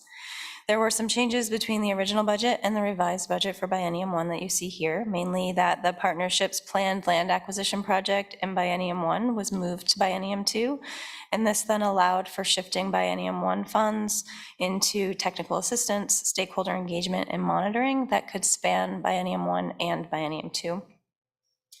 For both Biennium 1 and 2, the partnership budgeted to fund primarily technical assistance, restoration, and land acquisition projects. The Oregon Central Coast Estuary Collaborative Partnership is working to protect functional tidal wetlands, tidal swamps, and landward migration zones for future tidal restoration. In the current biennium, the partnership has most of their FIP budget in the land acquisition and technical assistance grant categories. There are no significant changes between that original budget and the revised budget that you see here.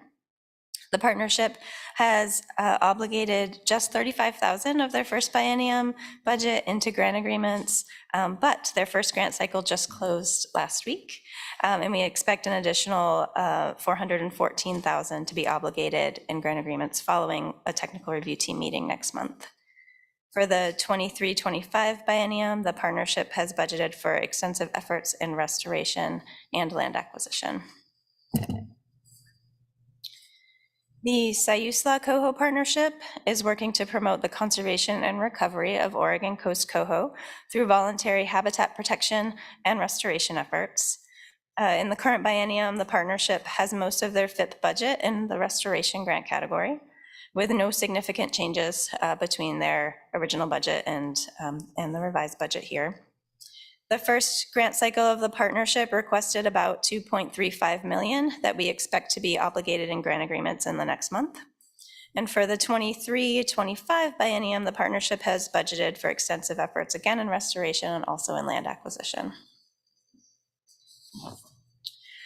And finally, the Coos Basin Coho Partnership is working to promote conservation and recovery of Oregon coast coho through increased habitat connectivity, complexity, and quality. In the current biennium, the partnership has most of their FIP budget in restoration and monitoring grant categories.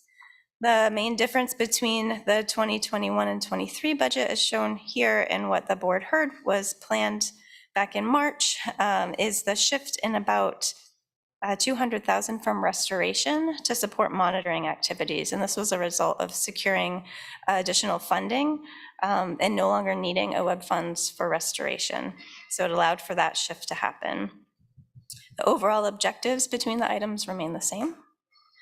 The partnership has just over $1.6 million of their first biennium budget obligated into grant agreements. Their first grant cycle was in February of 2023, and that requested an additional $915,000 that should be obligated in grant agreements in this next month. And for the 23-25 biennium, the partnership has budgeted for efforts in restoration and in monitoring primarily.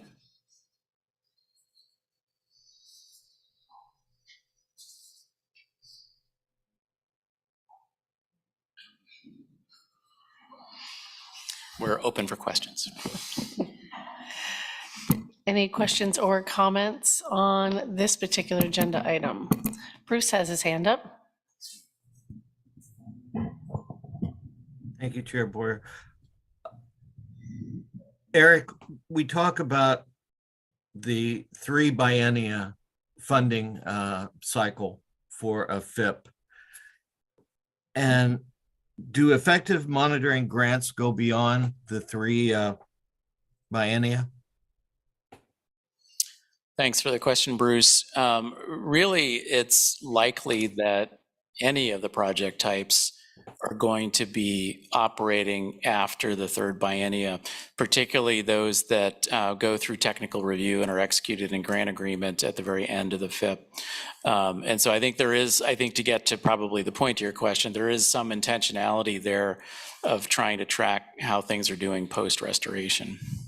Well, my question is, are we looking at 6-year projects or longer? And as far as money being spent that's already been obligated in the 3 FIP biennia, I'm not concerned about that. I'm trying to figure out how long we will be funding FIPs if it goes beyond the 6 years. And I know that we've had communication that has talked about requesting additional funding going beyond the 3 biennia, because here we have I think Ken Byerly has submitted some things where we have a high performing partnership and the desire to keep funding that. So I guess what it's boiling down to, this all makes sense to me, but are we getting to a point where we're going to have to make some decisions if we keep putting a new cohort in, and at the same time we tend to extend funding beyond what was anticipated over a 6-year period? Are we going to need to separate them a little more or take a pause? So it's more of a holistic look at FIP funding requirements and long-term requests from FIP partnerships on whether we're going to entertain them as a board on extending grants to them. So. Okay, thanks, Bruce. I think there's a lot wrapped up into that question. And generally speaking, we do think of these investments as funding projects really over a 10-year period. Yes, it's 6 years of investment, but typical project durations, particularly for restoration, run longer than that. So far, we haven't seen a need to add funds to a FIP, nor have we requested to add funds to a 6-year FIP. And in fact, if you look through the board book for the awards that were approved yesterday, the FIP that you're referencing, the Harney Basin FIP, now that FIP has ended, was quite successful in open solicitation in obtaining funds for restoration and TA projects. And that really is by design. There isn't an expectation on our part that a FIP is going to keep getting funding forever. Our desire is that the work that the partnership does positions them well to be successful wherever they're seeking funding, whether that's our open solicitation program, other funding sources, or even coming back for another FIP if it's appropriate, which we have seen applicants for that. And I think we'll see it again in this cohort 4 FIP solicitation that we're about to release. We have heard from several partnerships that have received FIP funding in the past that they are likely to apply again. So in our view, there's a lot of different options here, but we're not recommending that we create an intentional option to continue funding beyond year 6 of a FIP. Thank you. Lindsay? Thank you. Good job keeping all of the biennia numbers straight and all of the partnership buckets straight. That's a lot. I do have a question. It sounds like sometimes when FIP applications come in, there's certain estimates per type of grant. And then as they move through their partnership, sometimes that shifts. Is there a rule or any guidance to how much a budget line can be moved, 10% or any sort of percentage on how much between lines they can move?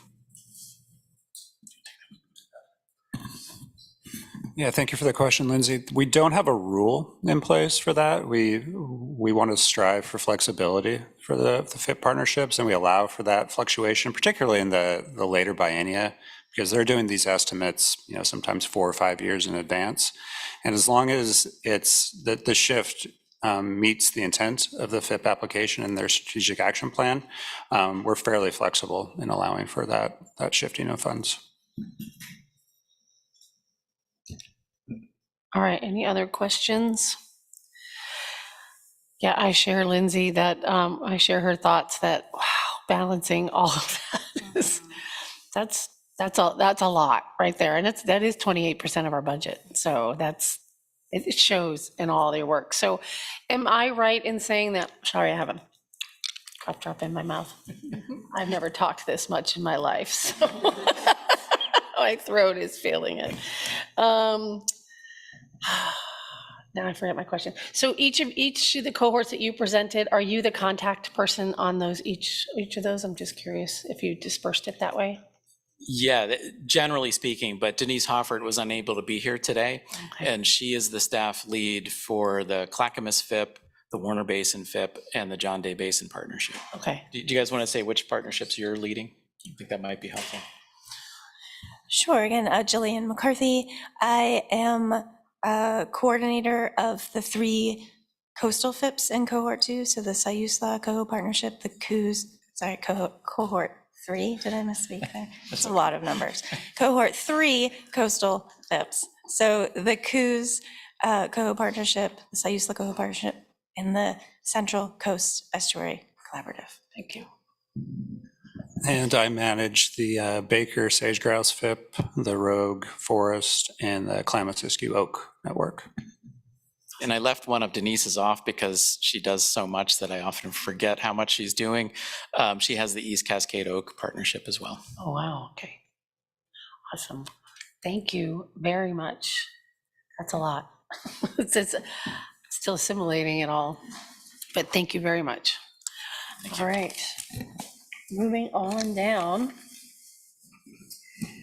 Statewide organizational capacity. Courtney, you're taking that on? Courtney, sorry. Oops. For the record, Courtney Schaff, Monitoring and Reporting Program Manager. So I've got the next few.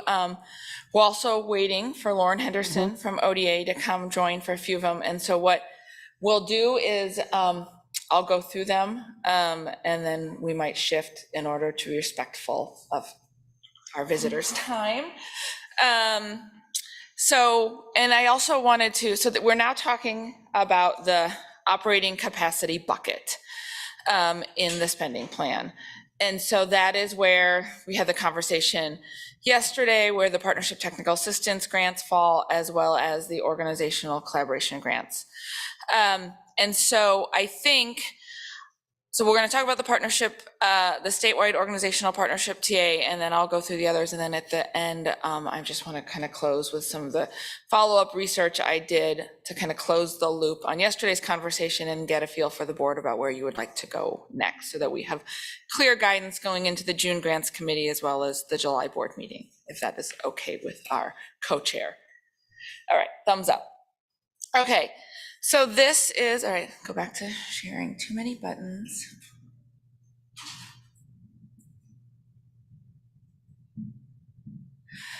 All right, so this is our statewide organizational capacity grant. This is what I would again frame up as a targeted grant offering. This is the grant offering we offer to the Oregon Conservation Partnership once a biennium to support their collaborative partnership in providing resources out to their collective stakeholders, the councils, districts, and land trusts across the state.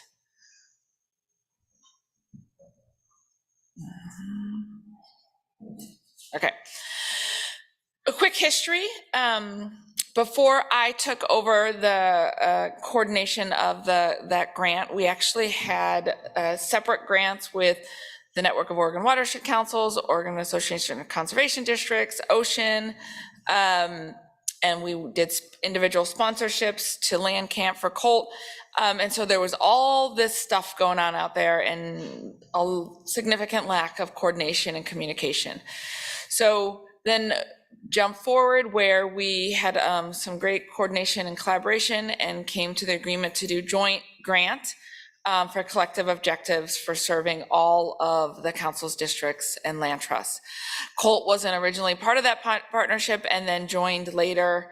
And so now what you see is in front of you speaking with one voice and a lot of collective effort to deliver to what is more than half of our grantees educational opportunities, services, and great communication.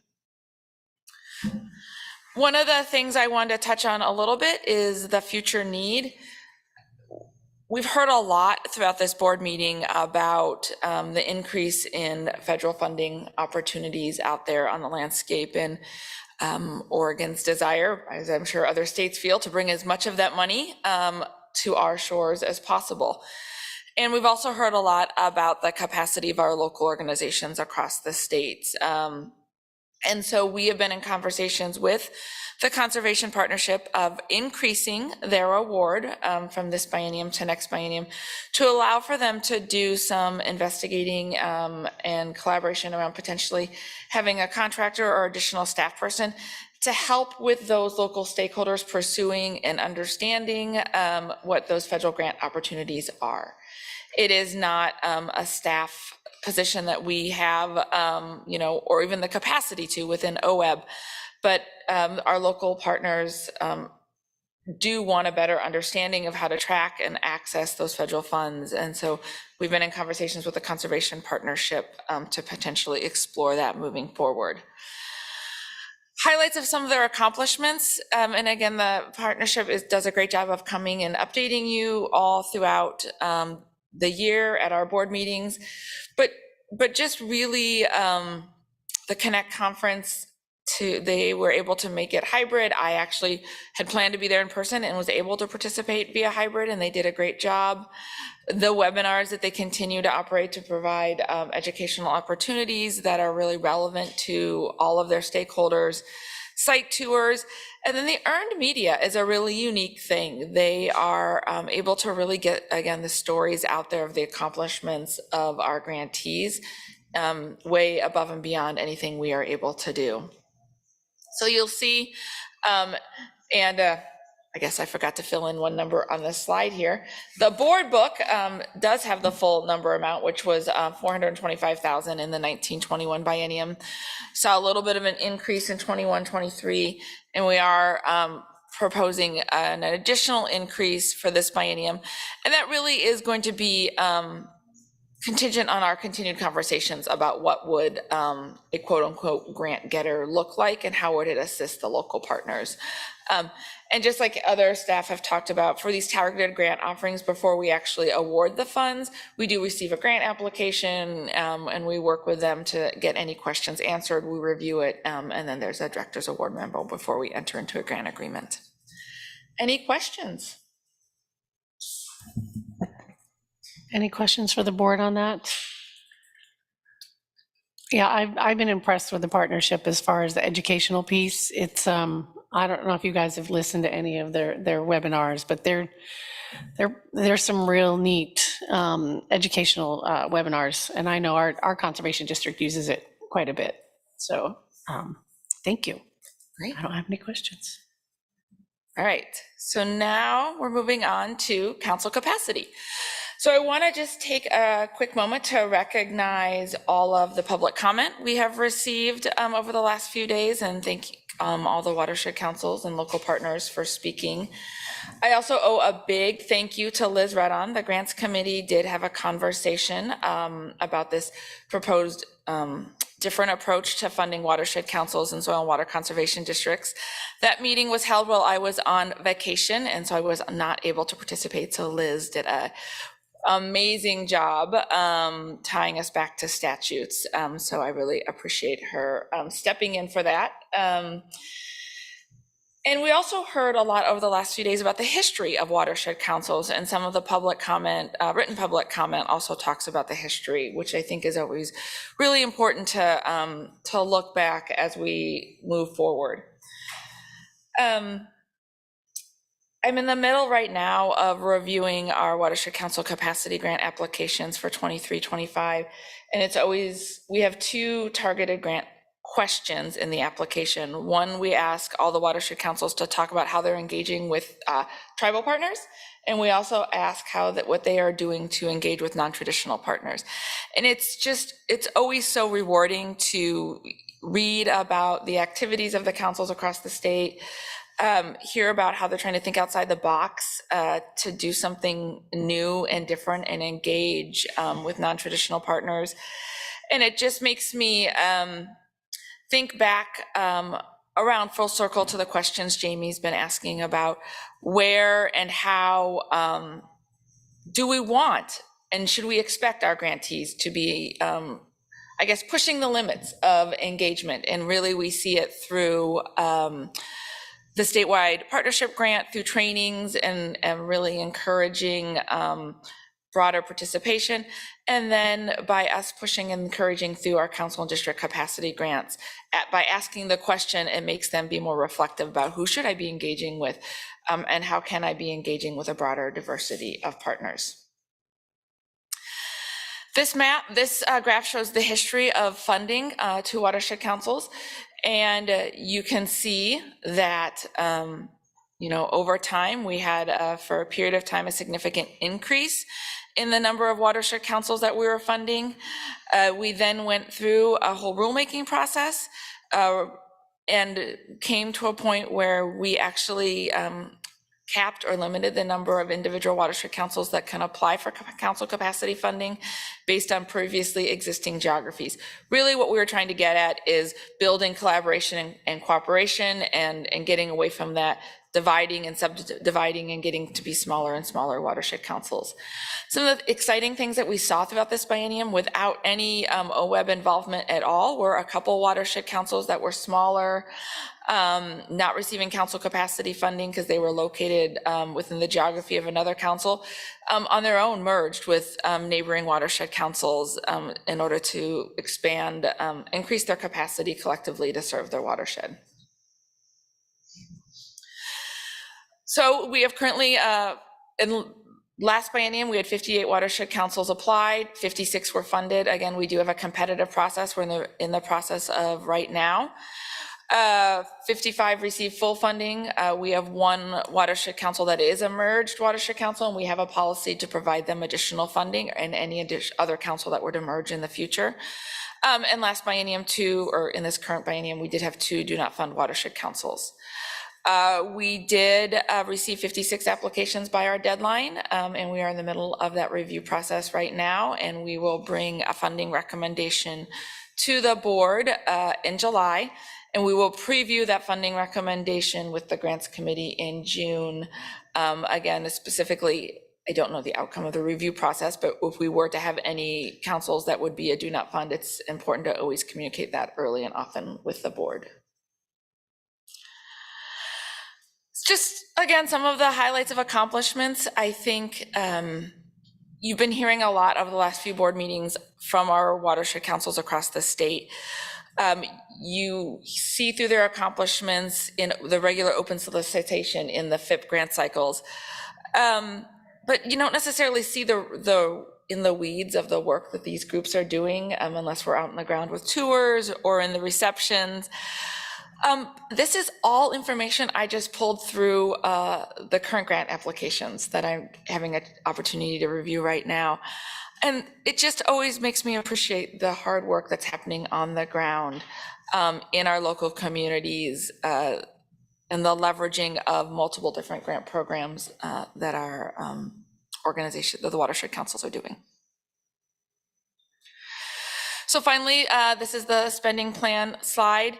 And again, reiterating that we have proposed a shift in how we approach the council and district funding. Historically has been even a 50-50 split. 50 goes to councils, 50 goes to districts, and then distributed individually based on how ODA and OWEB award those grants.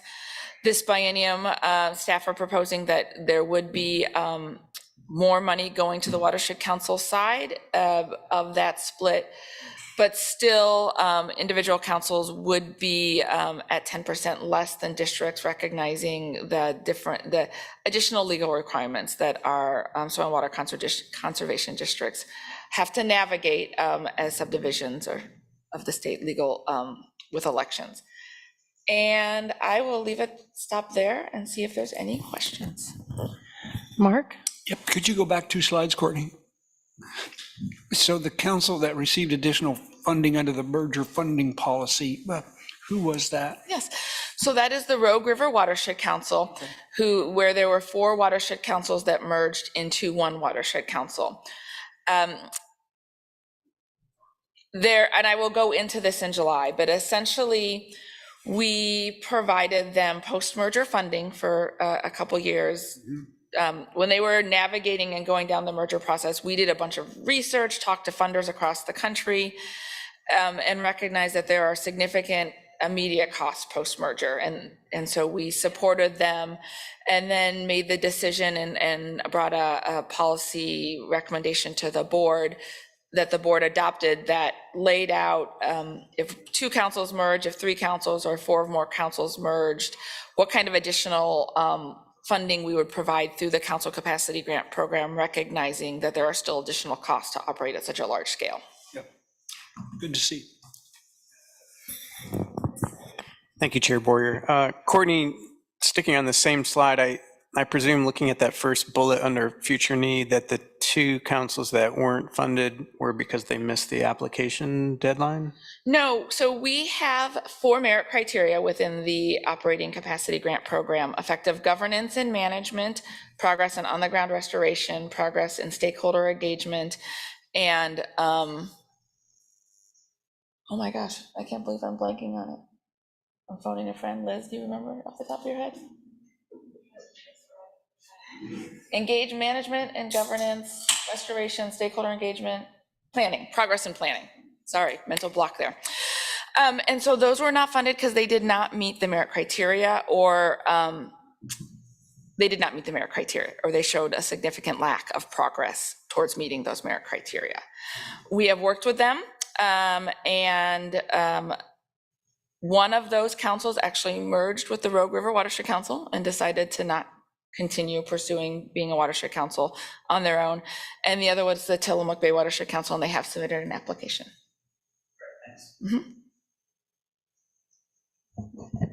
Go ahead, Dan. Thank you, Chair Boyd. I just wanted to acknowledge this was sort of the space that I was talking about yesterday. During the grant subcommittee meeting, we had like 5 public comments, and it was a very fruitful conversation about, closing the gap, and we all thought it made sense during that meeting. Yeah, thank you. All right, not hearing any. All right, great. Move on to my favorite topic. Just kidding. Okay, so what I'm gonna do right now, because not here. Okay, thank you. I want to just pause really quick then and go back to the partnership TA and organizational collaboration grant conversation briefly. So so I heard all the conversation yesterday. Let me stop sharing here so I can see everybody. And I think Eric Williams did a great job earlier today touching on the stakeholder engagement grants through open solicitation. So as we're thinking about the purposes of the partnership technical assistance grants, they were launched initially back in 2016 when we launched the FIP program, and they were actually in the FIP category of our spending plan.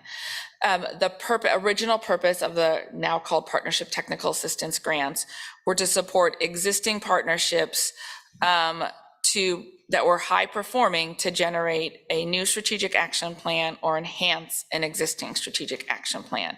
And this was all related to the FIP board identified priorities.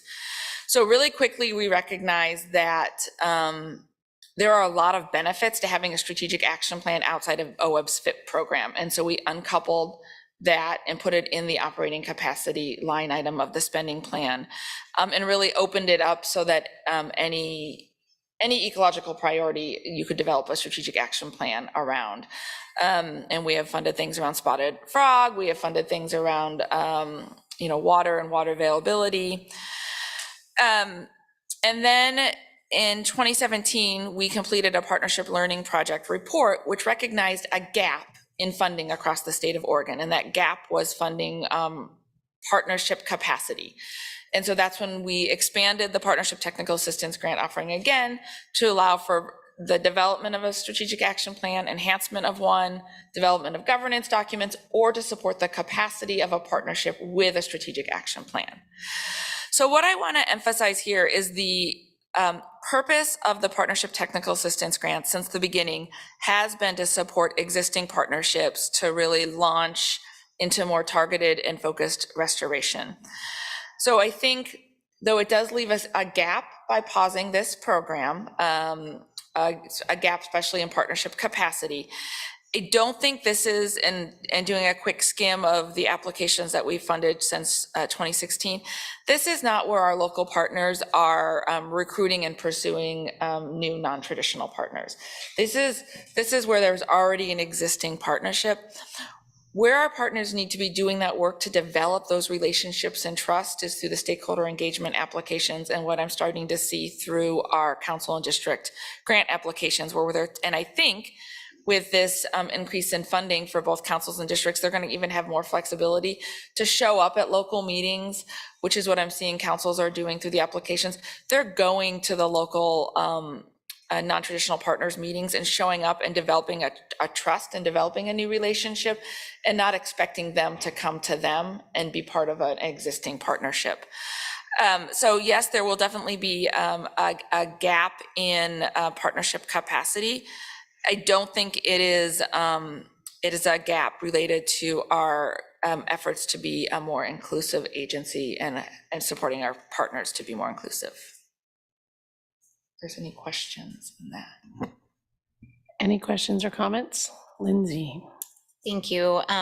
Thank you for explaining and kind of walking through that. And so what, if I'm understanding it correctly, what I'm hearing is we're pausing for now on some of that, but it's not necessarily going away. We could look at if potential additional funding comes in, but it's potentially a temporary pause for now. I would strongly emphasize that it be a temporary pause, because again, I think it's one of the really unique grant programs that we offer. It's something I love, and I know our grantees really appreciate it. And we as an executive team are committed to continuing to think about how we can, if there is additional funding available, how we could add it to this pot, and also looking for the staff capacity to manage the grants. I'm going to go Bruce first. Bruce. Thank you. My question is on the council's part. Can I ask a question on that? Are we at that point now? Are we back? Okay. Hold on. I'm gonna go to Mark first, because he wants to follow through on Lindsay's comment. Yep, I just follow. Great. What's the definition of temporary pause? So what we are looking at is, what we would like to do is officially pause until we rebalance the spending plan in July 2024, and come back to you at that time. And if there is additional funds available that we can add to that spending plan line item, as well as if we have identified the staff capacity to take on management of the grant program. So essentially 1 year. And folks that are looking to pursue a strategic action plan can apply through OWEB's open solicitation technical assistance grants during that time. All right, Bruce. Thanks.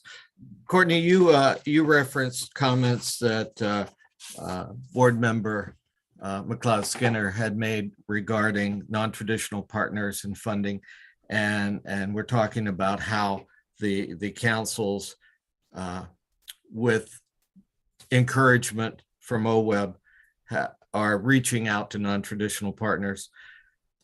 I think I was surprised, and maybe Jamie was as well, when we looked at the small grant category and realized that all those grants had to be originated by a council, a district, or a tribe. Tell me if I'm getting this right. If we're looking at non-traditional partners and grants, is it true that the only way that they're going to be able to work with OWEB is to go through councils, districts, or tribes? Is that how that works? So For the small grant program, so for the small grant program, that is correct. They have to essentially apply through a council, a district, or a tribe. For our open solicitation grants, any nonprofit can apply, or state, county, tribe. So that is an avenue where which it is more broadly available to, all organizations. Thanks for that. So is that a rule by statute, or a policy, or a rule? I only ask that because it seems that some of the non-traditional partners that we've talked about or suggested as possibilities might be more suited to look at a small grant than a open solicitation, which tends to be a little more competitive and require more expertise. So.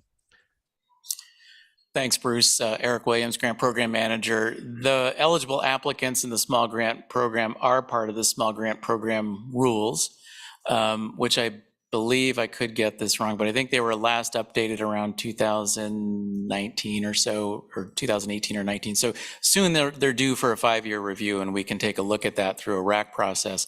I would emphasize, though, that the small grants very intentionally are limited to a very specific subset of restoration actions. They're very prescriptive. There's not a lot of leeway there in project types. And as we talked about when we were talking about the stakeholder engagement line item, if we're concerned about the need to do the groundwork, the first steps in engaging people who haven't been engaged previously in restoration, I think the stakeholder engagement is much more ripe for that, and may be better suited to position those kinds of organizations to then participate in restoration, whether that's a small grant or a large project. And yes, for now, if it's a small grant, they would have to partner with one of the eligible applicants. But the prescriptive nature of it, I think, its intent really is more about landowners than it is about organizations. And its intent is really about helping landowners understand and be comfortable with restoration on their property. Thank you for that explanation, Eric. That was, yeah. I mean, it was surprising to me to know that it was just those 3 entities. I guess I had never known that before either. So I think we'll be looking at that again. Just Bruce, just so you know, I think, even you bringing it up and me just having one of those moments of, wow, I didn't know that. That was new for me. So, I mean, we have an opportunity before us, and I think we'll look at it. Thank you, Chair. As we look at non-traditional partners, some of which may not be landowners, may be looking at tree cover, their urban operations, all things that we've talked about in DEI and environmental justice, making sure that for all we say the right things, that we have vehicles, grant opportunities there. If we can generate interest and work with somebody, that there's a pathway forward. That's all. And I think that's what you were talking about, Chair. Yes, thank you. All right, anything else? So then the next thing I want to touch briefly on, so if we're done with partnership technical assistance. Deputy Director, or actually Acting Director Henderson did step into the room. Excellent. Did you want to pause? Yes, let's do that. Sure? Yeah. Okay, I'll leave it up to you. Well, I think, let me just wrap this whole conversation up with organizational collaboration grants, and then we can check that box. Thank you. So organizational collaboration grants, again, the other grant opportunity that we have recommended to be put on pause going into next biennium. So the purpose of these grants has been, they've been very responsive grants to support new or expanded strategic collaborations to build more resilient organizations that can get projects done on the ground. So this is where we have funded mergers, alliances of new organizations, It's where we have seen MOUs developed for shared space or kind of shared work products. And this is really where we have seen some new innovative partnerships developed. We saw up in Multnomah County, we saw Forest Park Conservancy develop a relationship with Verde so that they were employing their workers and through a job training program, and a really unique, innovative shared space opportunity in Benton County that is well beyond the number of partners that are initially engaged in it. And so the opportunity to kind of build these MOUs, these mergers would be on pause. But again, as Eric has touched on, a lot of it is relationship building. If you want to enter into an MOU or if you want to do a merger or a consolidation, and through stakeholder engagement, again, we are hoping our partners will start to utilize that program more to build relationships with both traditional and non-traditional partners. And again, what we mean by pause would be that we would revisit this grant offering in July of 2024 to see if we have additional funds available and if we have managed to kind of get through the capacity bottleneck staff capacity bottleneck we have right now. Questions? I see that Molly has a question. Hi, I'm really appreciating all of this conversation and additional context. These are always tough decisions, as you've been saying. And in the back of my head, though, is the comments from the gentleman from Lake County who was saying how for his county in particular and those other counties that have, you know, small tax base and are really leveraging the OWEB dollars to bring more money into their organizations in order to do the boots on the ground work. So just thinking about them as a portfolio stakeholder across all of the OWEB grant opportunities, has staff ever kind of done an evaluation to try to kind of look and see where the money is getting leveraged further, like with either what grant programs or activities that OWEB is supporting that is kind of the most beneficial for those counties that are trying to do the most with the least, if that kind of comment makes sense. Like I'm trying to think about how to evaluate all of these different programs that OWEB has, knowing that tough choices need to be made. Is there a way to kind of start to keep that apart? Have we looked at, you know, what's the bang for the buck in some of these more rural communities that are really, you know, OWEB's investment might be the only money that they're able to seek. Right. And I can say I don't think we have. I think we've done a little bit of here, a little bit of there, but that's definitely something we can continue to talk about amongst ET with the grant program and with our monitoring staff. I think it would be worthwhile as an exercise just to try to see where, like, as you say, where's the biggest bang for the buck? Because I think that's where we're getting at with the idea of trying to make these grants accessible to everybody, and knowing more about those communities would be helpful. Great. Jamie. You just kind of following up on Molly's comment of that bang for the buck. One of the things that really struck me, and I was delighted to hear that Verde is partnering on one of these projects and was part of one of these collaboratives. The bang for the buck is both, in my mind, both the other, you know, federal funds we get and the other, but there's also sometimes additional funds and relationships and partnerships that aren't funds that are necessarily tied to environmental dollars, and yet we're having that outreach to communities, bringing more communities into this culture of watershed enhancement and watershed protection, and that too is an investment.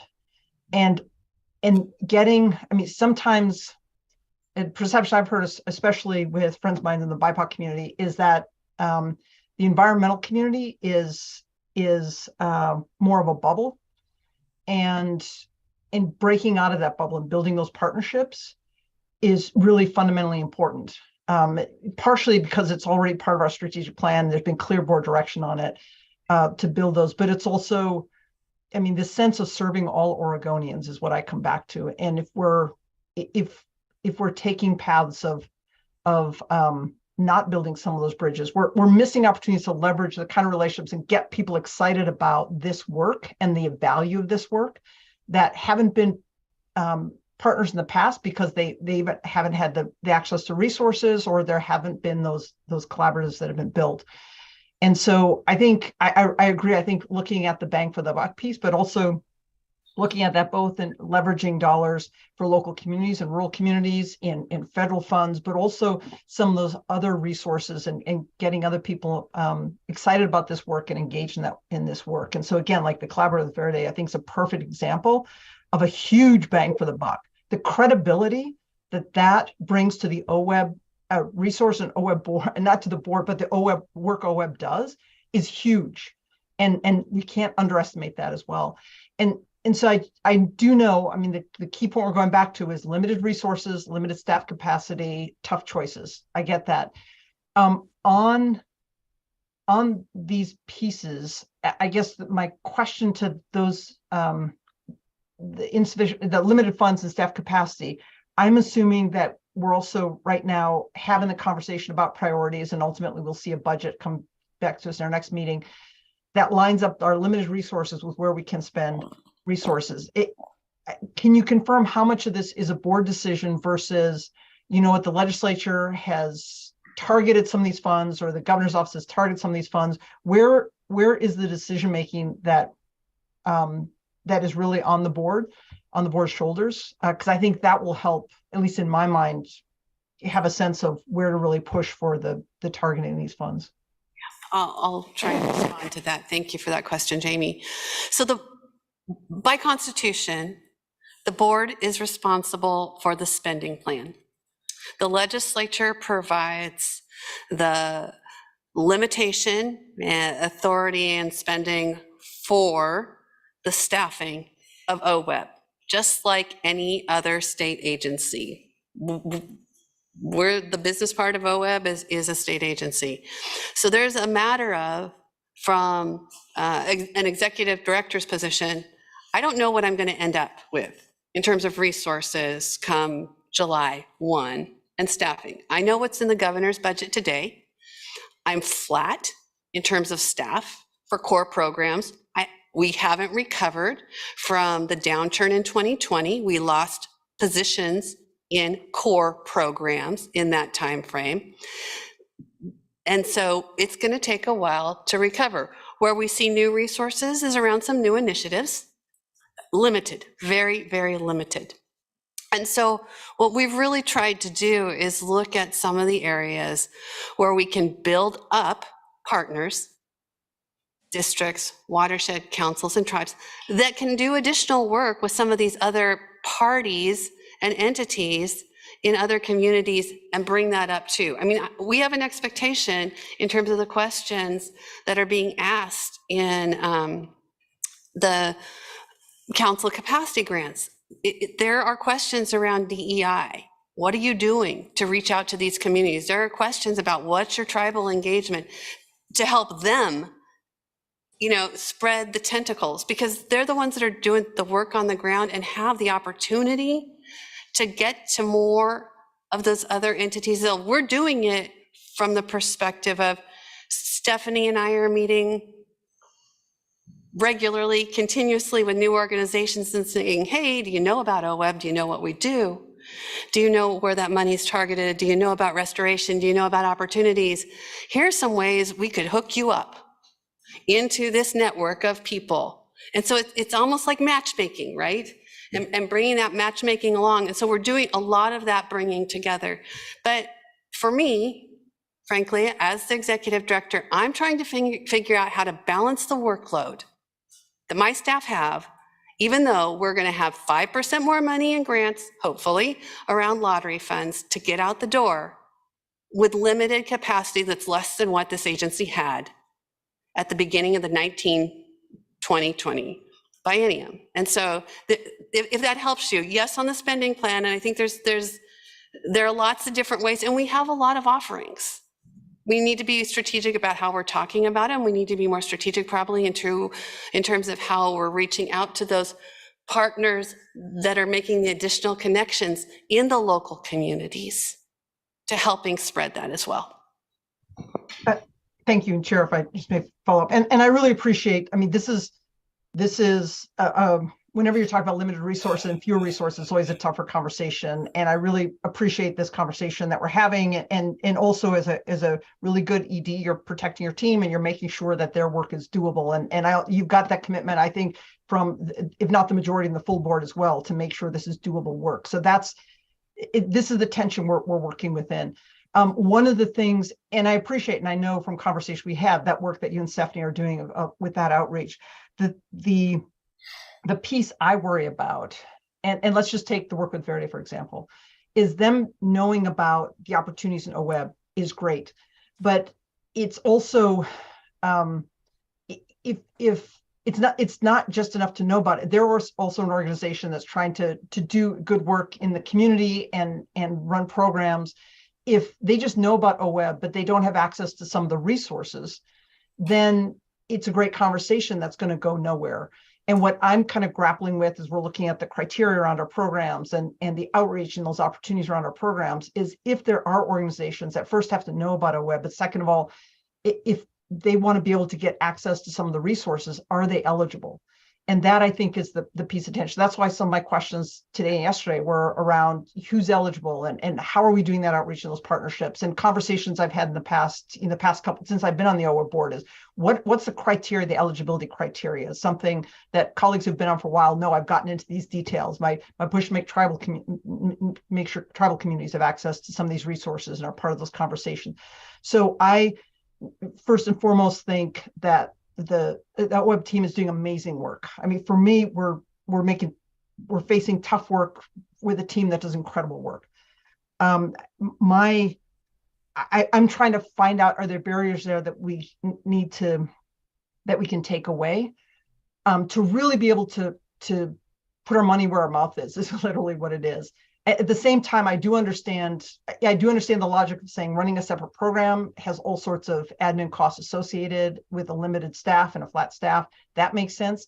I guess I would wonder if we're talking about limited staff and putting a pause, is there a consideration of saying, okay, we've got, X amount of programs, we want to reduce some of them. We should maybe reduce some for a year and then reduce some others for the next year so we can swap in and out, because maybe then these programs are not continuing, but every other year or every other cycle, so that we're not missing some of those opportunities, or we're looking at our programs that we have, shrinking the number, but increasing the opportunity within the individual programs.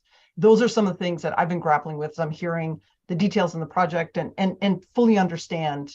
I've been in that role where you're trying to take care of your team and then also do good work. So sorry, that was more of a comment than a question, but I mean, are there some of those options? Those are the things that I've been grappling with. So thank you. And I would say, yes, there are those options for discussions. That's part of the reason we talked about pausing and bringing it back once we see the spin up in the next biennium. I think it's important to note, and I'm going to look for a nod from Courtney, Verde has been a grantee of OWEB in the past.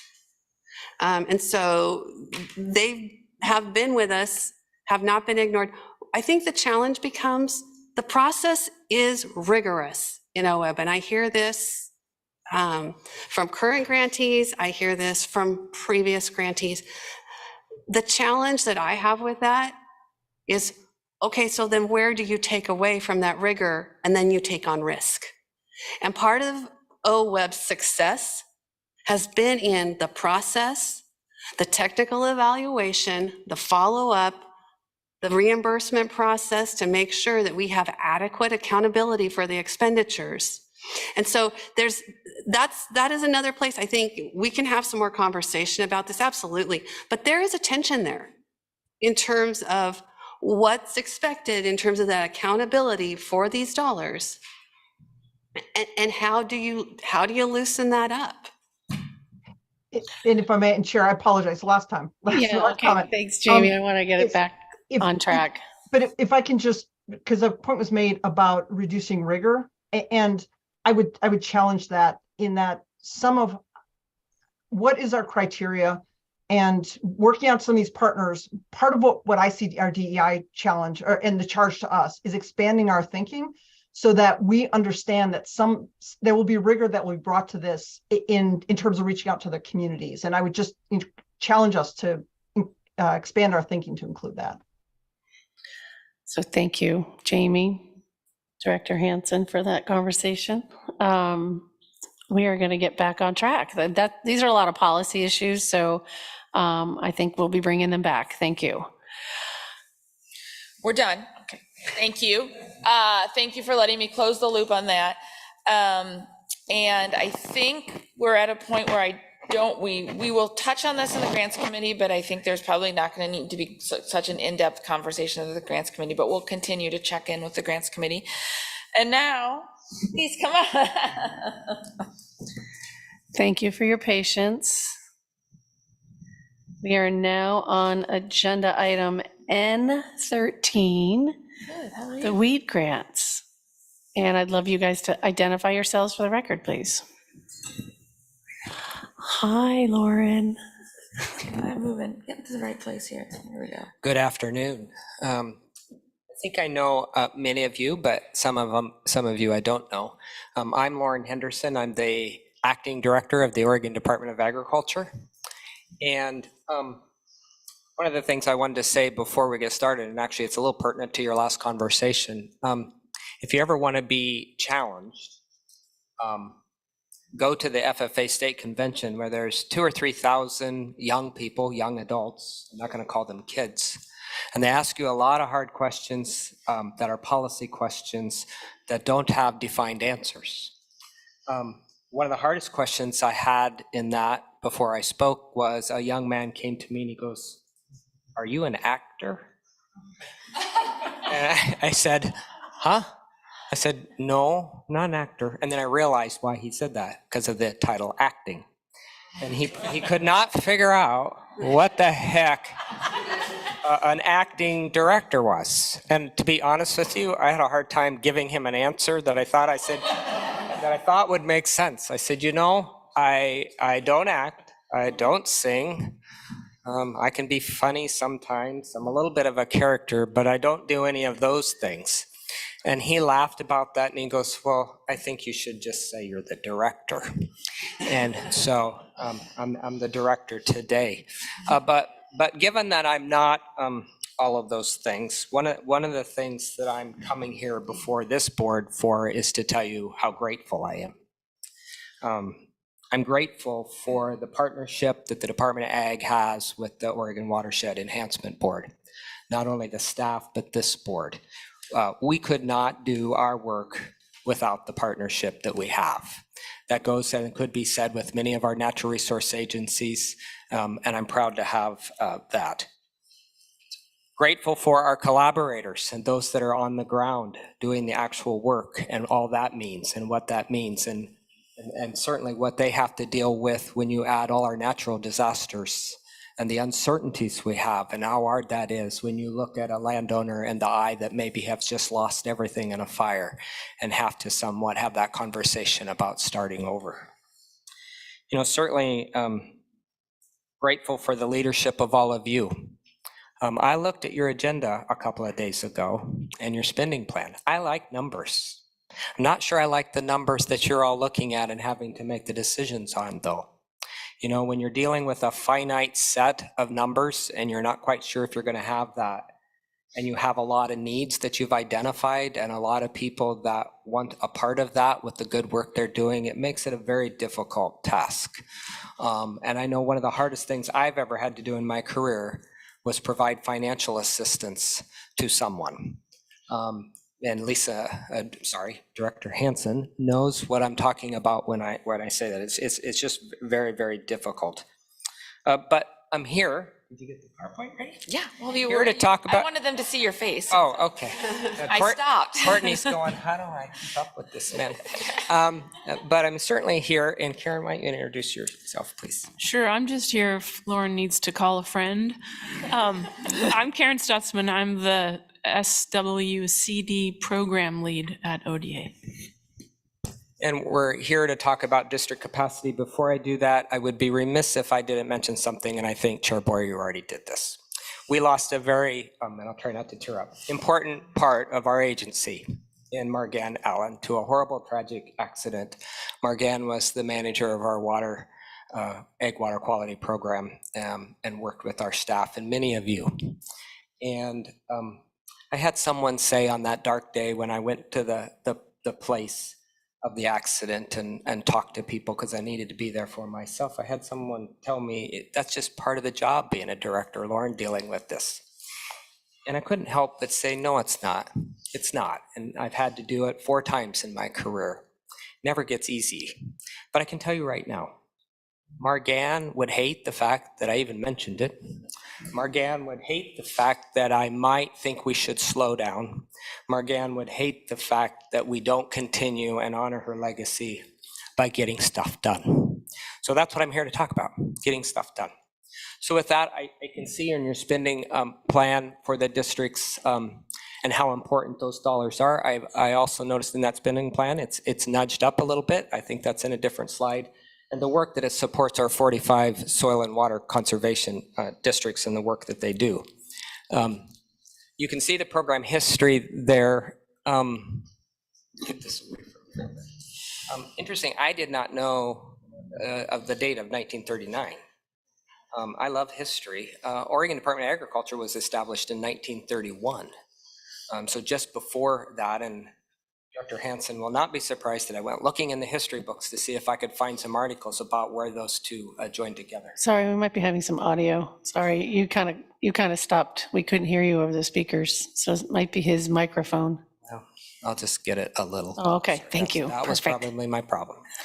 And so the history there, a long history, you can see that this work is never done and never will be done. I have people ask me that all the time. So when are you going to be done? We're never going to be done. And it's a work in progress. It's important to keep the capacity and the infrastructure there so that we can move forward and make meaningful progress, which is happening all over our state. You can see in this slide real quickly, all of the money went out the door, and that's what you would expect. The 4 SWCDs, I believe that is Baker, the Baker SWCDs, and they split a couple of shares in that. And then we already mentioned, identified as a future need, some help in supporting costs going forward. And I think the spending plan has done that the best that it can. Our districts work together, and they're all over our state. It's a big state. I will mention the 4.8 million from the RCEP program. We can talk a little bit about some examples. Karen can talk a little bit about those examples and what that is, but it is a little bit of an example of what that capacity brings you and that structure so you can leverage other funding, particularly in this area. And there's the projects that are there. If anybody's interested, we'll go more into that. But I think I saw in your program packet that you have some more detail about that. Here's the spending plan with the increase in dollars for 23-25, and I think that's actually maybe more than the 5% that we had mentioned before that, and certainly appreciate any recognition there that you can for the districts. Questions? Any questions or comments on the capacity? Mark? Well, just a comment. I have not met you, sir, but I'm Mark Laphart. I represent the Fish and Wildlife Commission, and this is a little bit of a maybe a little bit of humor, but probably not really. So do you still love us even though we stole 2 of your top administrators? No? Chair Boyer, Mr. Laphart, you and I talked about that over coffee one day, and I thought I made my point. Yes, I do. Okay, I think about it just about every day. It's good to hear. Go ahead, Corey. Corey Owens with the Natural Resources Conservation Service. I just want to have a quick comment over all of the capacity conversations we've had, all the different capacity grants and all the different iterations, whether they're paused or not paused. From our perspective with USDA, and you mentioned it here with the Regional Conservationist Partnership Program, what OWEB does to get state partners and organizations ready to be able to apply for our programs is instrumental to us being the #1 RCPP state in the country. And I just want to applaud that and encourage that as much as possible, to continue that as much as possible. And also mention that with the Inflation Reduction Act, we're looking at historic levels of RCPP funding. People have asked us what our allocation for RCPP is. We have our normal allocation, but the IRA funding is actually coming out of the national office. So how we're hearing how that's going to work, just really quick, is they're going to look at all the different applications, and the ones that fit into climate smart practices categories, they're going to snatch those up and they're going to fund them at the national level, which is going to free all of our regular RCPP stuff up for even more. So whatever you guys can do, keep doing it. Thank you. Bruce, I see your hand is up. Yeah, thanks, Chair. Director and Courtney, thank you for the capacity presentations. It was not lost on this board member, the number of comments, both written and in person, regarding the importance of capacity, nor how much of the RPR's presentation yesterday on open solicitation grants highlighted capacity and people. There were some comments, or there was some reference to comments that were made at the last board meeting regarding questions of capacity. And if any of those comments were mine, I just wanted to clarify that the critical nature of capacity grants is not lost on me, and I support it wholeheartedly. My only concern, which is not going to affect this particular spending plan, and has, if it's ever looked at, it's going to be looked at in the future, is the fact that our councils and districts depend on OWEB for these with nominally competitive grant system. OWEB, in turn, is dependent upon lottery funds.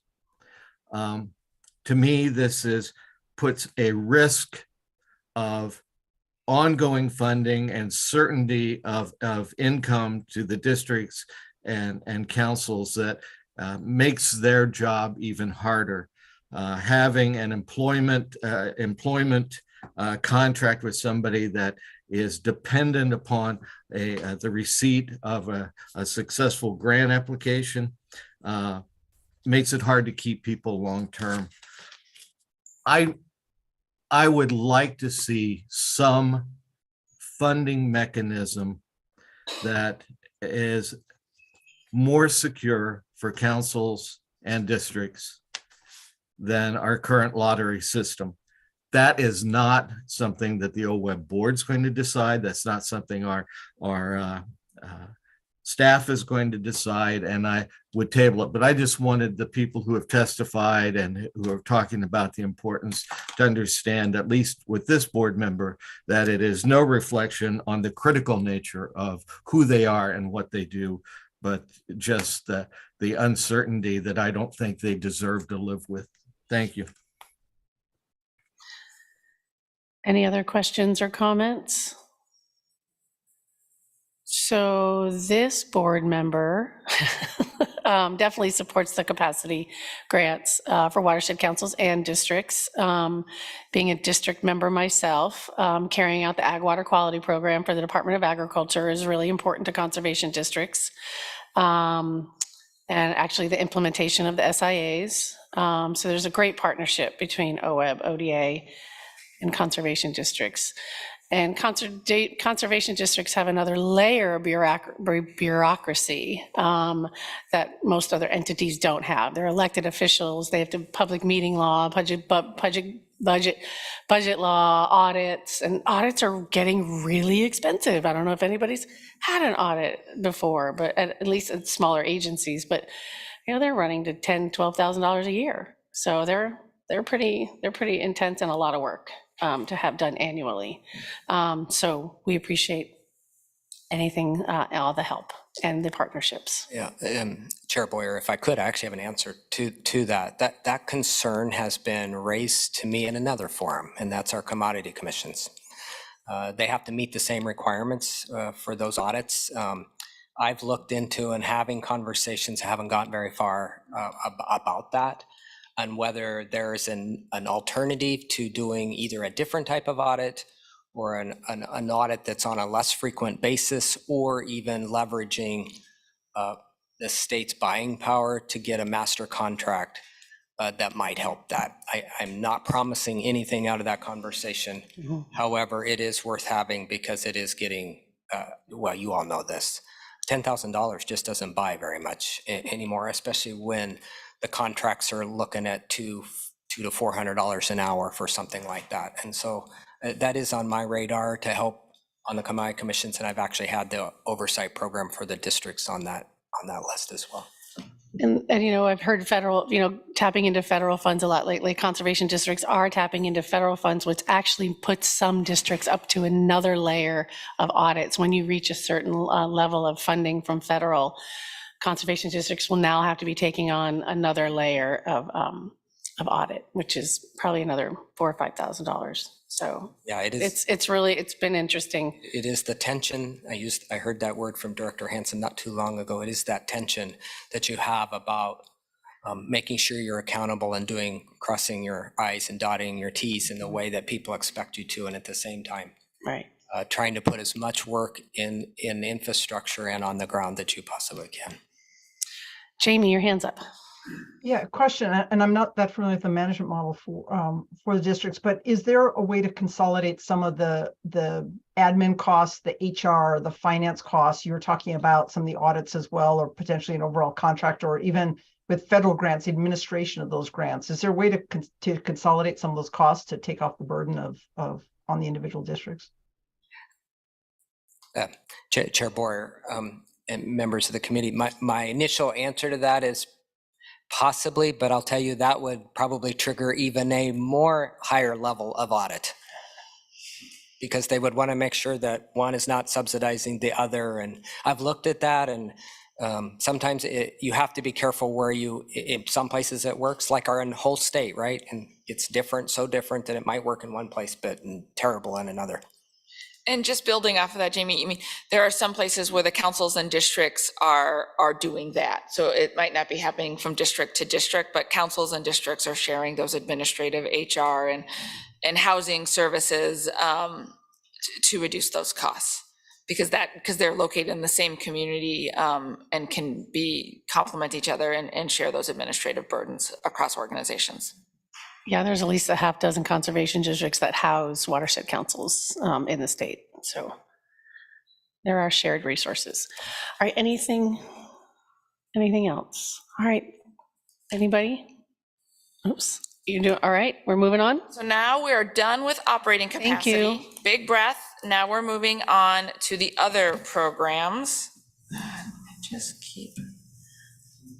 Also, Chair Boyer, members, we're switching to, I think it's labeled other, our weed grants. But before I do that, we, this last year, lost in our agency over 300, and I think it's 40 years of experience. And with one of that was our longtime weed manager that I know some of you know, Tim Butler, finally decided 44 years was enough. And retired. And we wish him well, of course. Along with that, though, it is my pleasure to introduce you today to Troy Abercrombie, the new weed manager over the weed program. And if you don't mind, just 1 minute about yourself, Troy, real quickly for the board, that would be good. Yeah, hi. For the record, Troy Abercrombie, program manager for the Noxious Weed Control Program and the Native Plant Conservation Program over at ODA. I've been with ODA coming up on a year now. Been in conservation work for a little over a decade. Got my start in federal service and moved on to county service at Oregon's first Soil and Water Conservation District in Tillamook County. Before working my way into nonprofit and now here. I live in the Mid-Willamette Valley and have a family with 3 girls, and Originally born and raised in Idaho. I'm here. We won't hold that against you. No, we're glad to have Troy as part of our team. And we'll probably continue to be seeing new faces in our agency and that's not unusual to agencies. This is the WEED grant program. I can remember, it seems like just yesterday, we were moving the dollars from ODA to OWEB, and that's listed on the timeline there. You can see those OWEB funds are awarded annually to the ODA WEED program to protect our investments from noxious weeds. And these grants are for on-the-ground weed control projects and for the state listed noxious weeds. I can just tell you generally, you can switch the slide, the invasives in our state, whether they're weeds or those bad bugs and other things, is a constant battle in our state. It seems like it's once a week that our staff come to me and say, oh, guess what? We have this new something. I can never pronounce most of the scientific names, so I don't even try. But this is certainly a program that has done some great work over the years, and you can see the timeline there. And then most recently in 2020, the WEED grants were moved into the online grant application system, which I found very positive. The awards in 21-23, you can see we're not able to fund all of the proposals we get. I can tell you, I'm not sure we've ever been able to fund all of the proposals. The requests always outstrip what we have, which means our program working with OWEB has to make some choices about what gets funded and not. You can see some of the critical need there, and like all of the other programs that you're dealing with in your spending plan, this one is flatlined for that. And always, if you ended up with some extra shekels, could call us, and I'm sure we could find a proposal to do that. But we also recognize there's only so much to go around. And as I said, grateful for that. I often tell people when I go into conversations like this, and you're getting all of Lauren here in the table, but it's true, which is I go into these kind of discussions and tell my staff, you know, we really need to be focused on keeping what we have. That's first and foremost, because going backwards is not good. And so I appreciate in this spending plan, at least we're able to keep what we have. You can see that the completed projects, and I think this is a pretty high number. I think this number has gone up and up, where it leverages 152% match with the funding that we get. That's a pretty good match with that. And you can see in this the amount of acres and in-stream miles, riparian miles, and the gross acres that were able to be completed in this. The biocontrol activities, that's really good news that we had 8 grants that targeted biocontrol. Biocontrol is an important part of what we do. I think it will be a huge part of what we do in the future. We have to be able to do those things and have a biocontrol specialist on our staff. And there's always a lot of work to be done there. There's some examples in the Crooked River area and some of the things that they've been doing in those projects, and we won't go into that because I know it's been a long day for you, but there's the spending plan. You can see it's the same as this current biennium for that, and I think you received a letter from the WEED board with their desire that if you could possibly increase that just to keep up with gas and diesel and everything else that everybody else is dealing with.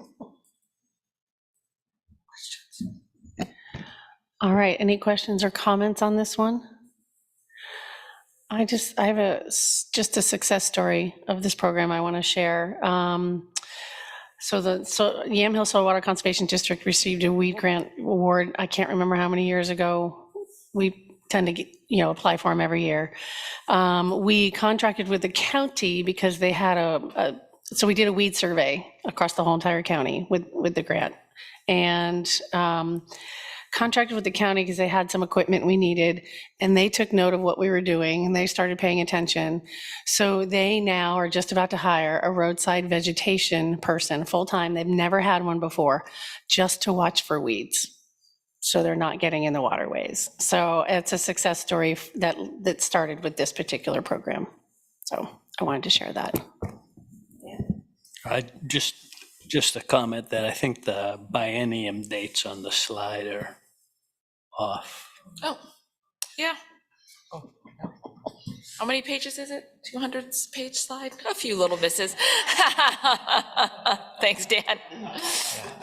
I didn't catch that. I was just wondering why they were different than every other slide. I'm like, wait a minute. And this late in the day, you're that alert. I'm impressed. No, Not so much that it's you, but all of us that alert. I Thank think you. it is worthwhile to mention, and Troy can help me with this, but we desperately need an aquatic specialist.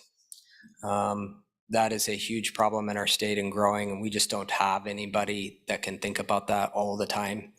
And we've asked for resources for that, and we'll continue to ask for resources for that. But Go ahead, Chair. Thanks, Chair Boyer, members of the board. If I may, you'll have seen on the report for what we were able to complete through the program in the last biennium, 1.5 in-stream miles, which might be somewhat misleading because it's not very many miles.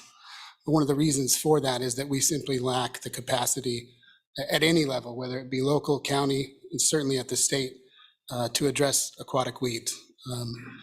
In comparison to the states around us, we're not even close when it comes to capacity to do that. And much of the protection that comes to Oregon of our waters comes by way of the programs in the states around us and not from within. So it's certainly a deficiency that we have.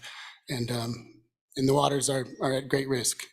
So hopefully we can work together and figure something out there. Thanks.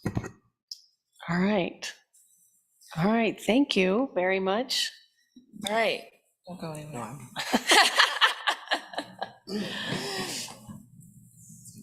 All right. What is next? We're kind of jumping around. All right, so I'm gonna leave the table after this one. You've seen me enough. This is the strategic implementation areas. This is a joint collaborative program with OWEB and ODA, where, so we've had $1.5 million. This is an interagency approach to support the Ag Water Quality Monitoring Program. It includes monitoring, voluntary conservation, and compliance. Here's a little bit of the history. So the board has been awarding $100,000 for stakeholder engagement and technical assistance and $25,000 for SIA monitoring. The stakeholder engagement and technical assistance funds are for 5 years, and the monitoring has been for up to 10.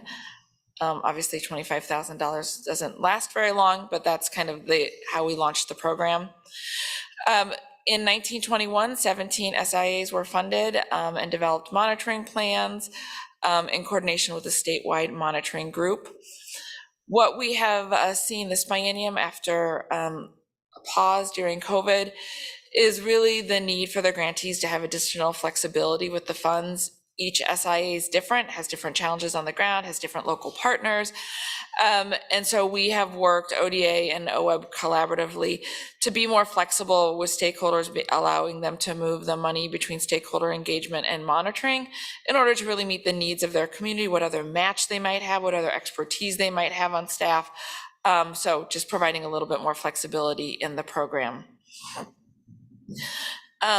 We are recognizing that there are continue to be additional stakeholder engagement, technical assistance needs, as well as ongoing monitoring support that is needed.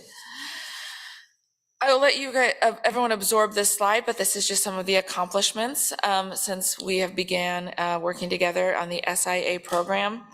And I also just want to talk about lessons learned and evolving how we run the program.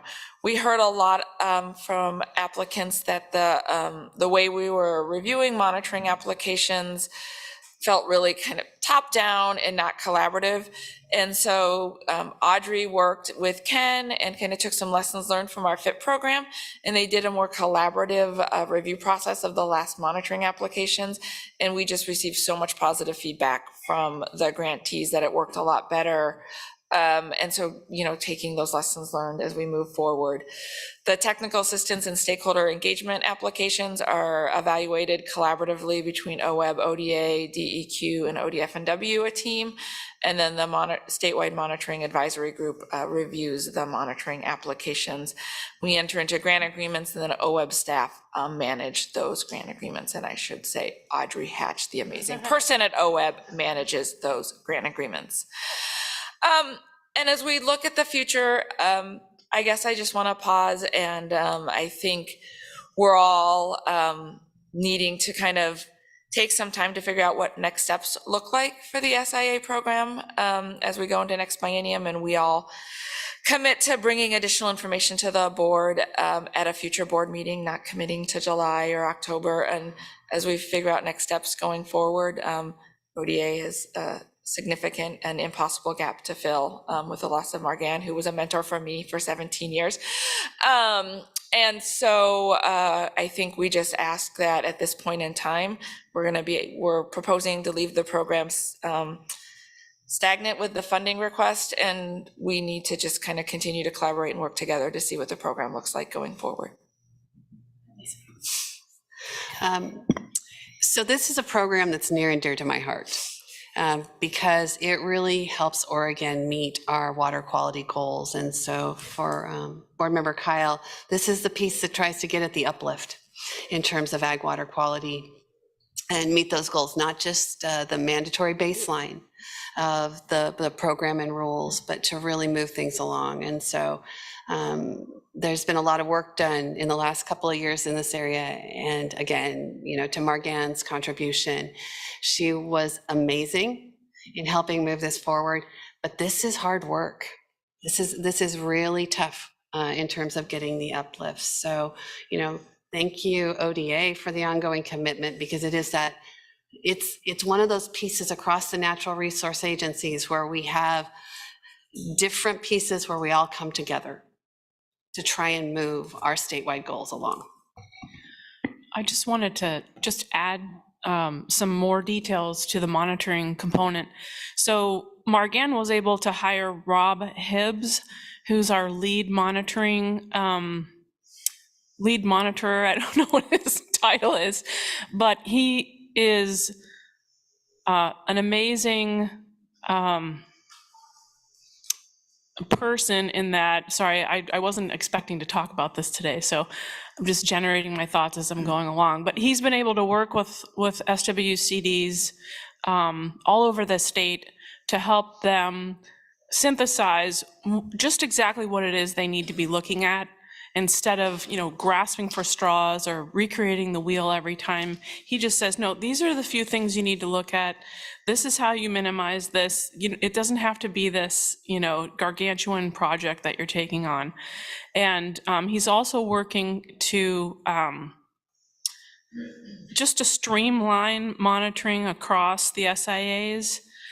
He's working, we applied for a grant with DEQ to do mercury TMDL reduction in the Willamette Valley, and we're going to try a new type of SIA where it starts out more with outreach and education and promoting best management practices through ODA's lens, and trying to promote and show people the actual data that's out there already on DEQ's website in regards to TMDLs.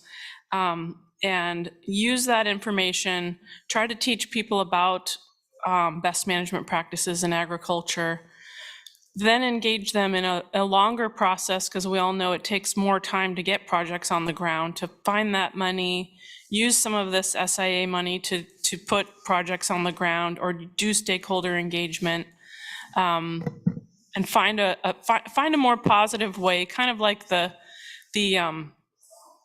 OWEB stakeholder engagement grants, to engage people in the process and build those trust and relationships, to get people to just voluntarily want to do ag water quality work.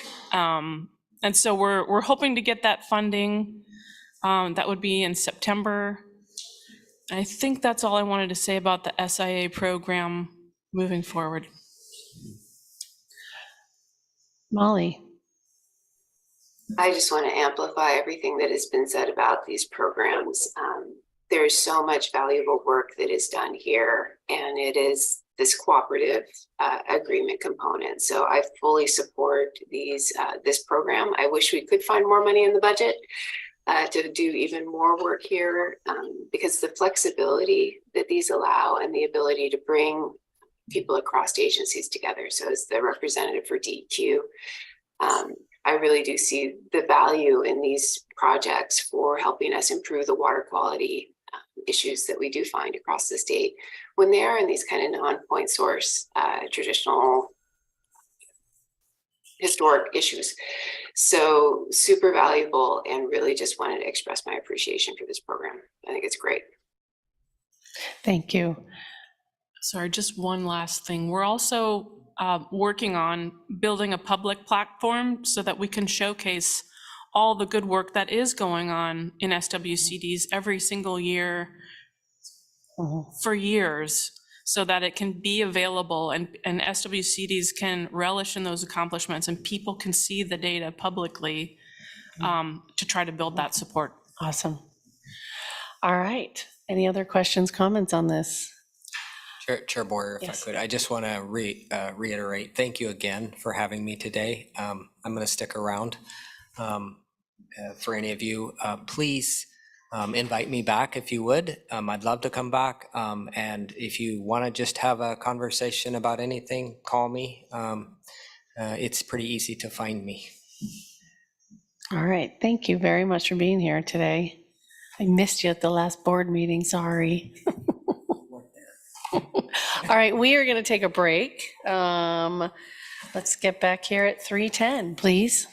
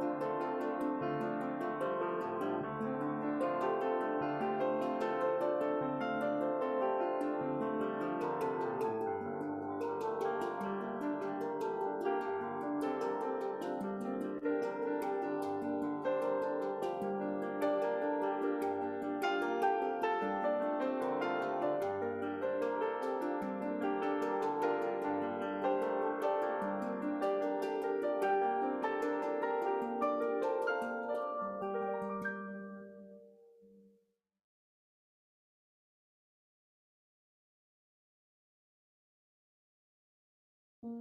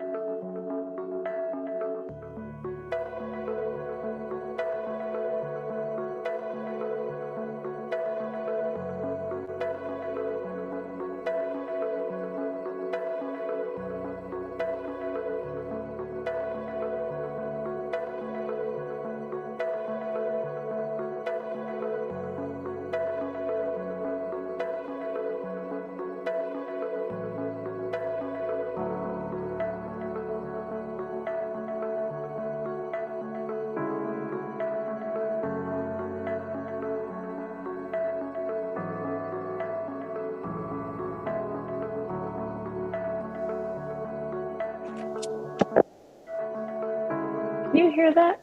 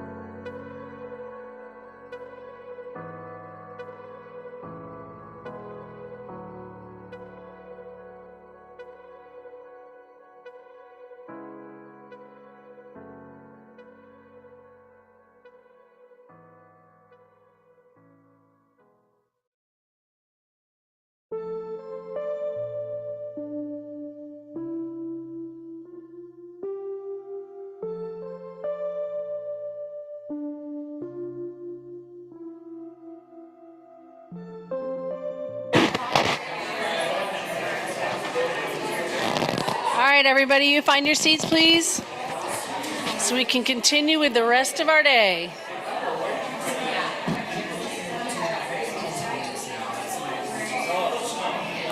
The sooner we start, the sooner we can get out of here.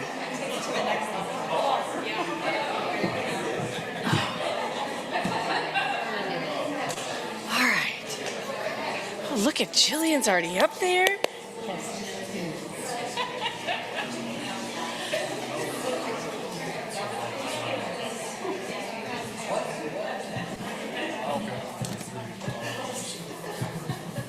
I had to do that a minute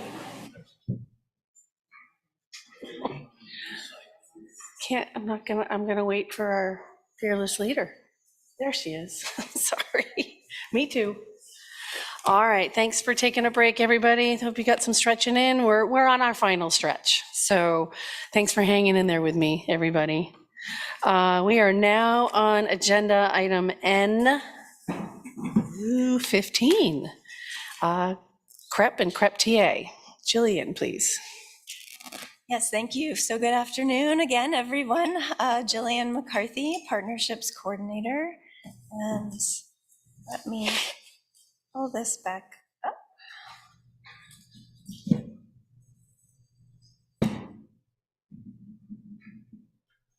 Okay, I've got it. Okay.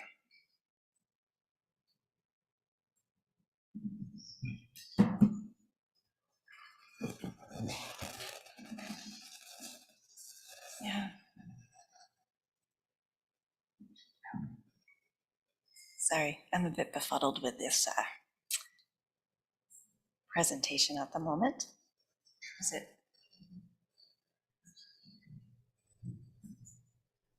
Here we go. Thank you. Thank you. Okay, so this is the CREP item in the spending plan. So CREP is the Conservation Reserve Enhancement Program. This is actually two separate line items in the spending plan. So you'll find CREP cost share under the other category, and you'll find CREP technical assistance under open solicitation in the spending plan.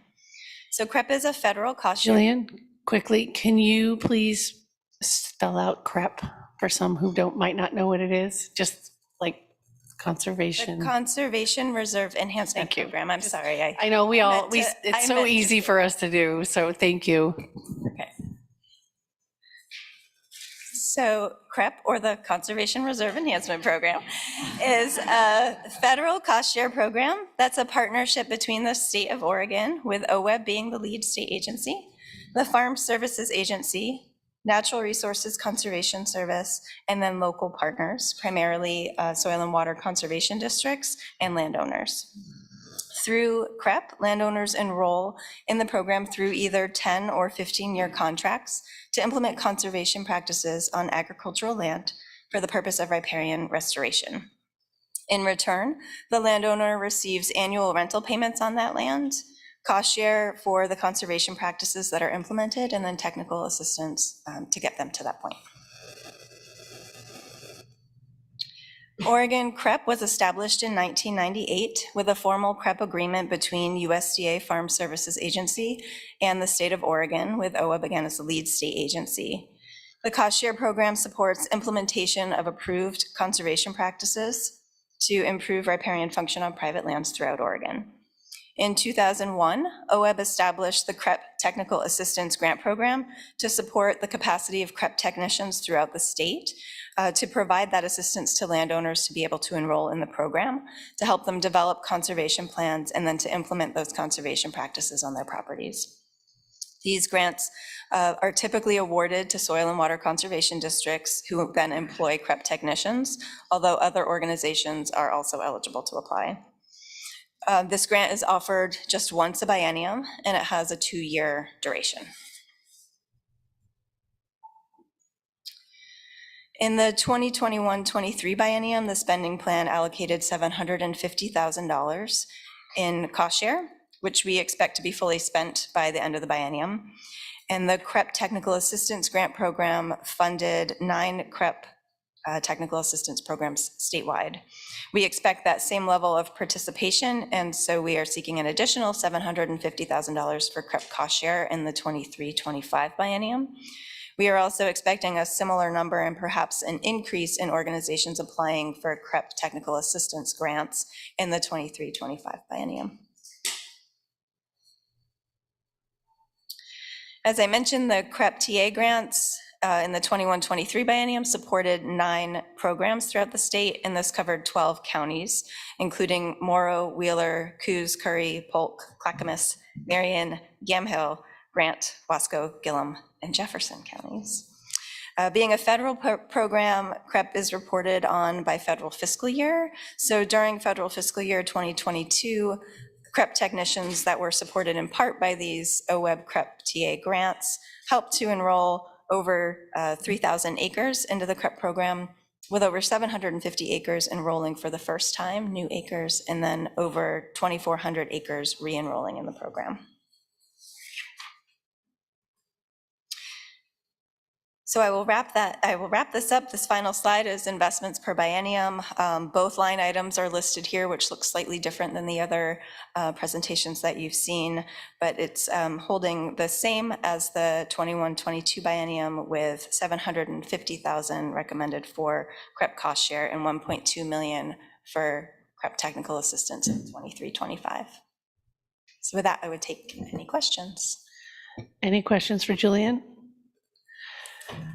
All right, I'm a big proponent of CREP. I've got 24 acres in CREP, and I think we're 19 years into our CREP project, and we did it organically. So I don't know how many are actually doing it in that manner, and just really big improvement along the river. Just, you know, having a generational farm, it's really interesting to see the changes.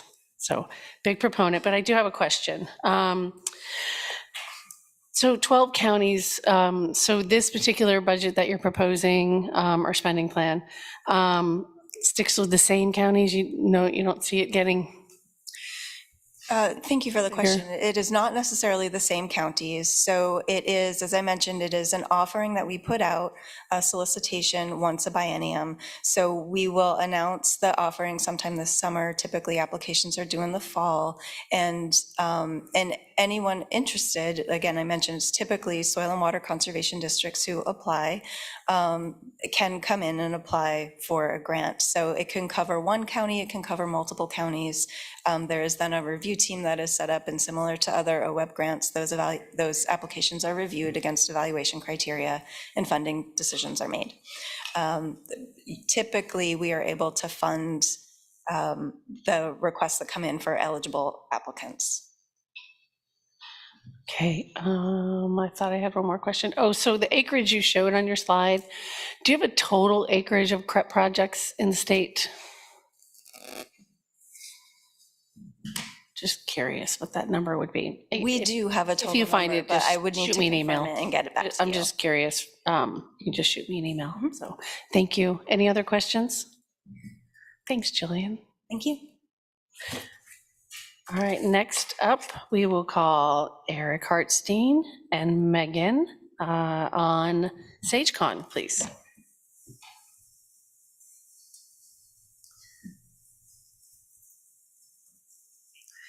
Megan, will you say your last name for me, please? Absolutely. Megan Kreutzberg. Thank you.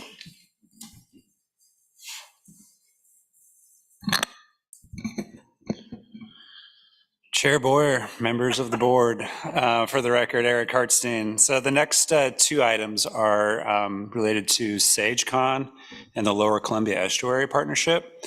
And these are in the other prior committed funding items in your spending plan. And historically, you've heard from SageCon and the partnership at the July meeting where the board adopts a spending plan. But we wanted to provide both organizations an opportunity to speak to you in advance of adopting the 23-25 spending plan.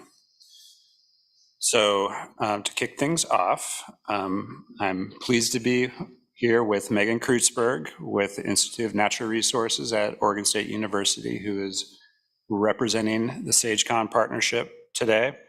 We have $350,000 as the staff proposed amount in the spending plan. And I'm going to keep my remarks fairly brief and give Megan the bulk of the time remaining. But I will mention a few things first. This is a real abbreviated timeline of the sage-grouse partnership. Beginning in 2010, the sage-grouse was proposed for listing under the Endangered Species Act. And in response, SageCon was convened in 2012 in order to formulate an all-hands, all-threats approach to sage-grouse conservation in Oregon.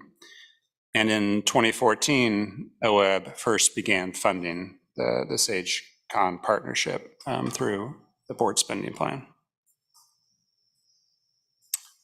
So current grant is for $350,000. It was awarded to Oregon State University for program coordination with a technical assistance grant. And the future need is, again, the $350,000 for the next biennium.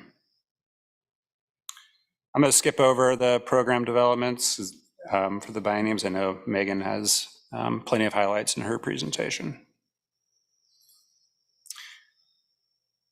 And the budget slide, pretty basic, going from $300,000 in 2019, 2021 to $350,000 the current biennium, and then proposed for the next.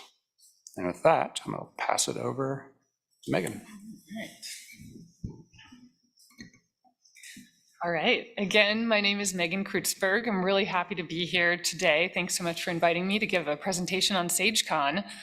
I have been the technical coordinator for SageCon for about 7 years, and it has been such a cool opportunity to be part of this just really big, complicated collaborative. So I am going to give a little bit of background. We're talking about Southeast Oregon. It's a little bit less known and for a lot of folks. Talk about what SageCon is and what we do, and some of the ongoing work and really kind of exciting upcoming opportunities. So sage grouse is sort of what brought us together. There's a picture of the bird up there. It does this kind of, the males do this kind of funky mating display. It's kind of fun to watch. And the bird has been in decline for quite a while, and nearly was listed under the Endangered Species Act, lives in a pretty big area of southeastern Oregon. You can see in those white polygons there. And really the causes of that decline of this kind of charismatic species are really ecosystem related. So we have expansion of conifers, of juniper, which is a native species, but is turning sort of this historic sagebrush grassland dominated area into woodlands. And then, we heard a lot about invasive species earlier. There's lots of invasive species in the desert. There's these invasive annual grasses that are really impacting large areas and causing the more frequent fires and sort of this invasion fire cycle. That's really sort of a negative perpetuating cycle. And so these maps here, these are some of the maps that we've developed for SageCon showing change, some pretty radical change from the mid to late 80s on the left there through more present day on the right there. And it's a little hard to see because these are really zoomed out. This is about a third of the state that we're showing here, but those dark green areas are kind of this functioning intact sagebrush steppe that has really declined over time. So these areas you're seeing that are red and yellow are starting to be dominated by invasive species. The tans and browns, that's where we have a lot of juniper encroachment.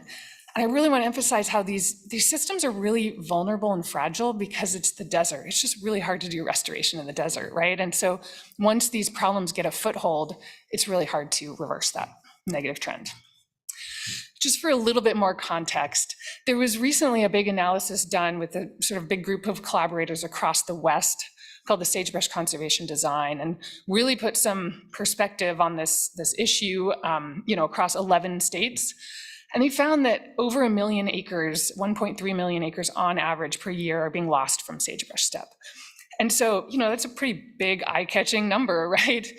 And really highlighted the need for proactive management under this framework we're calling Defend and Grow the Core, where we want to keep our good areas good, make sure we're not sort of turning our back on the areas that are okay for now, but still are sort of threatened by these threats. And so in this map here, you can see there's These dark blue areas are kind of the best of the best.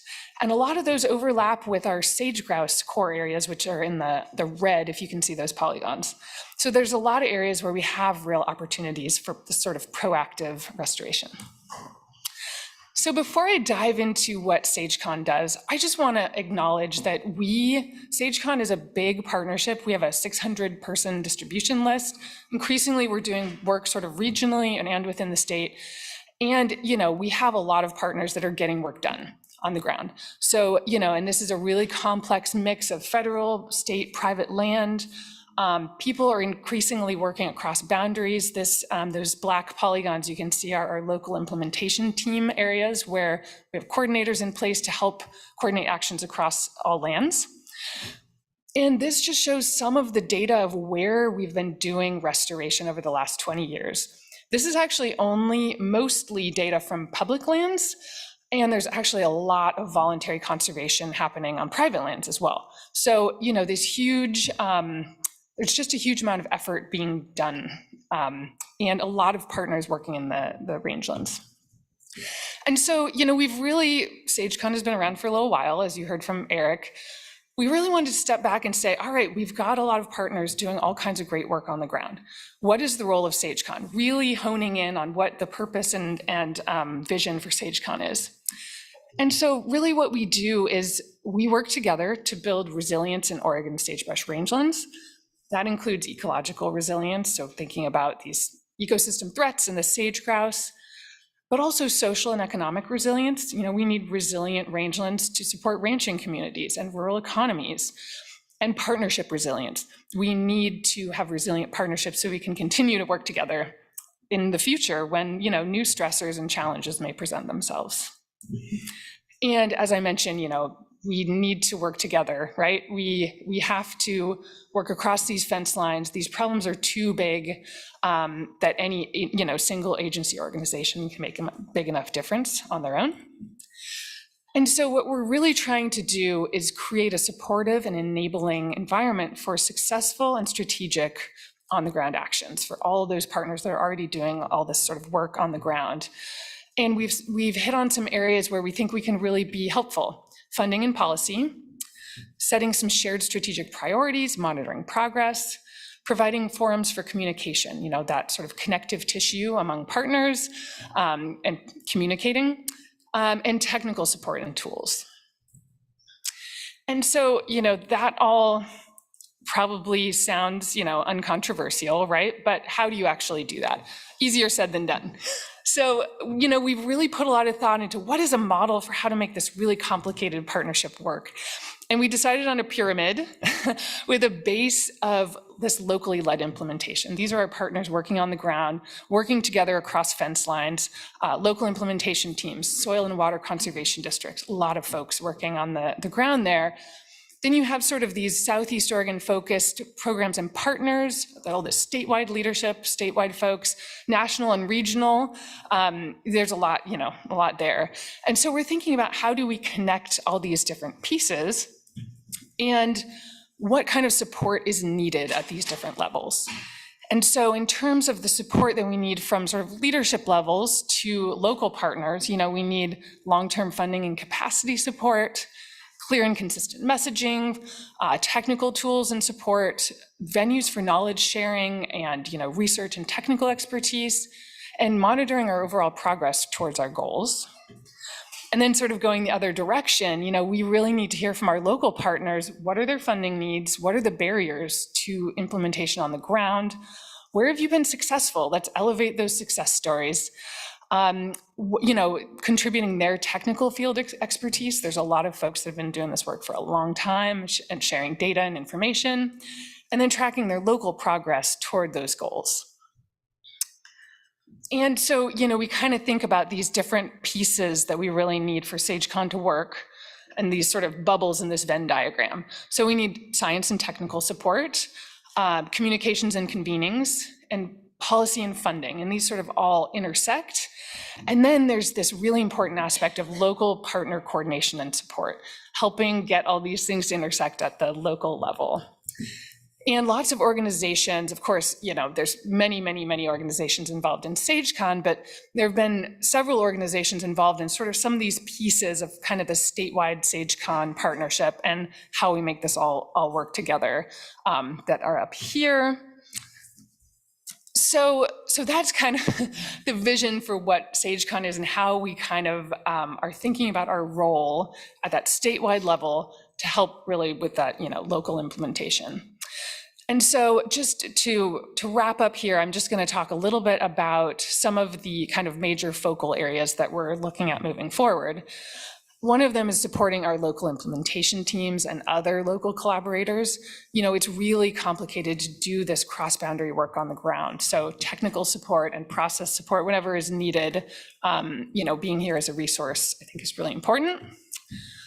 Helping our partners secure funding. You know, there's a lot of federal money coming down the pipe, making sure that we can take advantage of that and get, you know, a lot of great work going on in the range. It takes that capacity to be able to, you know, take advantage of those types of opportunities. Providing tools and technical support. This is where, you know, my role has been focused over the last several years. And, you know, I've really loved being able to nerd out about working with partners on how do we deliver science data and tools in a way that's really helpful, accessible, actionable to partners on the ground. So we've built some web tools, we've made some maps, we've tried to help with process to really help people use that kind of, you know, information. And setting shared priorities. So this is an area of ongoing work that's tricky, but super important, ranging from the sort of local priorities up to things like the 20-year landscape resiliency strategy that the Oregon Department of Forestry is working on right now, tying in there to this, you know, national or sort of regional level strategy I mentioned earlier with defend and grow the core. There's just so many intersecting pieces there. Communications products is a big focus. We have a website. We had a newsletter for a while. It's been sort of on hiatus. We're starting that up again. We built a dashboard a few years ago that needs to be updated, but it sort of talks about this kind of status and trends and efforts in SageCon. It's kind of a communications piece. So a lot of things there to make sure people know what we're doing. And then creating venues for knowledge sharing. This is another thing that's really near and dear to my heart because there's so much knowledge in all our partners across, you know, scientists, managers, practitioners, all kinds of folks that bring a lot of knowledge to the table. And we need to have those venues where we can all be talking to each other. And we have an annual SageCon summit every year, and we're trying to do more and more of these, create more of these venues for sharing knowledge. Okay, so before I wrap up here, I just want to acknowledge OWEB funding has been really instrumental in SageCon from the beginning. It is, you know, this work is complicated and it takes dedicated people to do that coordination. And so just really want to acknowledge and thank OWEB for that support. And also the BLM and the NRCS have been really important funders of the technical work to support SageCon. So we've had lots of partners contributing to this partnership. And we do have a website if you want to check it out, sageconpartnership.com. And hopefully I left enough time for questions. Thank you very much. Great presentation, thank you. Do we have any questions or comments? Go ahead, Chris. This might be more of a question for you, Eric, but I know earlier, or maybe it was yesterday, it was stated that OWEB made a commitment to sage grouse a number of years ago, X amount of money, maybe per biennium, I forget, but I know today that one of the FIPs we talked about was Baker sage grouse, and then so I guess I'm just curious with the funding that goes into, say, that FIP, does that apply to that commitment that we've made towards sage grouse, or is it just through funding to SageCon? Yeah, thanks for the question, Chris. And it was a $10 million commitment over 10 years, beginning in 2015, and we're at 14 million plus right now. And the way that it's structured is any funding that OWEB is awarding in grants through our open solicitation grant program, through the FIP, counts against that $10 million commitment. Thanks. Any other questions? Corey, I was going to call on you to talk about a little bit about NRCS's role in SageCon. I don't know if you have anything you want to. Yeah, so we have ever since the beginning been providing funding annually to support different aspects of SageCon. Our current agreement with SageCon is actually wrapping up in June. That was more of an administrative type agreement, helped build capacity that way. And we're looking, just talking with Megan earlier, to start a new agreement with SageCon that's going to be pivoting a little bit to look up SageCon has done so much work, and it's got so many people in the range communities across Southeast Oregon interested in conservation. And so now we have this climate, that's this whole big thing going on. So the idea is to look at what we can do with the Institute of Natural Resources and leverage some of this work on in these sage-grouse ecosystems and see how we can connect that to climate, but in a really practical way, so that those land managers who are looking at all the conservation opportunities that, as federal folks who are interested in the species and as state agencies who are interested in species, are like handing them, like, come do this amazing thing. But how we connect that to all those the co-benefits of not only habitat, but also climate, but also carbon, and then, dare I say, markets that's out there hovering over all of this for carbon. So the idea is to go in with the great capacity that Megan and her team does and try to connect and understand what it really means to think about that conservation in the lens of like climate. Like, what would you really do if you were a landowner and you wanted to do something for sage grouse because you wanted to keep your ranch going, but then you had to balance water and climate? And so that's what we're looking at doing for the next few years. We're also, just in range systems, looking at supporting some other work, not specific to SageCon, with some other researchers at OSU who are looking at carbon stocking and carbon flux in the range systems as well. Thank you. And I just add that NRCS was a co-convener of SageCon way back in the day, well before I was part of SageCon. So really important leadership role too, and really want to acknowledge that. Excellent. All right, any other questions or comments? Yeah, it's amazing project. So thank you very much. All right, we are going to move on. Thank you. Thank you. Number 17, the Lower Columbia Estuary Partnership, please.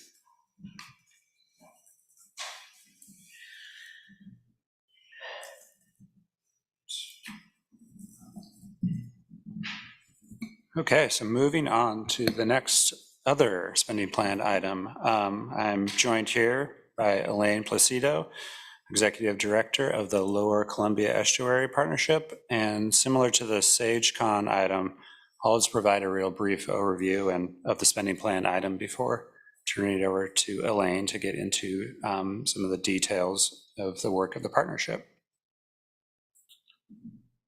So a little bit of program history here leading to OWEB funding the partnership. In 1995, the Lower Columbia River was designated as an estuary of national significance by the Environmental Protection Agency, recognizing the river's importance to the Pacific Northwest and the entire United States. At the time, the governors of Oregon and Washington, along with the EPA, decided they needed an organization to further study the Lower River and coordinate its restoration. They created the Lower Columbia Estuary Partnership to study and care for the Lower Columbia River. And in 1999, the organization was incorporated as a nonprofit. And since 2003, Oregon has provided the state matching funds via OWEB in support of the partnership.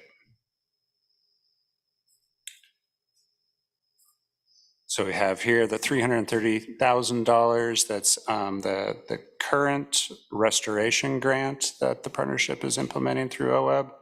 And the future need is, again, the $330,000 for the next biennium. I'll skip past the program developments because I know that Elaine's going to hit on these in her presentation.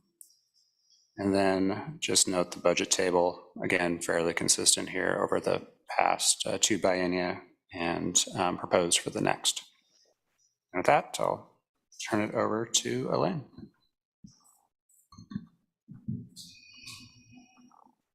Good afternoon. Thanks for the opportunity to be here today and to get out of the office. It really is beautiful out there, so you have the opportunity this afternoon to go out and soak up some of that sunshine. Thanks for rubbing it in. Yeah. Well, you know, I was in a car and then I parked as far away as I could, so I took as much opportunity as I could. So I'm going to give you a brief overview of what OWEB means to our organization. You are an important partner, particularly on the community program side of our work. So that's what I'm going to dig into today. So we'll begin with our outcomes for OWEB funding to date. So we're not complete yet for the biennium, but as of just a couple weeks ago, the end of March, we'd planted 12,588 native trees and shrubs at 3 sites, the Sandy River Delta in Portland, Veterans Park in Scappoose, and Fox Creek in Rainier. 1,028 volunteers have given 4,312 volunteer hours at 30 different community events so far during the biennium. So the first site that I'm going to talk to you about is Fox Creek, near and dear to my heart. I live about 3 miles away from there, and I've planted there many times. The picture on the left is looking to the south on the creek. To the left on the picture is a residential street, to the right is a church, and going back along the creek is a really nice trail that's maintained by the Friends of Fox Creek. On the right is a planting by Ash Creek Forest Management, one of our contractors that we use at that site, that happened over the winter. The second site that we're going to look at is Veterans Park in Scappoose. It's a really popular place for volunteer stewardship events to happen. It's right off of Highway 30, about 5 minutes maybe from Highway 30, nestled in between a residential area and a nice recreational facility that they have there in Scappoose, a nice trail that goes alongside of it as well. And that's one of my team members there in the front of that one picture. So it's a popular event for our staff as well.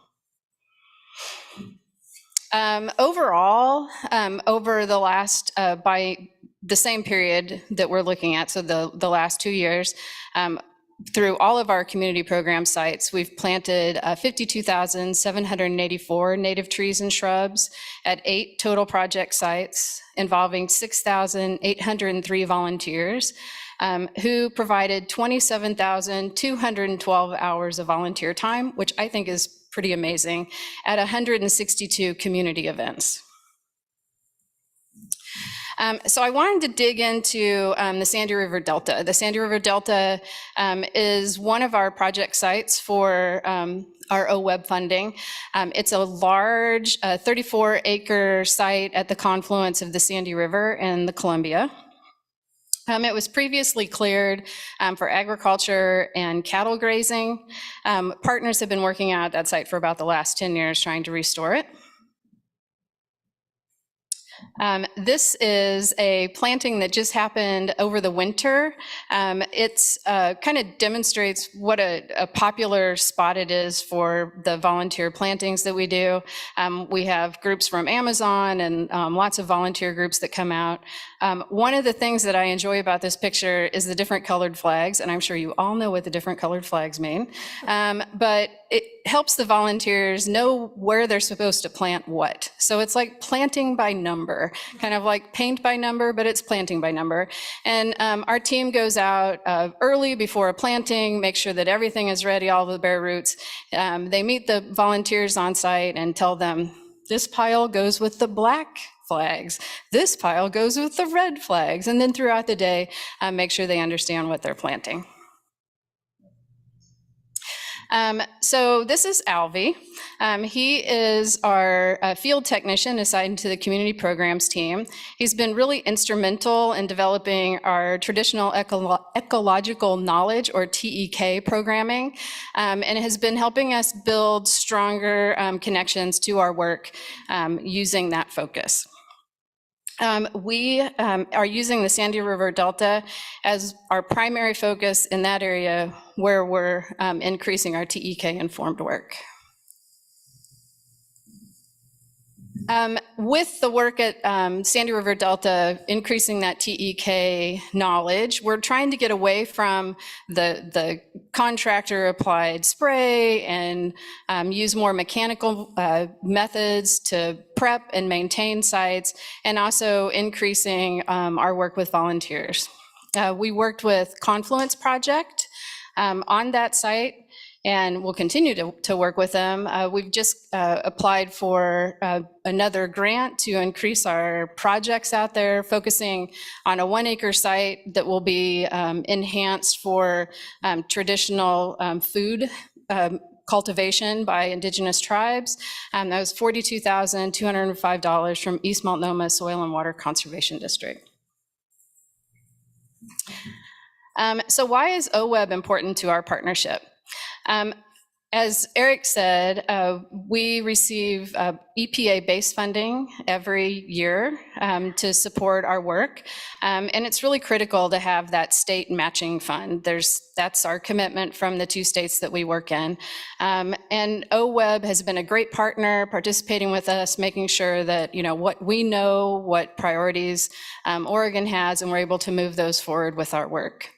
What else do I have on here? It's also really important, as you saw through the pictures, to have people come out and connect with the environment and the community around them. The community events that we do, there's been a lot of them. People sometimes don't even realize that these opportunities are in their community. They're right there behind their homes. Maybe they're in the places that they ride their bikes by every day. And they're getting out there, they're taking pride in the place that they live and helping to improve it. So it's a really important partnership to us, and I look forward to continuing that. And I'm happy to take any questions. All right, any questions from the board? I do. Can you give me there was a lot of projects. What's the scale of the area? I guess you have a map? I can't even grab how big of an area this is. So they take it in chunks. So Sandy River Delta, is very large area, 34 acres. We don't just send people out to do 34 acres. They'll mark out, an acre or 2 that they're going to work on over the next planting season. And then with each subsequent planting, they'll go further into it. Maybe they'll do some backfill. But yeah, they're working at really small sections. Fox Creek is a good example because you could see the whole site. Maybe at a volunteer planting, they'll just be working in one small section, like 50 by 200.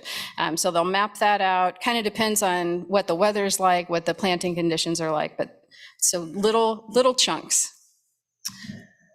How many acres have not been treated yet? Oh, that's a good question. I will have to ask that and let you know. Just curious how much more, just the scale of what you're working on. Right. So. Well, ideally, even when we complete those sites, particularly Scappoose and the Fox Creek site, they're small. As those are completed, we're able to identify new sites. Okay, excellent. Thank you. Any other questions? Thanks. I just want to say thank you for coming. And I think you just made a really great point in terms of the work going on in people's backyards and being inclusive. And this is one of the things I was trying to get to when we talked about, providing uplift to our partners, because they are connecting with a lot of different people in different communities and making the opportunities for doing conservation work real to them and personal. And so thank you for that. Thank you. Dan. Just real quick I think what you're asking is like big picture size, and the EPA National Estuaries Program has a map that you can go to that has all the national estuary programs and gives you that kind of perspective. So this is a national estuary program? National, okay. We're a national estuary program in this. So focused on Oregon. In the study area, we work in the lower 146 miles of the river. Any given year, there's probably 2,000 acres that we're working in. The community programs work is much more focused than that. Thank you. All right. Thank you very much. Thank you. Keep doing good work. Thank you. All right, Renee, you're between us and so long. No, this is a really important topic, so thank you. At least an important update on the topic.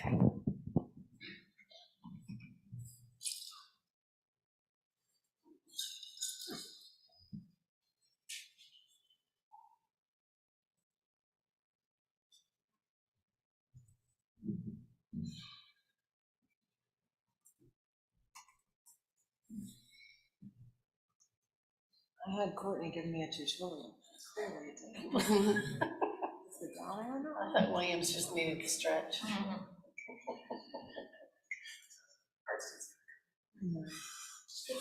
If Eric can't fix it, there's a serious problem. There we go. Okay. Good afternoon, Co-Chair Boyer, members of the board. For the record, Renee Davis, OWEB's Fire, Klamath, and Drought Programs Manager. I still cannot get that to roll off my tongue easily. So I'm here to talk with you about the final item in the other prior commitment section of the spending plan. So this is focused on Klamath River post-dam removal habitat restoration. So I'll run relatively quickly through the slides. And we did, if there are any of the items that we talked about earlier this morning that you want to follow up on, happy to do that if I don't touch on them. So just as a reminder, back in October of 2022, the board made an overall commitment of up to $15 million to support post-dam removal habitat restoration in the area of the larger dam removal that's focused on J.C. Boyle Dam, which is the only of the 4 Klamath dams in Oregon. There is some additional information in the written director's update C4 from yesterday also. So over about the last 15 to 20 years, there have been multiple efforts underway to really get at large scale restoration in the Klamath Basin. One component of that is removal of the 4 main stem Klamath dams that have been owned and operated by PacifiCorp for the last many decades. $450 million has been committed for removal of those 4 dams between the investment by the state of California and PacifiCorp. As the dam removal was going through the federal permitting process with the Federal Energy Regulatory Commission, there was a need identified for some additional contingency costs potentially, given the inflation that's been mentioned previously, the potential for cost overruns. And so there was a requirement that FERC added that the states of Oregon and California, along with PacifiCorp, provided $45 million divided equally among the 3 entities to get at that required need for contingency costs. In terms of Oregon's piece, OWEB is covering that $15 million commitment. Just some quick math though, our $15 million in contingency funds is leveraging $480 million from other funding sources for this particular project. So just wanted to note that piece. And again, it is focused on the post-dam removal habitat restoration at J.C. Boyle.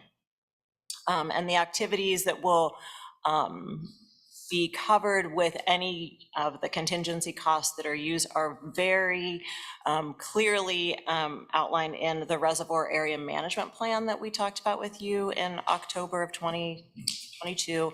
That is, again, a very detailed required plan as part of the FERC process that gets at all of the different restoration that's slated to occur. In terms of what we are requesting for the 23-25 biennium, I mentioned this morning, $8 million of additional investment that would be additive to the 4.053 that the board awarded in October, and holding back that nearly $3 million to award in the 25-27 biennium, being sensitive to the significant size of this investment and some of the other needs and demands in the spending plan. Can you put the microphone closer? Sure. All right, so a bit of history. 2016 is when the amended Klamath Hydro settlement was signed, and the Klamath River Renewal Corporation, KRC, Lisa has trained me well to not go straight to acronyms, was formed. That entity was formed with the sole purpose of overseeing dam removal and subsequent habitat restoration. So in 2017, the filings as part of the FERC process began by PacifiCorp and KRC. In 2020, there was partial approval for the dam removal order, and that is when the need for contingency was raised, was in 2020. And then 2022, the board took action, obviously, to provide that $15 million commitment, the initial about $4 million award. And then not long after the board's action, November 17th, the final license surrender order came from FERC. And on December 1st, the dam ownership transferred officially to KRC. So pretty exciting time in that last 6 weeks. Oh, and one thing I didn't mention, that first slide was a photo from the signing ceremony in December of 2022. Lisa was able to attend. So it was really a great celebration of that transfer of the dams to KRC. So in terms of the commitment, we've talked about all of this. Overall, $15 million you've committed for, already committed, current biennium, $8 million next biennium, and then $3 for the subsequent biennium. In terms of progress this biennium, and this is really focused on our intersection with this work. So the board took action in October of 2022. Before the end of last calendar year, we had finalized a partnership agreement with KRRC to really get clear on the framework that we'll use for granting these funds. As was discussed earlier, this is not a competitive open solicitation. Anyone can come in. This is targeted funding to be utilized by KRRC as needed for post-dam removal habitat restoration. But we absolutely intend to leverage our existing processes to the degree possible. So building an application, relying on restoration administrative rules, going through a technical review process. So really articulating all of that. There was also a broader memorandum of understanding that was signed by the states of Oregon, California, along with PacifiCorp and KRC, that really just framed up the overall expectation of use of that contingency funding that's provided by Oregon, California, and PacifiCorp. We did set up, I think it was launched mid-February, KRC specific grant offering to really get at the unique nature of this. If Amy Charette was still here, I would give her huge thanks. She's been incredibly helpful as we've been working through the KRC pieces, and she developed that grant offering. In terms of what we expect to come in for proposed activities, it could be any mix or portfolio of these types of activities: floodplain restoration or reconnection, rather, fish passage barrier removal, in-stream large wood placement, tributary restoration, revegetation of extensive areas, both riparian and upland, and invasives treatments, among others. So this is a really significant effort. Again, those activities are well outlined in the reservoir area management plan. There were a few of us on staff who had an email exchange last week, and as Greg Cianella said, it's really happening. It's hard to believe after this long that we are at this point. So there are already pre-drawdown activities happening. So building removal, some road reinforcement and improvements, invasives treatments in adjacent areas to create some buffer so that we don't just have a weed field. Immediately afterwards. I will actually afterwards, with the permission of our directors, circulate a link to a really neat video that was released within the last few weeks piece. It talks about a lot of the pre-work that's preparing us for successful habitat restoration, including seed collection by some of the California tribes to support commercial grows at scales that are mind-blowing. They're talking about 17 billion seeds that are going to be needed for the post dam removal habitat restoration across the entirety of the 4 reservoir areas. So please take a look at that when you have a chance. I think, it's not within the scope of this biennium, but did want to mention that the first of the 4 dams is slated to come out this fall, COPCO 2, probably around September, and then the remaining 3, including J.C. Boyle, will come out sometime in 2024, probably in the May to August, September timeframe. So here's the funding structure again, and then 2 quick points. One, there's been a lot of conversation about people are really the backbone to getting this work done. This is absolutely true. Also with this project, years upon years of work by thousands of people to get to this place. So hopefully some of that too will come across in the video. And we talked about this back in October, but this really is a generational restoration opportunity. So thank you to the board for the commitment that you've made. It's neat to have us be a part of that. So happy to answer any questions you have. All right, Jamie, you got your hand up. Yeah. First is on language. So we talked about this, use the language of contingency. When I think of contingency, I think of if needed, but it sounds like, and I think we had that conversation when it was first being proposed, but it sounds like it's pretty much locked and loaded. It's restoration funds that will be needed. Contingency is maybe FERC language or some other agency language. So first on that. And the second is, when we first were looking at this, it was to cover what can't otherwise be covered and cover Oregon's responsibilities. But I was just wondering if there was, since that time, we've had some federal allocations of grants, Inflation Reduction Act, other potential grants that are out there, funding sources, I'm sorry. Are there any other ways that we could tie in? And I'm assuming because it's federal, the answer may be no up front, but were there some other options that we could explore for getting other sources for this funding? Yeah, thanks. Oh, do you want to say something, Lisa?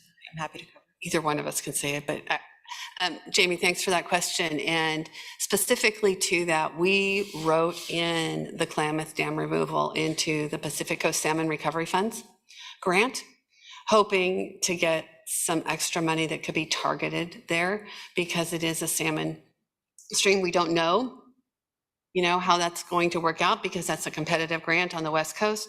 Again, trying to provide us some more flexibility, but we don't have those answers yet. Jamie, to your first question on contingency, yes, we do expect that a substantial portion of the 15 million will be needed, and it may not be the entirety of the 15 million. And that is clearly outlined in the MOA that was signed by the 4 parties, that any residual dollars will be turned back to, the entities that divided those contingency costs equally. And just a quick follow on to what Lisa mentioned, we actually did get approval retroactively for a few of the open PCSRF grants to begin using some of those dollars in Klamath. And then with the pending PCSRF application, there's a more substantial request to really tap into those federal dollars in the way that we are able to, given the nexus to our program. Thanks so much. Real exciting. Thank you. Bruce, your hand is up. Yeah, thank you, Chair. I'll just reiterate what we discussed. The first time it came up as contingency, the second time it came up as contingency. I asked, and I think the board accepted the fact when we made the commitment, it was a commitment, and ignoring the issue of contingency.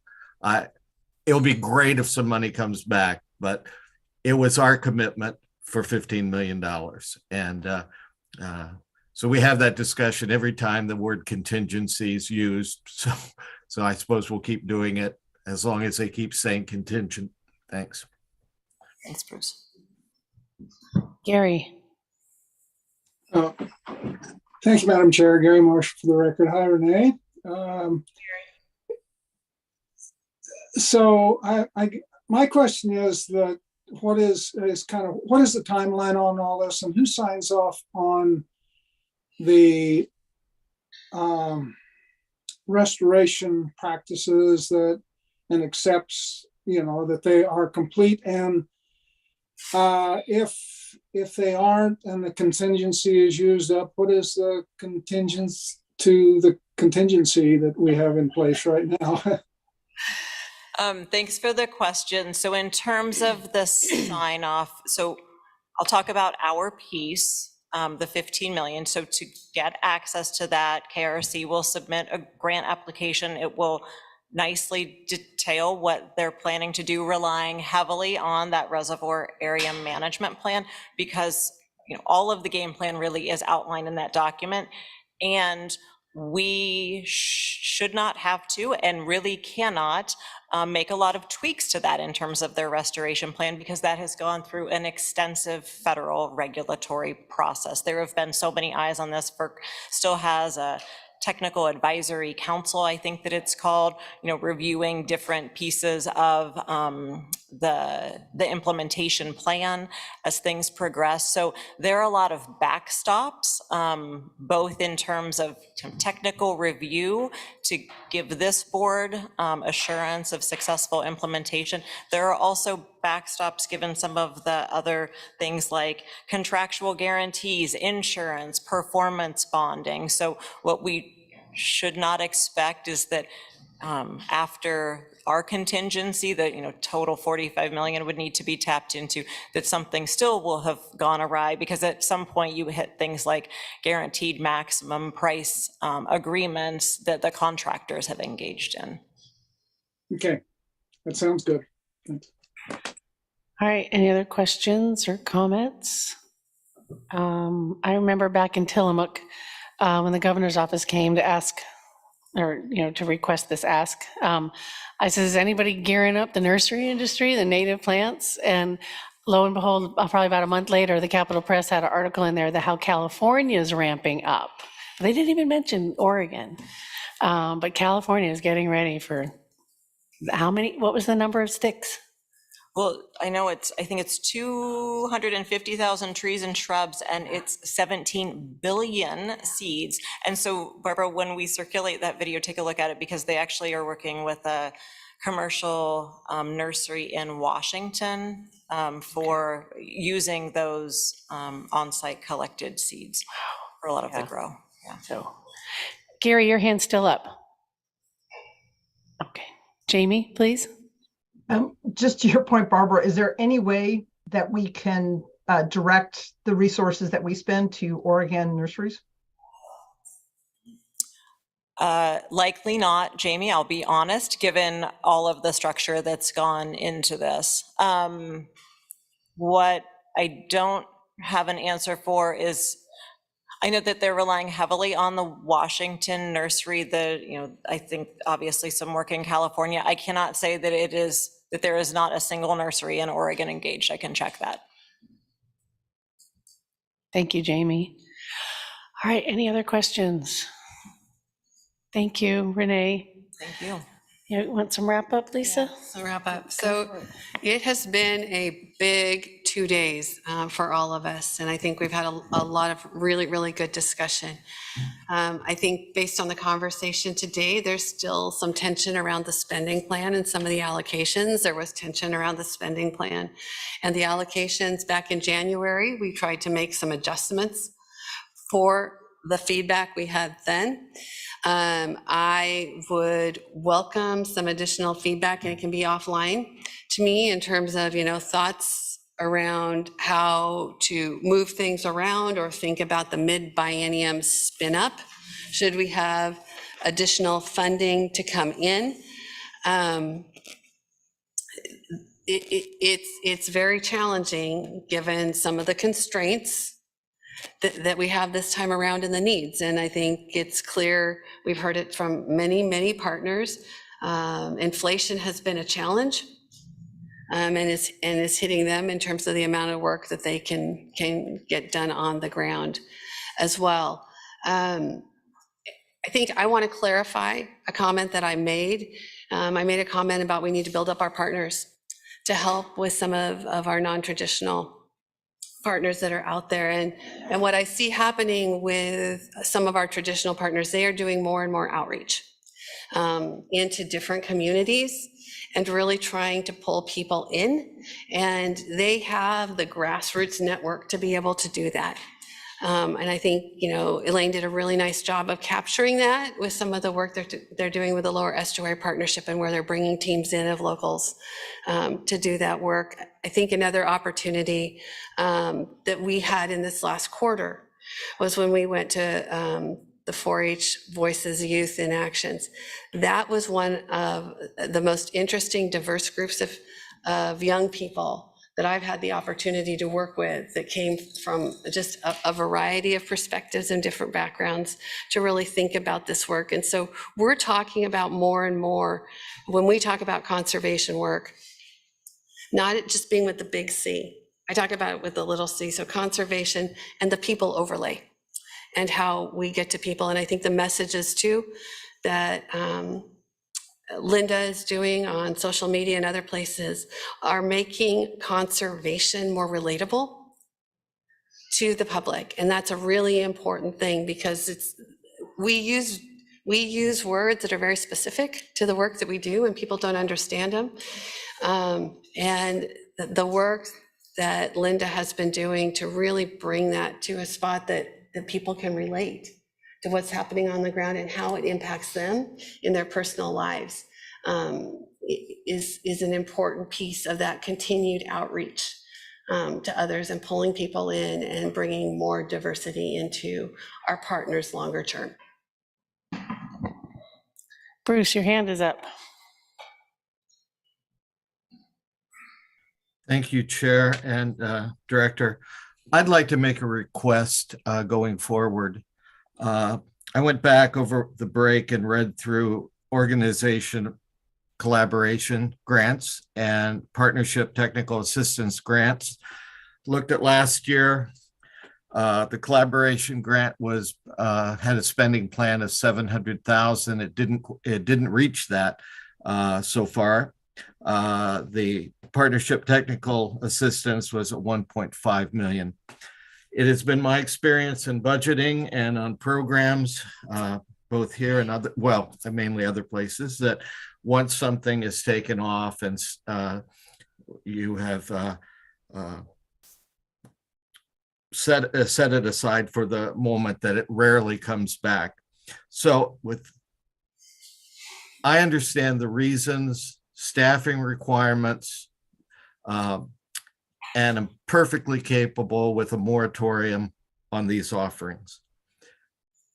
But I think if we do that, I would request that we, to the extent we can, set aside that money. So keep it to a place where if we decide midstream in the biennium to stand these up again, or we somehow gain enough staff that it makes sense, or there is a demand emerges. So if possible, setting the money aside, and maybe most importantly, if we will put it on the agenda to revisit these two grant offerings. I'm not sure which meeting we look at the spending plan again. Maybe it's next January. Director, you'll know that. But if you can put it on the agenda so we know we're going to talk about it, then I'd be much more comfortable with supporting taking it off now. So we revisit the spin up July of 2024. Well, if there's a commitment by staff to have it as an agenda item to revisit these two particular issues, I think it'd make it much easier for me to support it this July. So I see nodding heads beyond mine. in the audience that yes, we will be happy to revisit that and bring it back when we know what we have mid-biennium. Jamie, you're going into our 420 here, so go ahead. Well, first of all, really appreciate Director Hansen, the comments remarks you made before in terms of really spelling out that focus and commitment on behalf of the organization to all Oregonians. It was really heartfelt, and I really appreciate that. And then also just to say, I think Bruce had an excellent idea to, and I know that Director Hansen, you flagged before that essentially the contingency fund, now using our language of contingency, was really small. And I don't know, there's a lot we don't know right now and won't know till the end of till the legislature sets the final budget. But if there is that opportunity for going into our next meeting to both look at having more that is set aside to consider next July, it sounds like. It can always be reset and put then into programs, but it also allows that opportunity to put a pause in some of these programs and see if there is, what kind of impact there is, and would allow an adjustment mid-biennium. So I really appreciate Bruce's idea, and to see if there's that opportunity, given that we do have limited resources. I think it's a great approach. Thank you. All right, we're coming to the end of our meeting. I just want to thank my fellow board members. I'm full of gratitude for you all staying engaged and sticking it out. And for staff, especially Linda and Nicole, you did a great job organizing this today. And the staff in the audience, you stuck it out too. So thank you very much. With that,